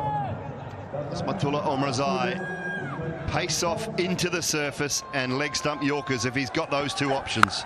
Pace off, bang! Bang goes Kuzama! Yes, please! Told you, put him on strike, he can hit the ball out of the park, and it's now down to 7 off 5. Oh, he presented him the delivery which he was searching for. Omarzai was looking for the stumps and watch what he did. What a shot. Great hands. No look shot. That is wonderful. What a timing. Not the first time we're seeing from Kuzama's bat. What a shot. And now Tom Moores is scratching his head. That ball was massive. It's just a poor delivery. It's a half volley slower ball. If you're going to bowl slow, you've got to go into the surface. If you're going to go full, you've got to get that leg stump Yorker in. Use the big side of the ground. Can he pull it back now? Omrazai. Into the surface, slow. He'll have a wicket. He'll have a wicket. And he gets there. Gurbaz with the catch. What a catch from Manula Gurbaz. Pace off into the surface, get the job done. Wow. What more are we going to see in this game? That's brilliant cricket overall. That 5 runs let off from the wicketkeeper has somehow been recovered. 6 of the first ball, and then Kuzama losing his wicket. Another brilliant catch by Gurbaz at mid-on. Wow, that is brilliant. 7 required of 4. And 2 wickets remaining. Moeen will be thinking, we can win this game. Kuzama gone 7. 173 for 8.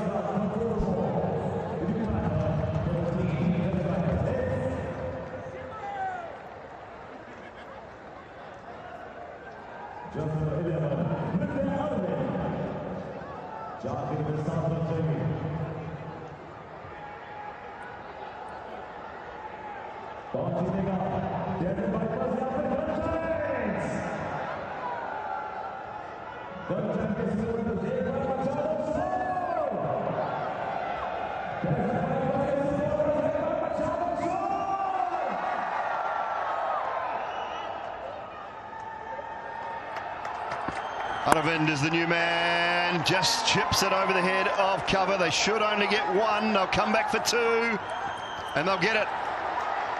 And that's all that's required. 2 a ball. 5 from 3 now.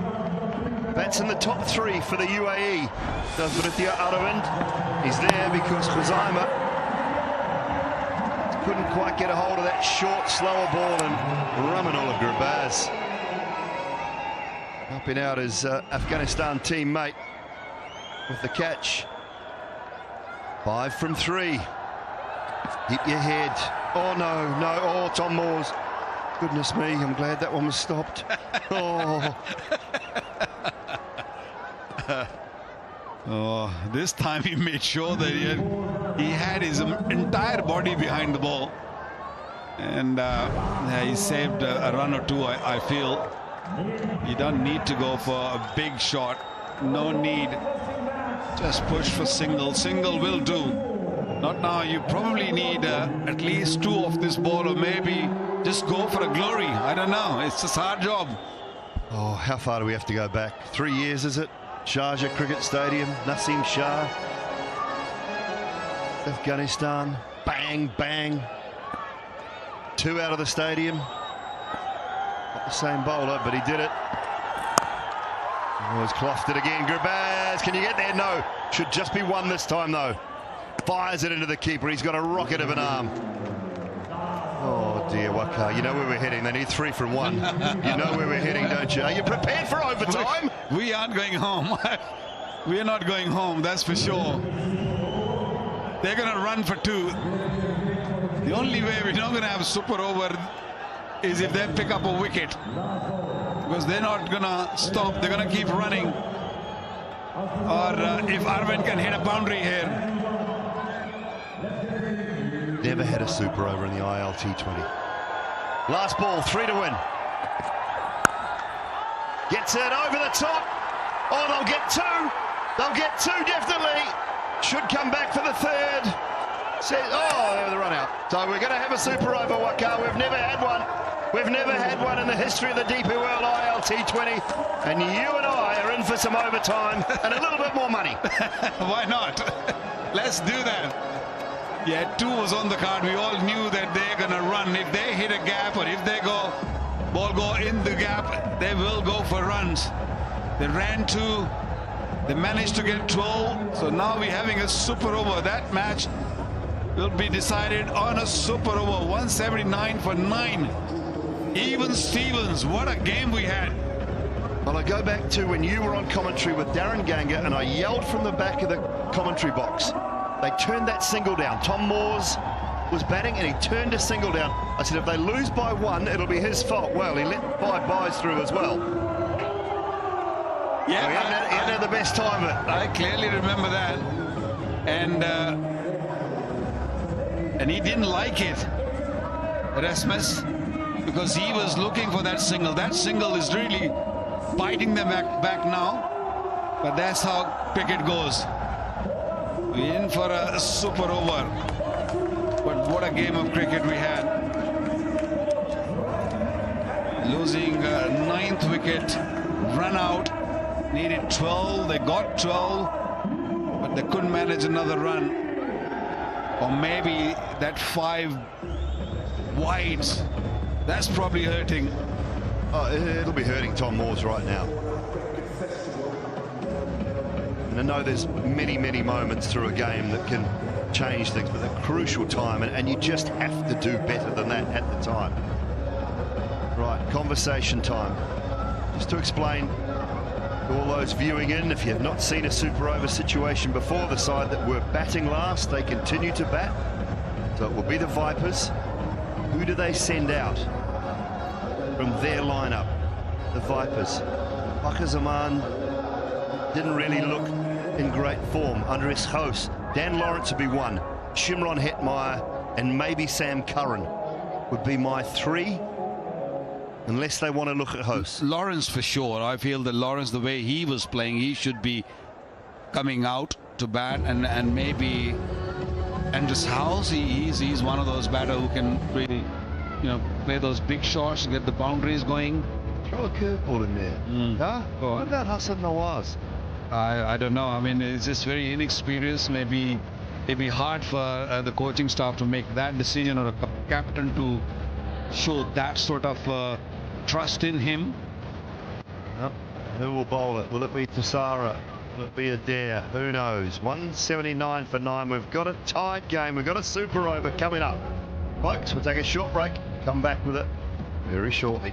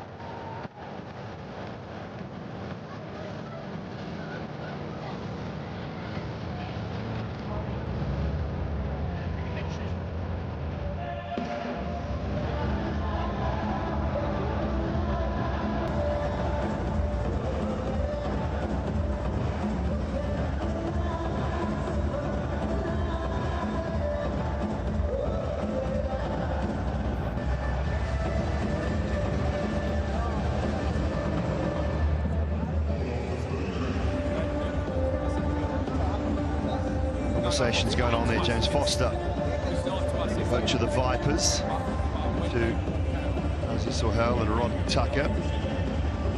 I think this conversation is about who gets to choose the end from a bowling point of view. They might want to look at Noor Ahmed. They might want to look at Noor Ahmed. So now they're just thinking about who chooses the end that the over is bowled from, because both overs have to be bowled from the same end. So the fielding side chooses which end it wishes to bowl its over. So if I'm with the Gulf Giants, Nuwan Tuzara, he bowled his best overs from our commentary box end, Wakar. So you would imagine they will choose that and look for the right-handers if they're coming out to hit to the big side. So therefore, if you're in the Vipers lineup, you're thinking, why don't we send a couple of lefties out? Yeah, then I guess you have to really stay wide outside the off stump. You cannot really bowl straight. So that's why all this discussion, all this talk, chat is all about which end, which batters, who's going to bowl, how we look at this game now. So we're not far away before we will see the Giants will come and bowl one over. I think Tushara will be the man to be bowling that over, that particular over. Yeah, I was right. Lawrence is the man. He looked really good. He is one of them, and he's still warm. He's still just got out a couple of overs before the game ends. So Hetmeyer's got pads on, so he's one of them. So there are three got to be pads on. I think you start with a left-right combination just so that it gives you a couple of options for the bowler, and we're pretty sure it's going to be Tuzara.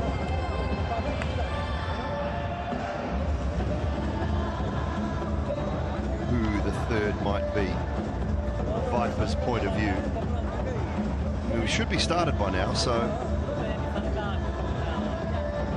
what's going on out there? Tucker's got the ball in hand. He's joined in on the conversation that James Foster. It's an animated conversation that is being held out there. We don't mind overtime, but get on with the job, guys. It's been a long afternoon, evening. Still not sure what exactly the talk is all about.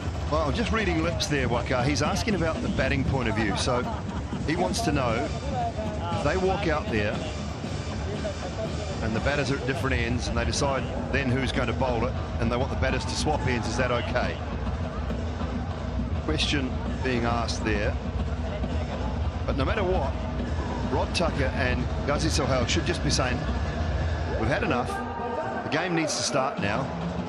Should know the laws. Let's go. Should it matter that who's going to be sort of taking the strike or who's going to be on the left or right?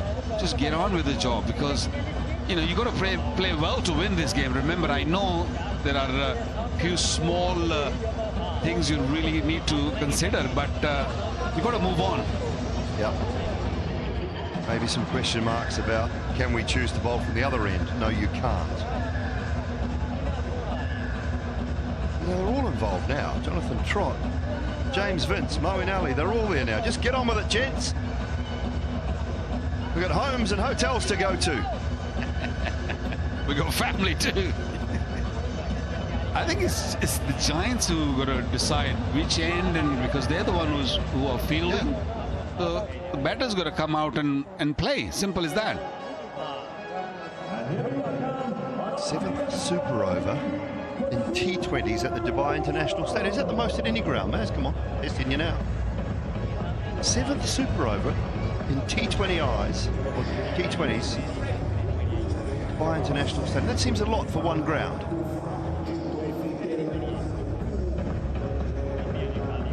There's a lot of cricket played in this venue. Pakistan used to play a lot of cricket here, and then we had World Cups, Asia Cups, Champions Trophy. There's so much cricket been played here. 7 number is not that big, to be honest.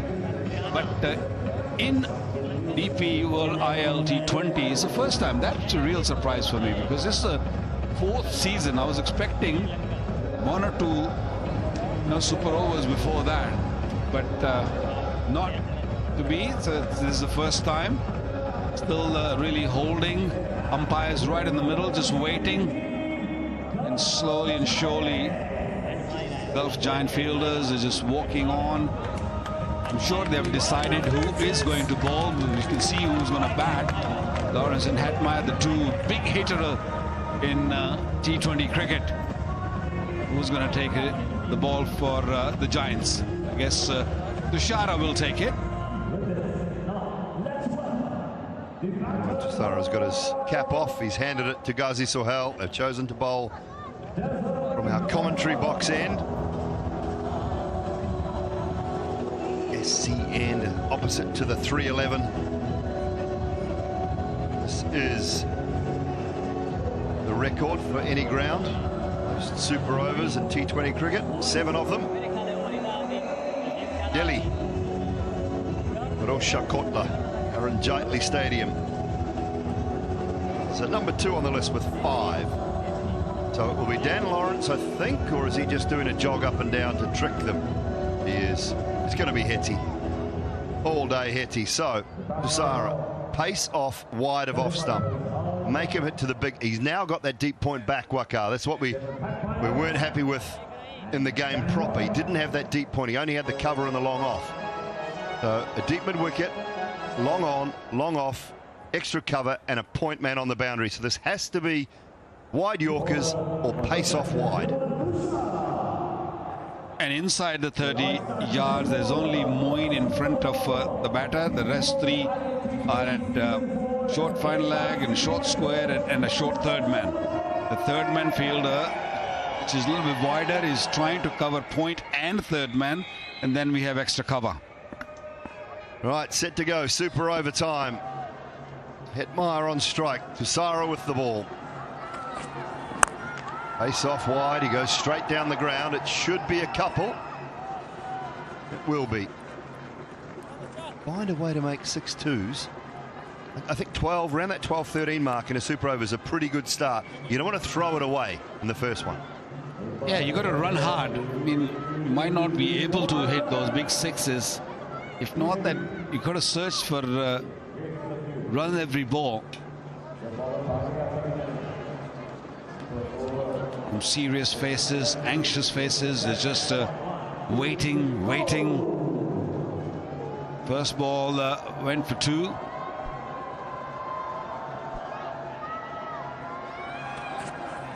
Oh, very close, very close. They're allowed a review. There is 1 review available. I tell you what, he's walked a long way across here. I think they take it here. This could be crashing into leg stump. Hetmeyer feels like he's missed out. And they will. We'll hear from Paul Wilson. We've got an LBW review, give it not out on field. It's a fair delivery. Looking at split screen now. Roll it through, roll it through, roll it through. There's a gap there on the left-hand side. Keep rolling it through. Okay, there's no bat involved. We can go through to ball tracking when it's available, please.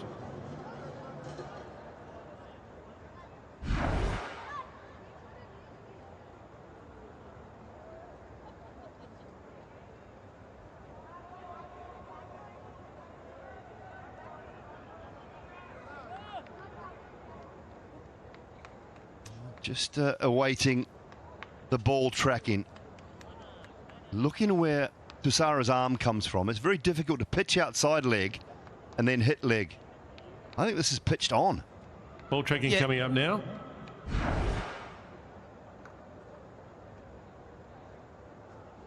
That's pitching outside leg, so the review is lost. You can stay with your original decision of not out, Ghazi. I'll let you know when you're on screen. Just outside, Waka. It was worth a go. Yeah, 100%. That was a real good delivery because he saw Hetmeyer going outside the off stump and smartly bowled, nice and straight and a quicker delivery. Brave delivery. Bit of risk, yeah. That's what you got to take at this stage. Lost their review. Only one in the super over. Lawrence goes leg side. Callers for 2. Erasmus, one-handed pickup. Not the strongest arm and a bit wayward as well. They need a big hit. They need somewhere around 12 to 15. That's the number these two probably thinking, or maybe more if they can. But first 3 balls, I think the Giants have done well. 2, 2 and 1 leg buys. Wicket will be ideal for the Giants. Viper will be thinking, why not hit a 6 here?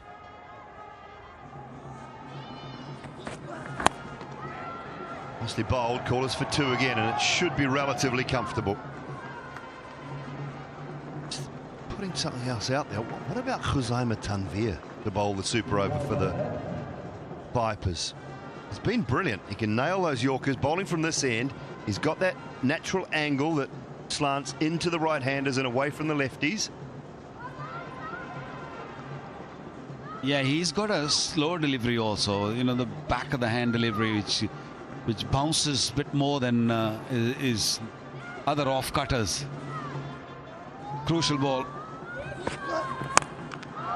Gets it. He gets it. Does Dan Lawrence. He was sitting back waiting for that slower ball in the box. Waiting, biding his time, and he picked it out beautifully. Well, the first 4 deliveries were spot on. So good. This time he got his length wrong, and that's what Dan Lawrence was searching for, looking for. Yeah, this was hit-me delivery. That wasn't the best of the delivery from Tuisara, and he knows that. 13 off it, 1 ball still to go.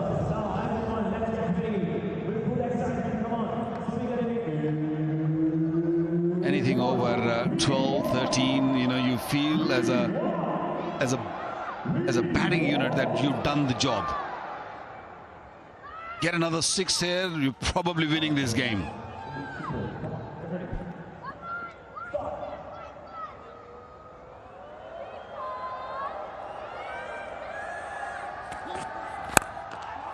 This time he's out. He should be out anyway.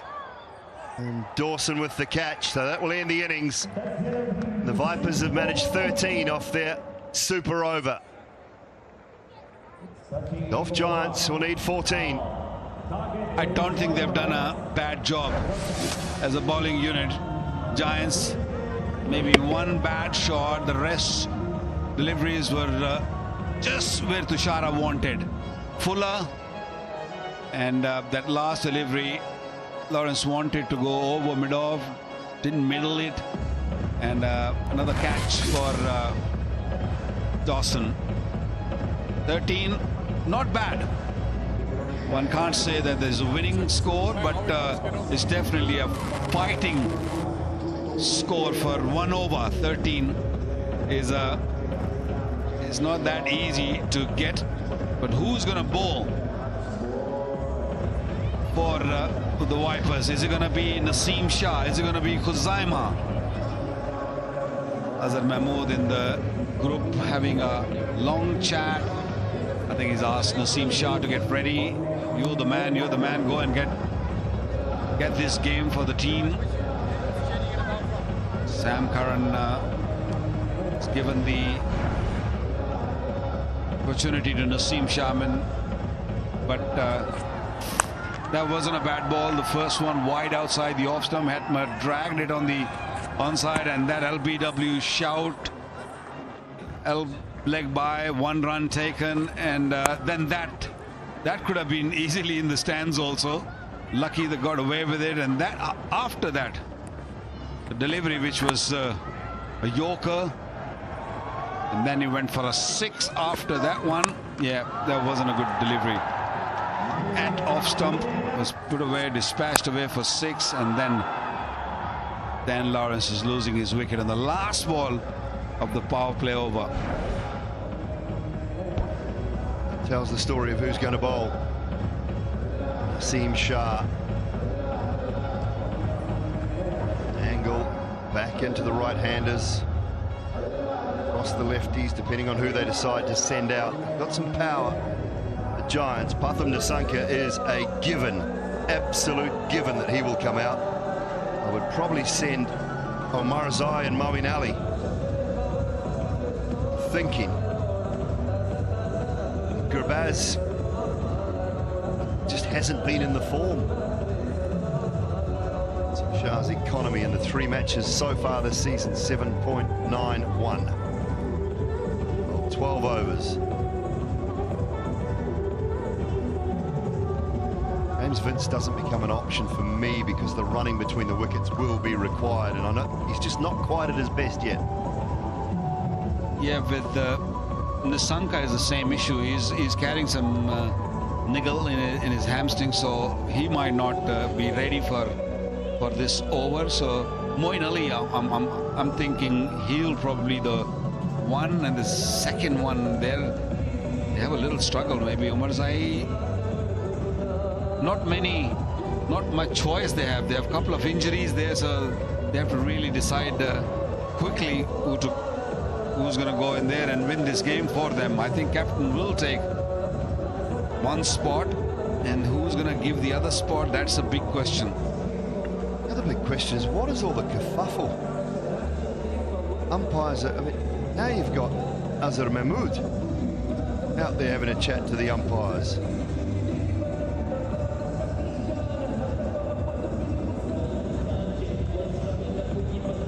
Name your 3 batters, so that's what's happening there from the 4th umpire. Name the 3 batters, and then he relays that to the 2 men in the middle. So I've been involved in a few super overs, Wakar, and this one's taking longer than most, and longer than it should.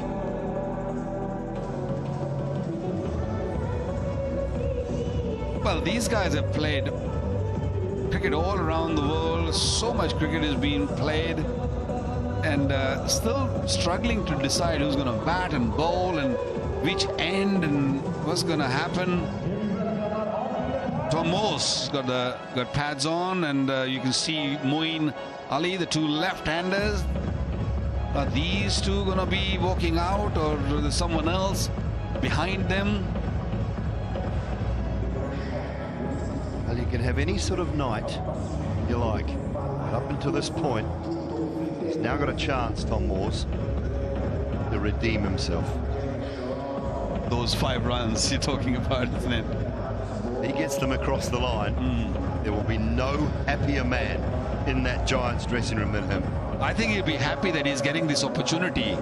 He's a kind of batter who can win them this game because he's a powerful hitter. All he's got to do is just stay composed. Sometimes he gets a little anxious and try to hit it too big or too hard and loses his shape.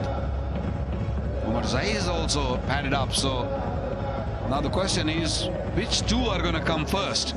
Is it going to be left and right, or the 2 lefties? That's an indication that Pathum Nissanka is struggling straight away, so let's hope everything's okay with him. Little injury that he's picked up, hamstring. That would be a brutal blow. Helmet not on for Tom Moores. He's probably going to be number 3. Still going. Vincey, just go and sit down, James Vince, and let them get on with the damn game.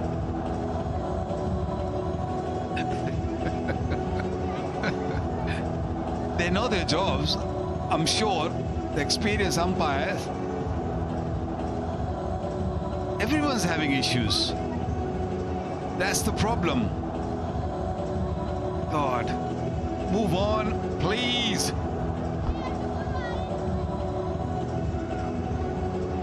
Well, just a little bit of admin for you.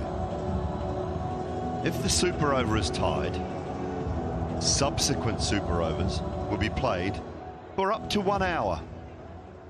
At least the 311 might be cleared by the time we go home. Each team is allowed one unsuccessful player review in each super over.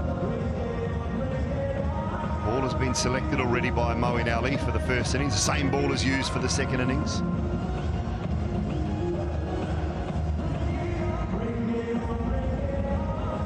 Stop it, stop it, Bucko, stop it.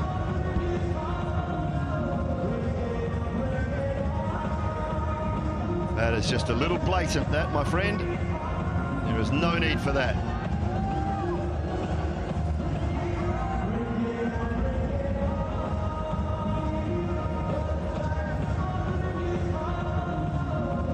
Still having a chat. Still not happy. Somebody's not happy.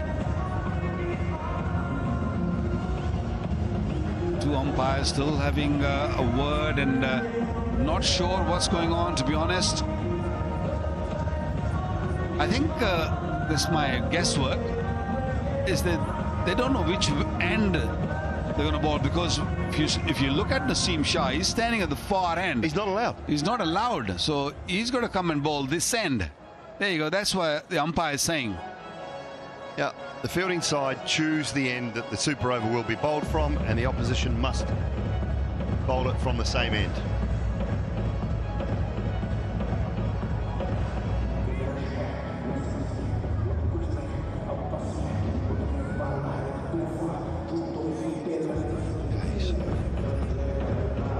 Far away, folks, not far away.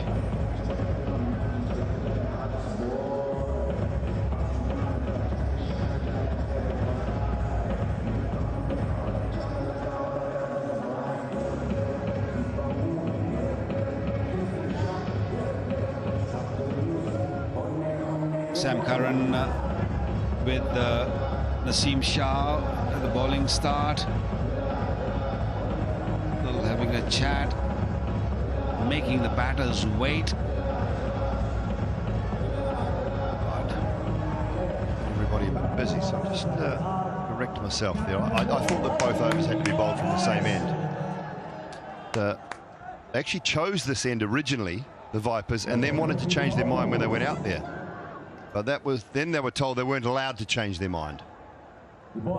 Thank you very much to Taufel and to Paul Wilson for passing on that information. Simon Taufel's got a bit of work to do tonight. Might be getting a visit from Fakhar Zaman, I would imagine, if he's doing his job. Anyway, here's Naseem Shah. Oh dear, oh no. We've got a freebie coming up here, folks. We've got a freebie, that's way too high, surely. These guys have wasted so much time hanging around. Naseem Shah could have easily stretched himself, bowl a few balls on the side before this delivery, and now this is a no ball. This, you don't really need to see the replay. This was way above the wayside, so this is a freebie.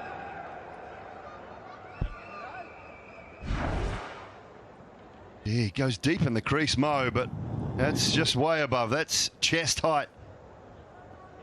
Okay, if ever you wanted to start, Moeen Ali, this is your chance. Oh dear. I think he's edged it. Well, he's appealing, but it's a free hit, Andres. Just settle down, can't get out. I think he's nicked it. That's why Andres House is appealing, but he can't be out. Have to have a close look at it. Yeah, the bat also hitting the ground. There were two sounds, and Moeen straight away looking at the umpire, thinking that it's going to be called wide, which I initially thought that it was wide because it was way outside that blue line. Lucky Naseem Shah to get away with it.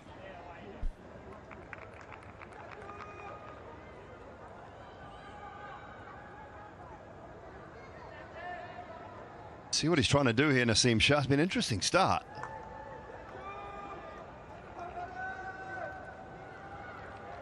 Man back at deep, wideish third and a extra cover and a long off in place. Moeen Ali's looking to go across to off stump, find something. Oh, it's another full one. I don't think that's too high. I'll just pick up one. The 2 off 2. Still 12 required. Yeah, the plan seems very clear to bowl a yorker, and if it is a full toss or a low full toss, still should do the job. The field is set for the delivery, which should go across the left-handers. The 3 fielders on the boundary on the offside, a backward point cover, which is more like an extra cover, and then mid-off. 3 men in the onside now. He's pushing himself at mid-on, going back on the boundary and bringing that third man fielder up in the circle. There's big room outside the off stump if he wants to slice it. Looks like it's going to be a slow one. Too wide, that one. And they'll pinch another one. So that'll be a wide +1. Another ball not bowled and another 2 runs scored. So he's still got 4 to bowl and they just need 10 now. Very lucky that the wicketkeeper got hold of it. Very frustrating for the audience. 2 gone, 4 on the board. We've seen a no ball also. Has to go for a boundary now, Moeen Ali. Well, Moeen's got to get the bacon slicer out here. I don't think he eats meat, but just get the bacon slicer out. Get it over backward point. There you are. There you are. Spins away. Should be a couple.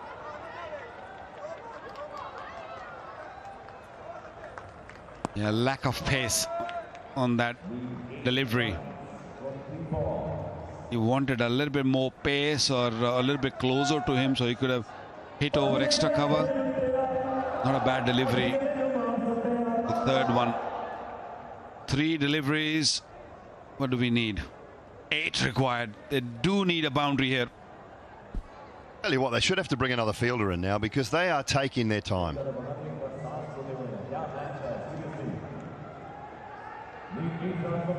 We have time penalties in a super over.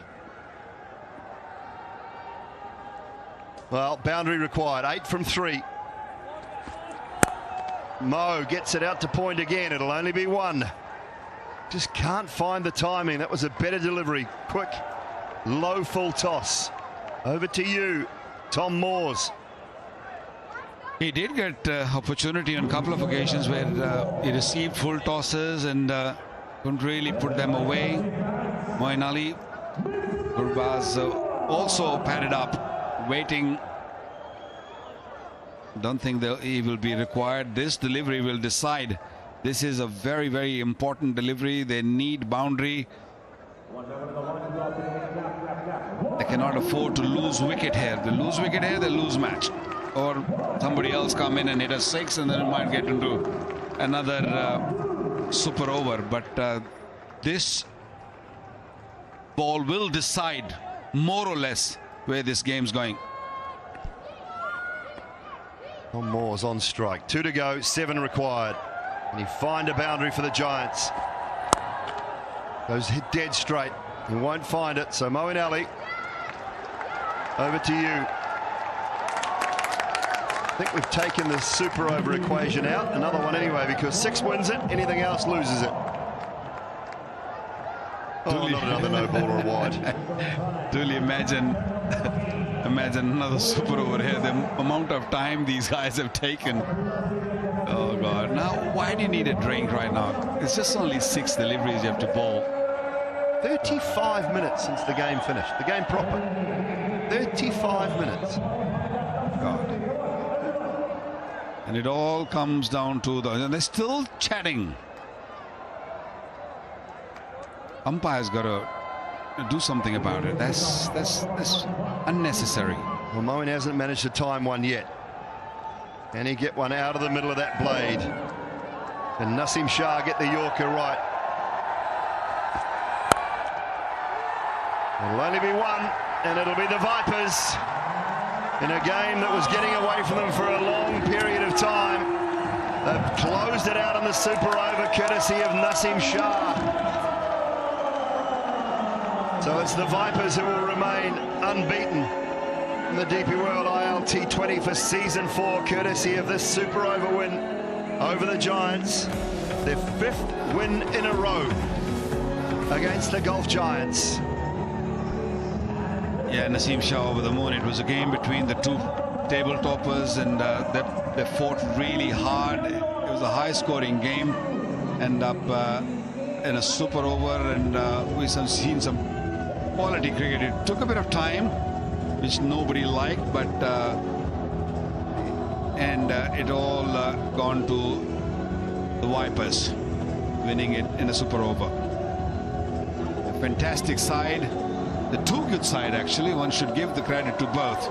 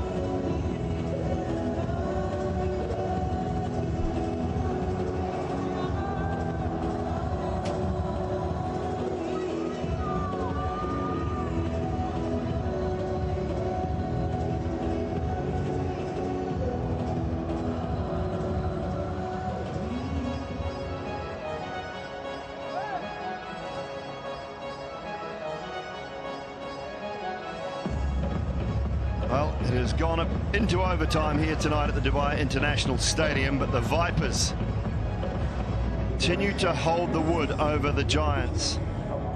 The only time, or the last time the Giants beat them was back in 2023 in the final. Haven't beaten them in 5 subsequent games since then. And the Vipers who have held sway.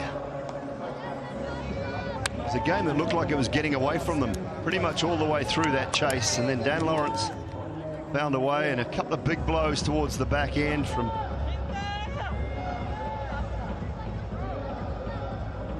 Uzaima Tanvir, Hassan Nawaz, just at crucial times when they needed them. And it was over to you, Naseem Shah, to get the job done with the ball. He certainly did.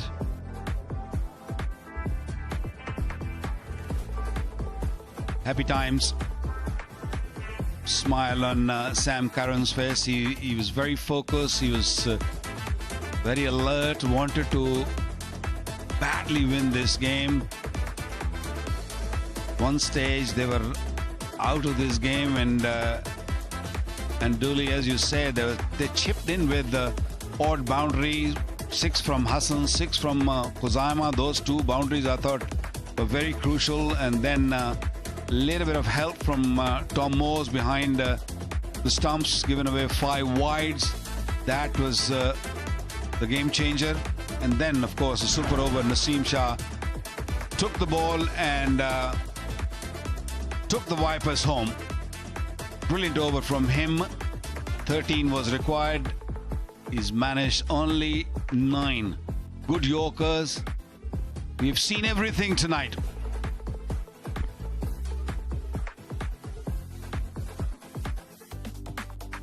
Well, in some scenes here at the Dubai International Stadium tonight, has gone into a super over, and the Vipers have managed to come out on top.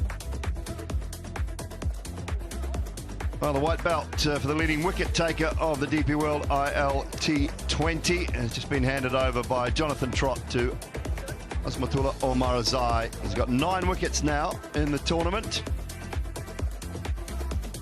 2, 3 and 4 in the 3 games so far. Salam Khil with 7. Ajay Kumar has been impressive. Noor Ahmed.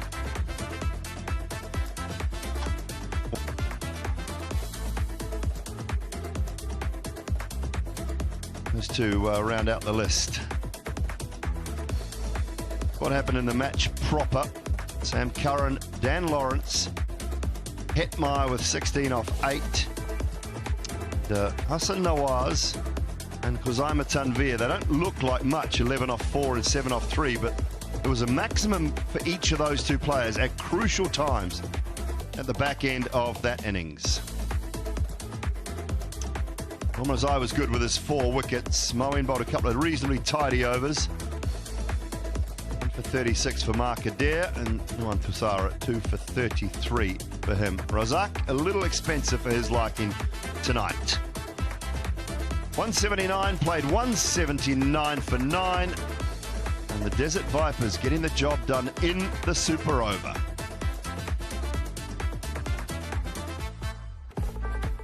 We still have one unbeaten team. That was always going to be the case, just a matter of who it was. Desert Vipers sitting at the top now on 6 points. The Giants have dropped their first game.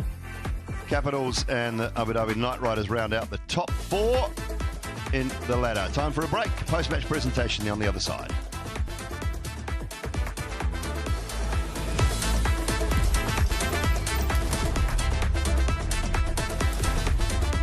DP World ILT20.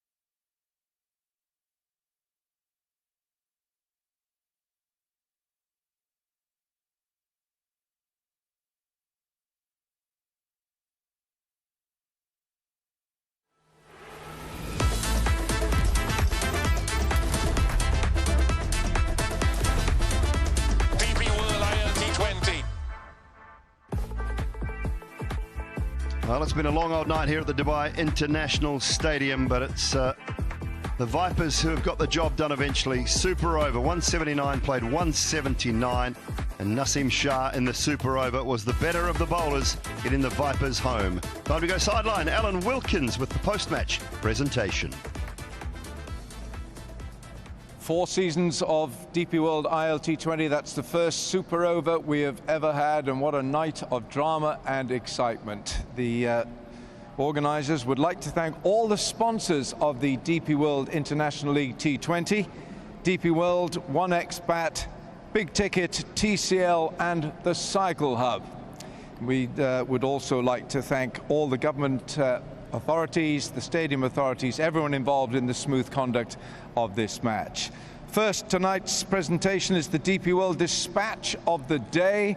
Check for $1,500 and a trophy, and the award goes to Khuzaima Tanvir of the Vipers for a 6 in the last over of regulation play. A magnificent blow this to take the match to a super over.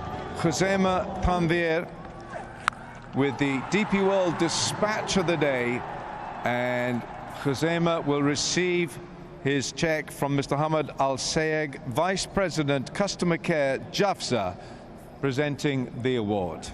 Thank you, Mr. Hamad Al-Sayeg. Right, let's ask Moeen Ali, the losing captain. Mo, just on the mark there. I don't like to say losing captain because that was such a great game of cricket. I mean, let's just talk very briefly about regulation, never mind about super over. Did you feel that you had it in the bag? Yeah, certainly. I thought we just made a couple of mistakes at the wrong time, where just allowed them to get back in the game. And every time we just needed maybe a couple of good balls. We gave them a ball that they hit, and they hit really well, to be fair. But there was a couple of mistakes, but all in all, a very good game. Just proves that every game that's played in this tournament at this level, it's just every ball is an event, isn't it? Yeah, 100%. And the game's never over until it's actually over, because there's so much good hitting now, especially towards the back end. And you're never safe with one side a bit smaller than the other, but it was a great game of cricket, great to be part of.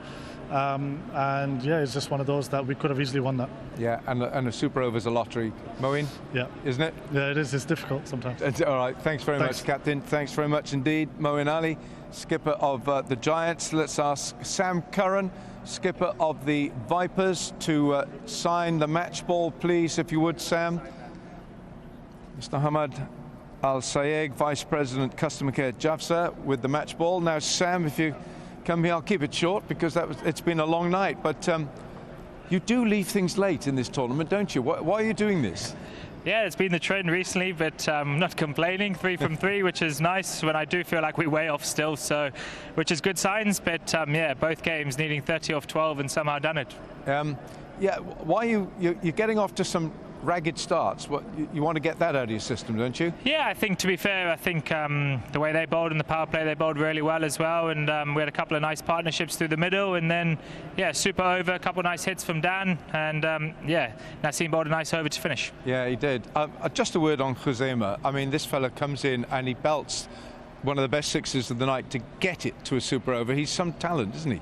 Yeah, it's great. I think he's been working really hard on his batting in the nets, and those type of players are great. You come and hit 6 off 1 and then kind of bowl really well as well. 2 for 20, I think he got, or something like that. So it's really good signs. I still think we want to get fractionally better with the bat. I think we can, in that power play, a few early wickets has been quite tough to kind of rebuild, and hopefully we're again back in action tomorrow in Abu Dhabi. So hopefully a nice belting wicket and a high scorer.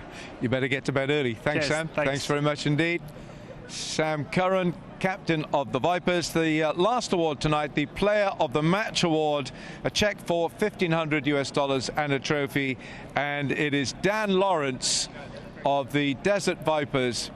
Dan Lawrence with 56 from 31, and Alex Lee, head of digital marketing for Ellington Properties, will present the award to leaving it there for me? Dan. Is that all right? Thanks, Alex. Dan.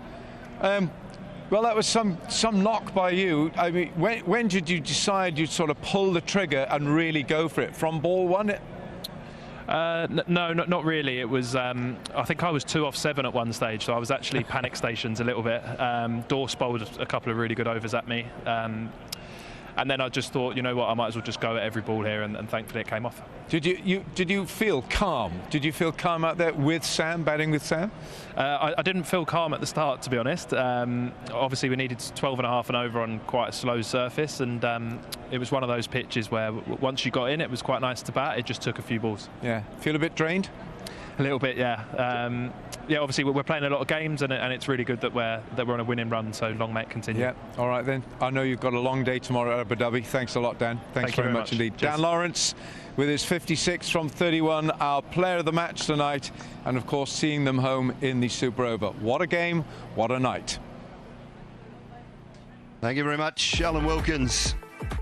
Well, the roadshow carries on the DP World ILT20. My Emirates up against the Vipers. So the Vipers have got the drive down to Abu Dhabi tomorrow. But stay with us if you are tuning in, because after the break, Cricket Safari coming up with Grace Hayden, Alan Wilkins and Darren Ganga. Thanks for your time tonight.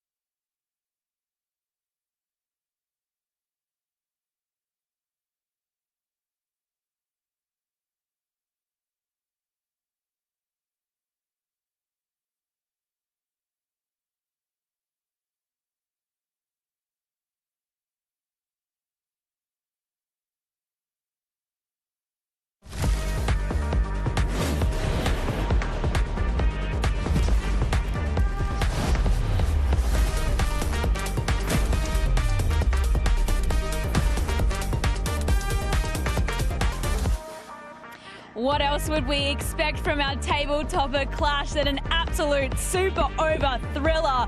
Wasn't the Vipers on fire tonight? It was right down to the wire. Sammy Curran dominating with the bat, had a lifeline, then Dan Lawrence seeing them clearly, not just in the innings but also in that super over. It was also Naseem Shah, that critical wicket for the Vipers in the super over too. Very happy skipper, very happy side all round. Let's take a look at the match summary for today. The Giants had a bat first. They posted 179 on the table, but it was the Vipers that fought back, tie. So we went to a super over. It wasn't that action-packed. They needed 16, and it was just an absolute thriller. All right, the leaderboard is up right now. This means that the Golf Giants have moved down to second spot after tonight's loss, and the Vipers are right up on the top of the table. Hello everyone, welcome to our post-match show. Joining me this evening is none other than Darren Ganger, Alan Wilkins and James Foster. You're the head coach of the Vipers. Stressed, you must be. I don't know, stressed, but it was a topsy-turvy game. I mean, just chatting to Jonathan Trott there after the game, I know very well, and it was loads of ebbs and flows in that game. Some really good cricket from both sides, some questionable cricket from both sides as well, but obviously naturally delighted that we got over the line. You always want to play the perfect game, and today wasn't that, but equally I thought we showed a huge amount of character, so delighted with the character showing, especially having to go at 12s for the majority of that innings. So really pleased with Daniel Lawrence in particular, playing sort of like a newish role for him, albeit he's got loads of ability. Delighted for him, and then a tie, then it goes into the super over. It was an interesting game of cricket. How do you keep the side calm when it does go into a super over, high pressure game for you?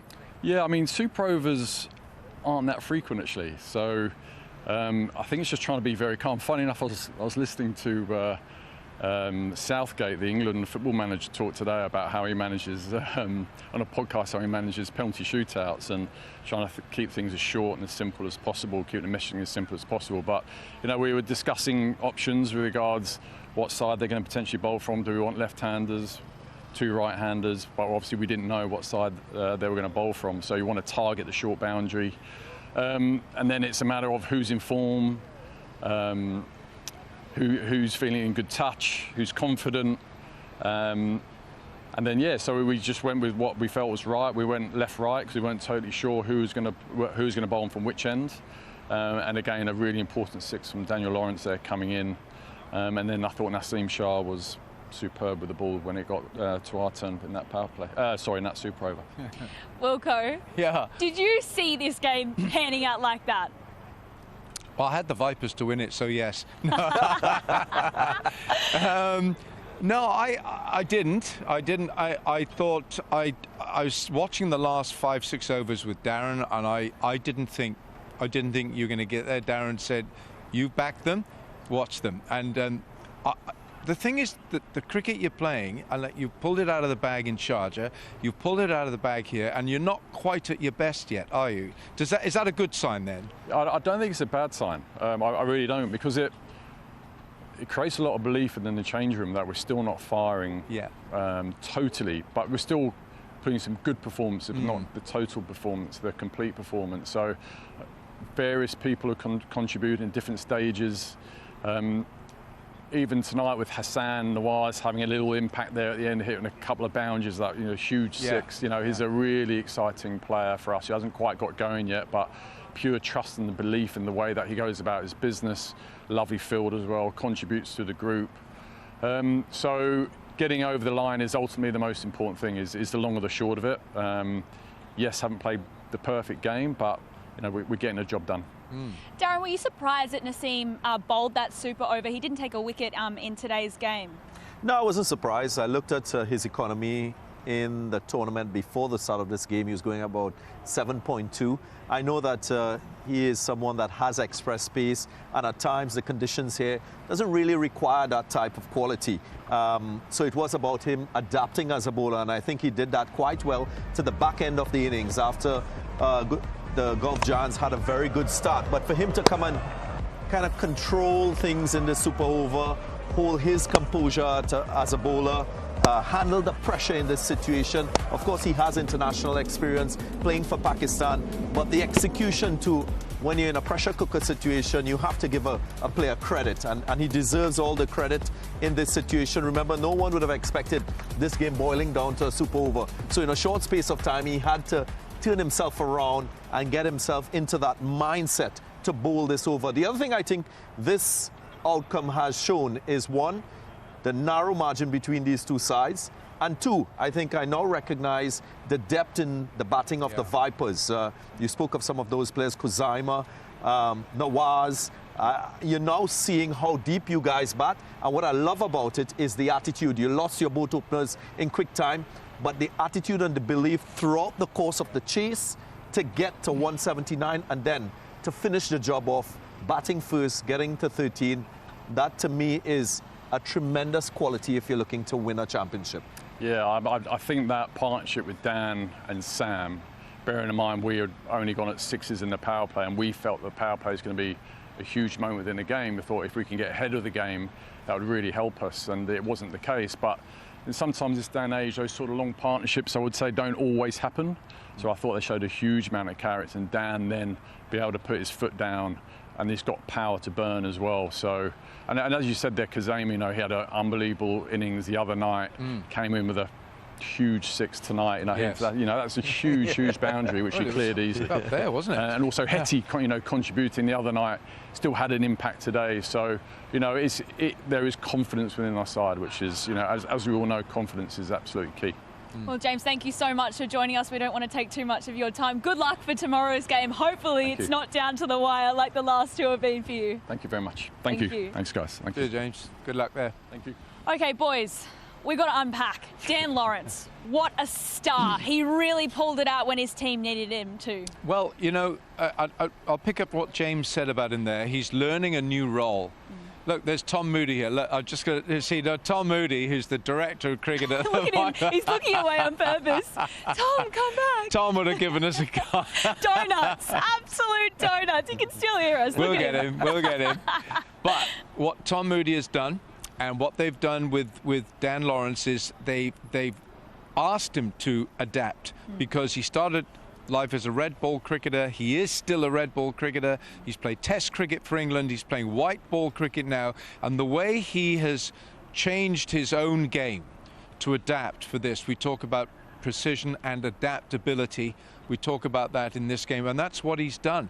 I mean, he changed this game. That's why he's the player of the match. I was with Gracie, I was watching with Darren there every ball, and while he was in, look at the way he adapts here with these different strokes, the choice of strokes for each ball, Darren. Indeed, and I think it's more instinctive type batting, a recognition of the situation of the match and the fact that he had to show that intent to score a boundary off every single ball, and his fierce focus was on show. Very different to what we saw from a guy like Gurbaz early in the innings. He was just reacting to the ball. And the very best finishers and power players in the game will tell you it's not about overthinking in this situation, it's about reacting to the ball. And I got a sense that he was doing exactly that. He did mention in that interview with you, Alan, that he knew that there was a point in time in that partnership with Sam Curran where he had to strike boundaries. And he switched into that mode, and it came off. So all credit to him and the way he played. Which immediately, Grace, tells you that Dan Lawrence is thinking.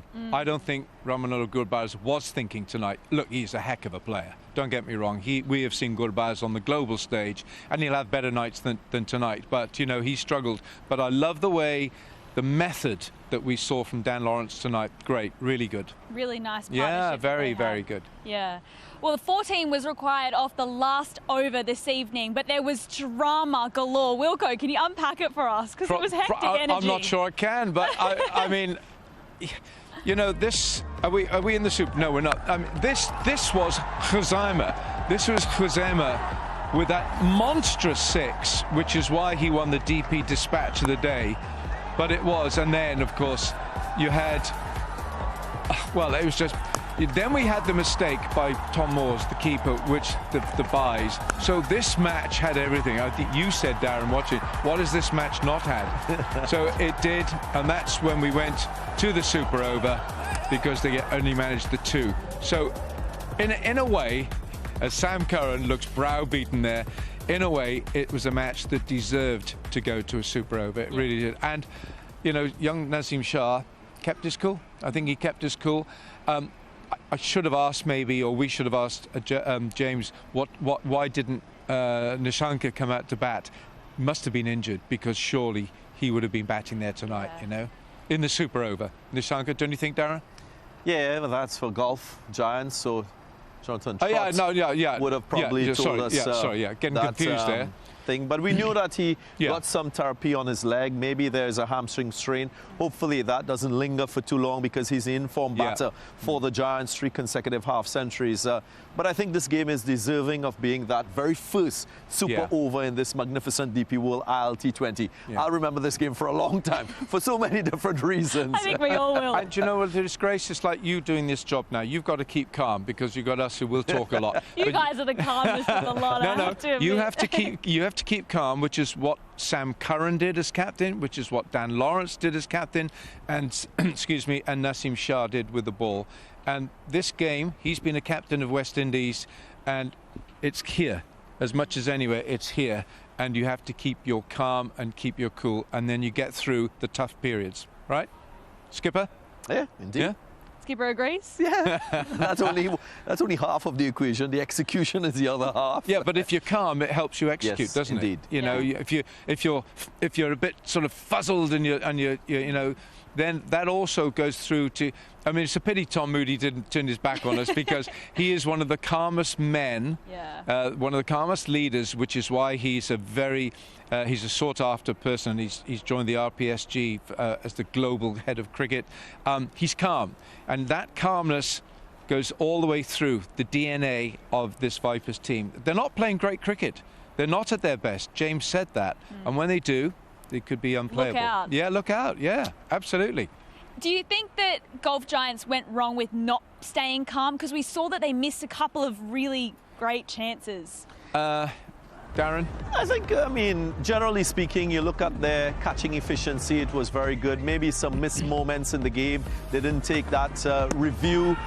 Again, that front foot no ball from Adair just overstepping, that would have been a critical wicket, the wicket of Sam Curran. He got a reprieve on that occasion, and we know the partnership that he stitched together with Dan Lawrence really brought the Vipers back in the game.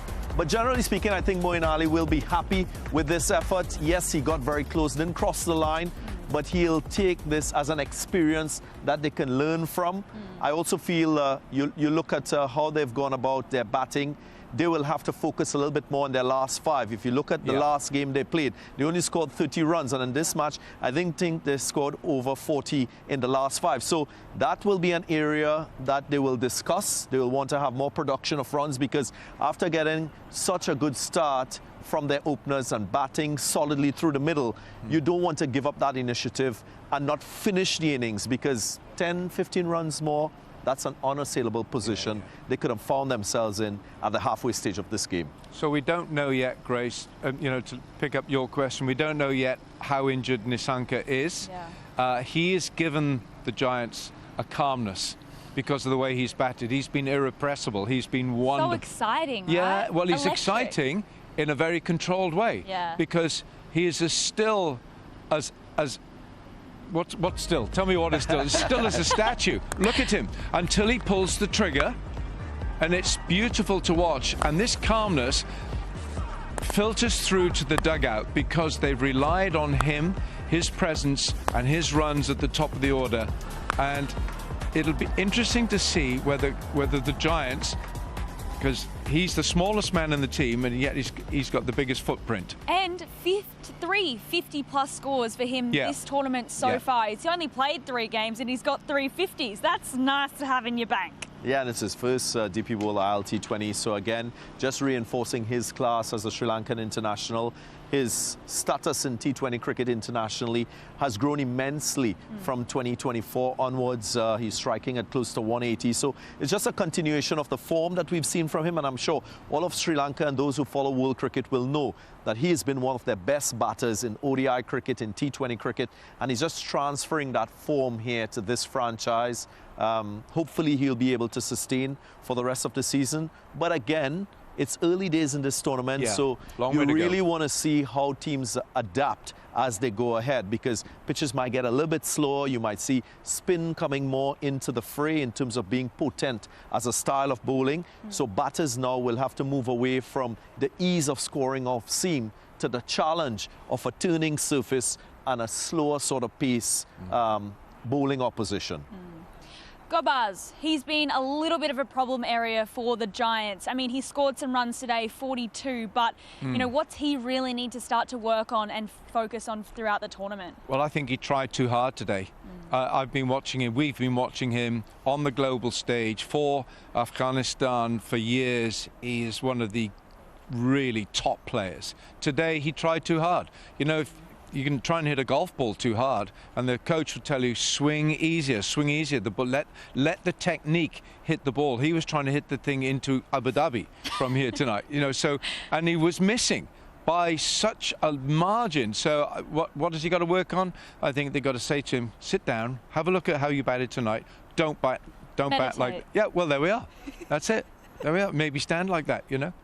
But I think he's got all the talent. Darren, you've seen him bat. We've seen him in World Cups. We've seen him with Afghanistan. He's the real deal. But I'll tell you something. As a wicket keeper, he's got the best throwing arm in the team. What about his catching skills too? Without the gloves.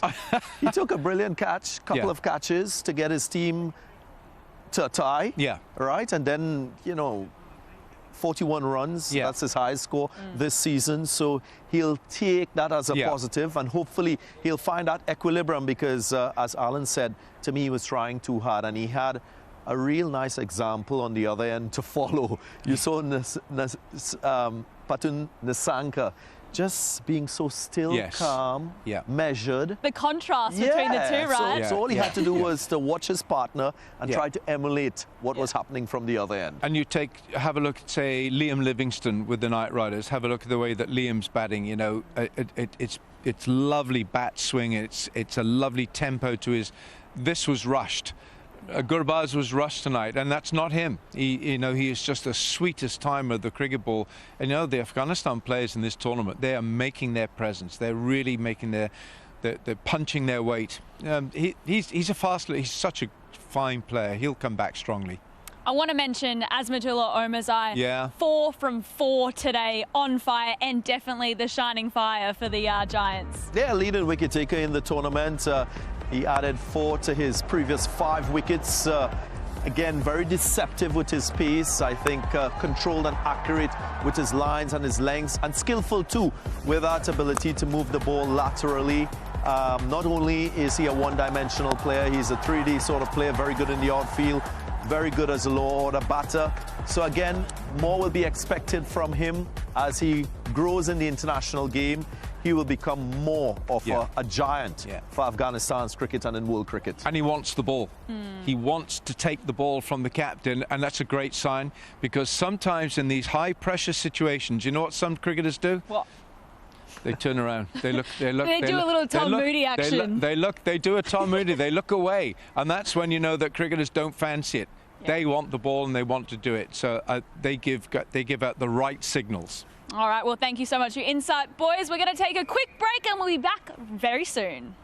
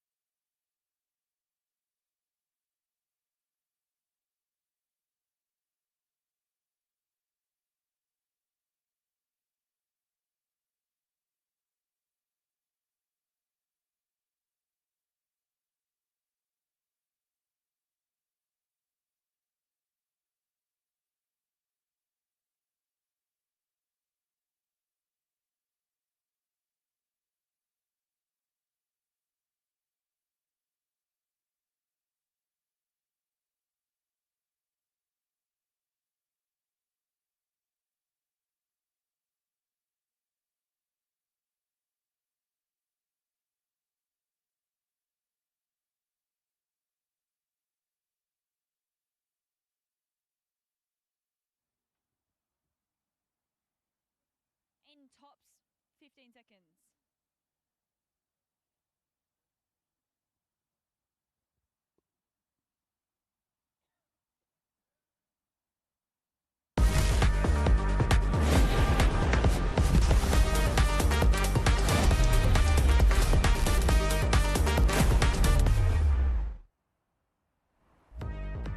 Let's take a look at our Jawal Dikal Inham Pal questions. Our winners, these are you. So if your name is up there, congratulations. Now there was two lots of winners from match number 6 and then 2 lots of winners from match number 7. Congratulations, everyone. Make sure you enter tomorrow for your chance to win as well. And tonight's winners will be announced tomorrow night.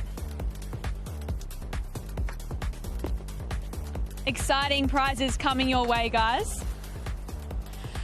Alrighty, tomorrow's game. We've wrapped up tonight's game. Tomorrow's game, My Emirates are taking on the Desert Vipers. We've just seen the Vipers. They've absolutely dominated tonight and they haven't lost a game. But My Emirates, they won their first game, last game, lost their first, so pressure is on. But I reckon they'll be able to do it.